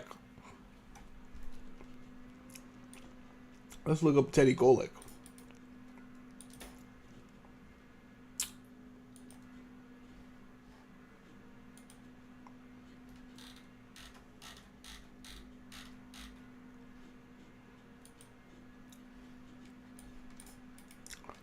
Teddy Kollek was an Israeli politician who served as the mayor of Jerusalem from 1965 to 1993.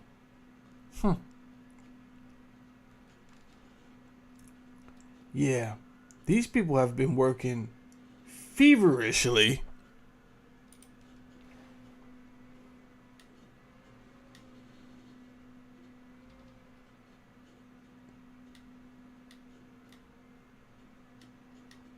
in tandem,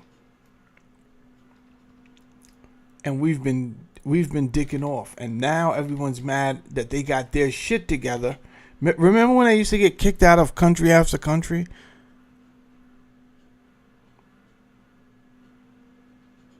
Country after country. France kicked them out 3 times. Now they got their shit together, bro. And it's no fun when the fucking rabbit has the gun.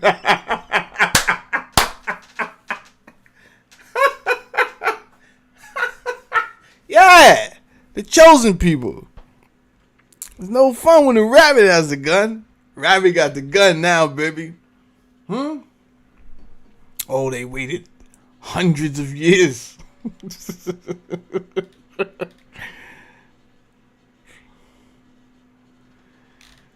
Does this Teddy Kollek have a fucking wiki? Let's see what's going on here. Theodore Teddy Kollek was an Israeli politician who serves as the mayor of Jerusalem 1965 to 1993 and the founder of Jerusalem Foundation. Kollek was re-elected 5 times. Is that a fact? What does your earlier life say? You was born in Budapest, was you? Budapest, Hungary. His parents, Alfred and Margaret, named him after Theodor Herzl. Of course they did. Why wouldn't they? The family moved to Vienna in 1918, growing up in Austrian capital city. Kollek came to share his father Alfred's Zionist convictions. There you go. There you go. Nice and easy. Easy. Easy, easy.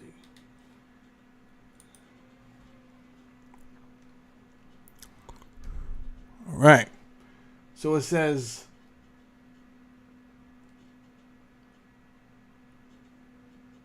Epstein had become installed at Bear Stearns and likely risen in its ranks so quickly due to the patronage of Alan Greenberg, who was intimately involved in several of the same organizations as not only the Jewish gangster Brafman from Canada, but also the founder of the Jerusalem Foundation, Teddy Kollek. So you have to understand, Jeffrey Epstein is the protege of Alan Greenberg. That's number one. I don't think people teach themselves these bad habits, but sometimes they're taught. But when you have powerful friends, and Epstein, as we can see, had some powerful friends. You guys keep asking why the list hasn't come out. Well, the Adelson family gave $100 million to Trump. You think this list is fucking coming out? How much did AIPAC give? Right? How much do we give to Israel? You think this list is coming out? You asking a silly ass question. I'm just here to give you answers that are not silly so we can move on. Because somebody got to spell it out. Nobody else is going to spell it out for you besides me and Whitney Webb. That's it. Just me and Whitney Webb out here trying to tell you, yo, it's never happening for these reasons. These are the reasons why it's never going to happen. There's very powerful people on that list. Whatever you see redacted, yeah. I can see if you've seen one name redacted. There's list of names. And you can tell it's a list. It's blocks, chunks, blacked out.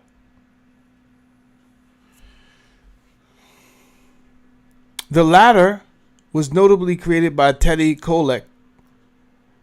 See Chapter 3, like Greenberg, the Brafman has also donated heavily to those same groups. In addition to being closely involved in their affairs, Greenberg also at some point saw his philanthropic efforts intersect closely with those of Charles Brafman, per the Jewish Telegraphic Agency.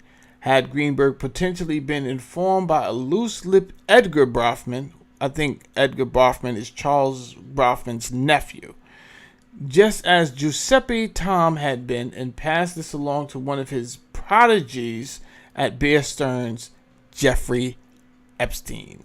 Or had Epstein, a prodigy of Greenberg's, been advising Brafman on behalf of the bank?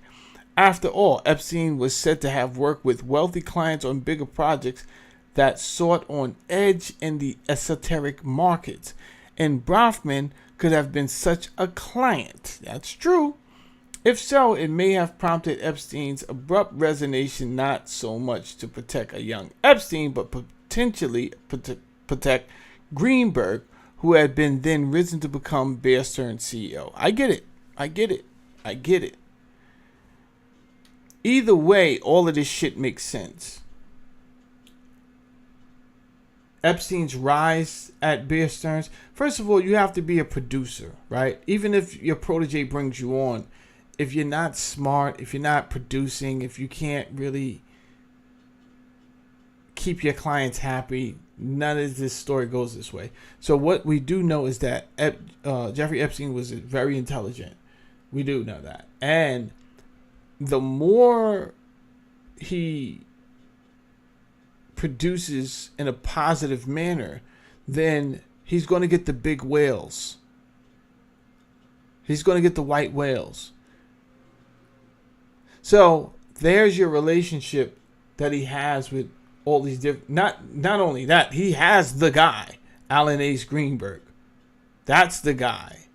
He's able to walk in these doors and sit down with the Goldsmiths and sit down with the mayors of Jerusalem, Teddy Kollek.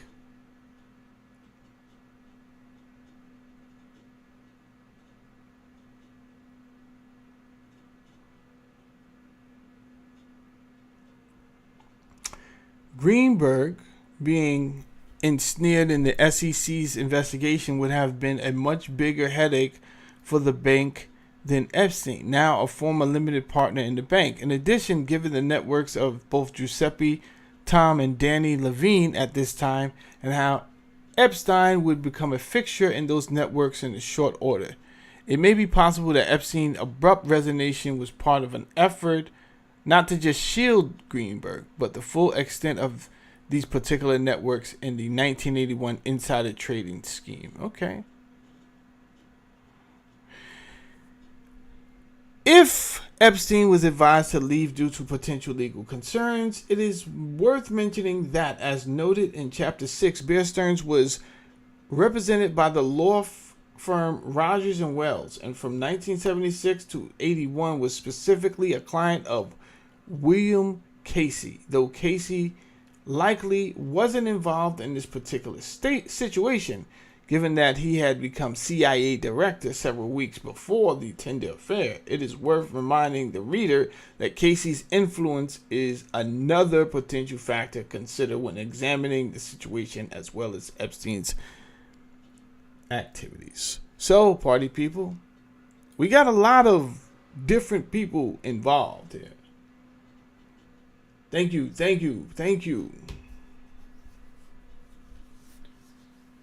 Shout out to Carlton Stanton. We got in the building.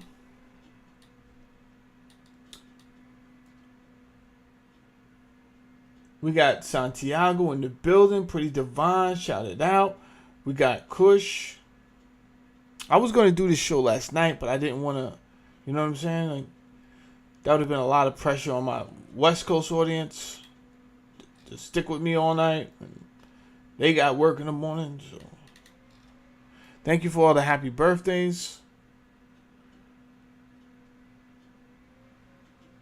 Appreciate all the cash apps. And that's going to be my show. What did we do? 4 hours and change today? Yeah. We did 4 hours and change. And I think it was well worth it. Right? I don't want to break this show down and... No. Go... Giving you 2, maybe 3 good shows. 2. I'm going to do another one. I'm not done, right? But so far, that's the end of today's show. But the people that we already talked about, and William Casey came in dead last. So he was a former CIA. So the CIA is riddled in this affair somewhere. All over the place, actually.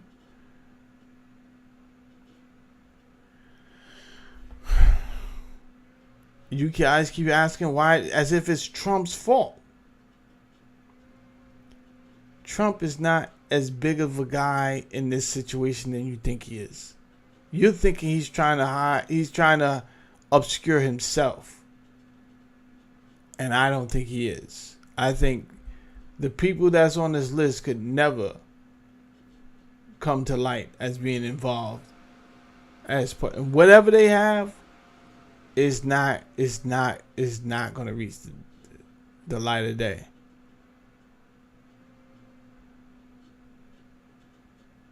So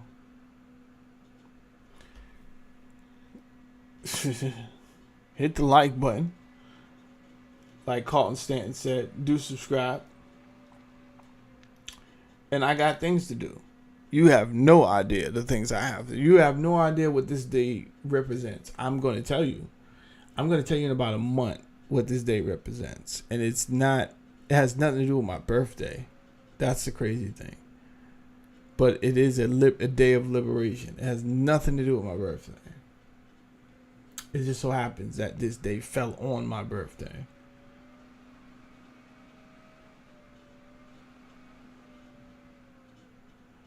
So, thank you, Kush. Thank you. You know, peace and blessings to you and yours. If I got time, I might come back tonight. You know what I'm saying? What I have to do is I have to create the transcripts. So, I can see that the engagement is high with this. So what I might do, I'm about to go out. I do want to tell you this real quick before I leave. Like, I'm studying for something. And it's crazy how well I learn with ChatGPT, right? Because I've been studying some math and shit like that for something that's coming up. And I swear to you, I've had teachers trying to teach me this subject that I'm studying for like 7-8 years, if not a decade. And I could not really grasp the concept. And then I made a learning plan with ChatGPT on Sunday night. And I've been sticking to it. Today just being the exception. Outside of today, I've been sticking to the learning plan. And I learned so much stuff, man. It's crazy. Right? I just sit here and learn all day long. That's why you haven't been hearing from me.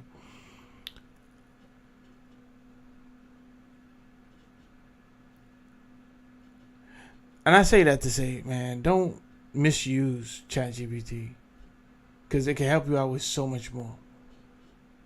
Everyone has a different learning style, right?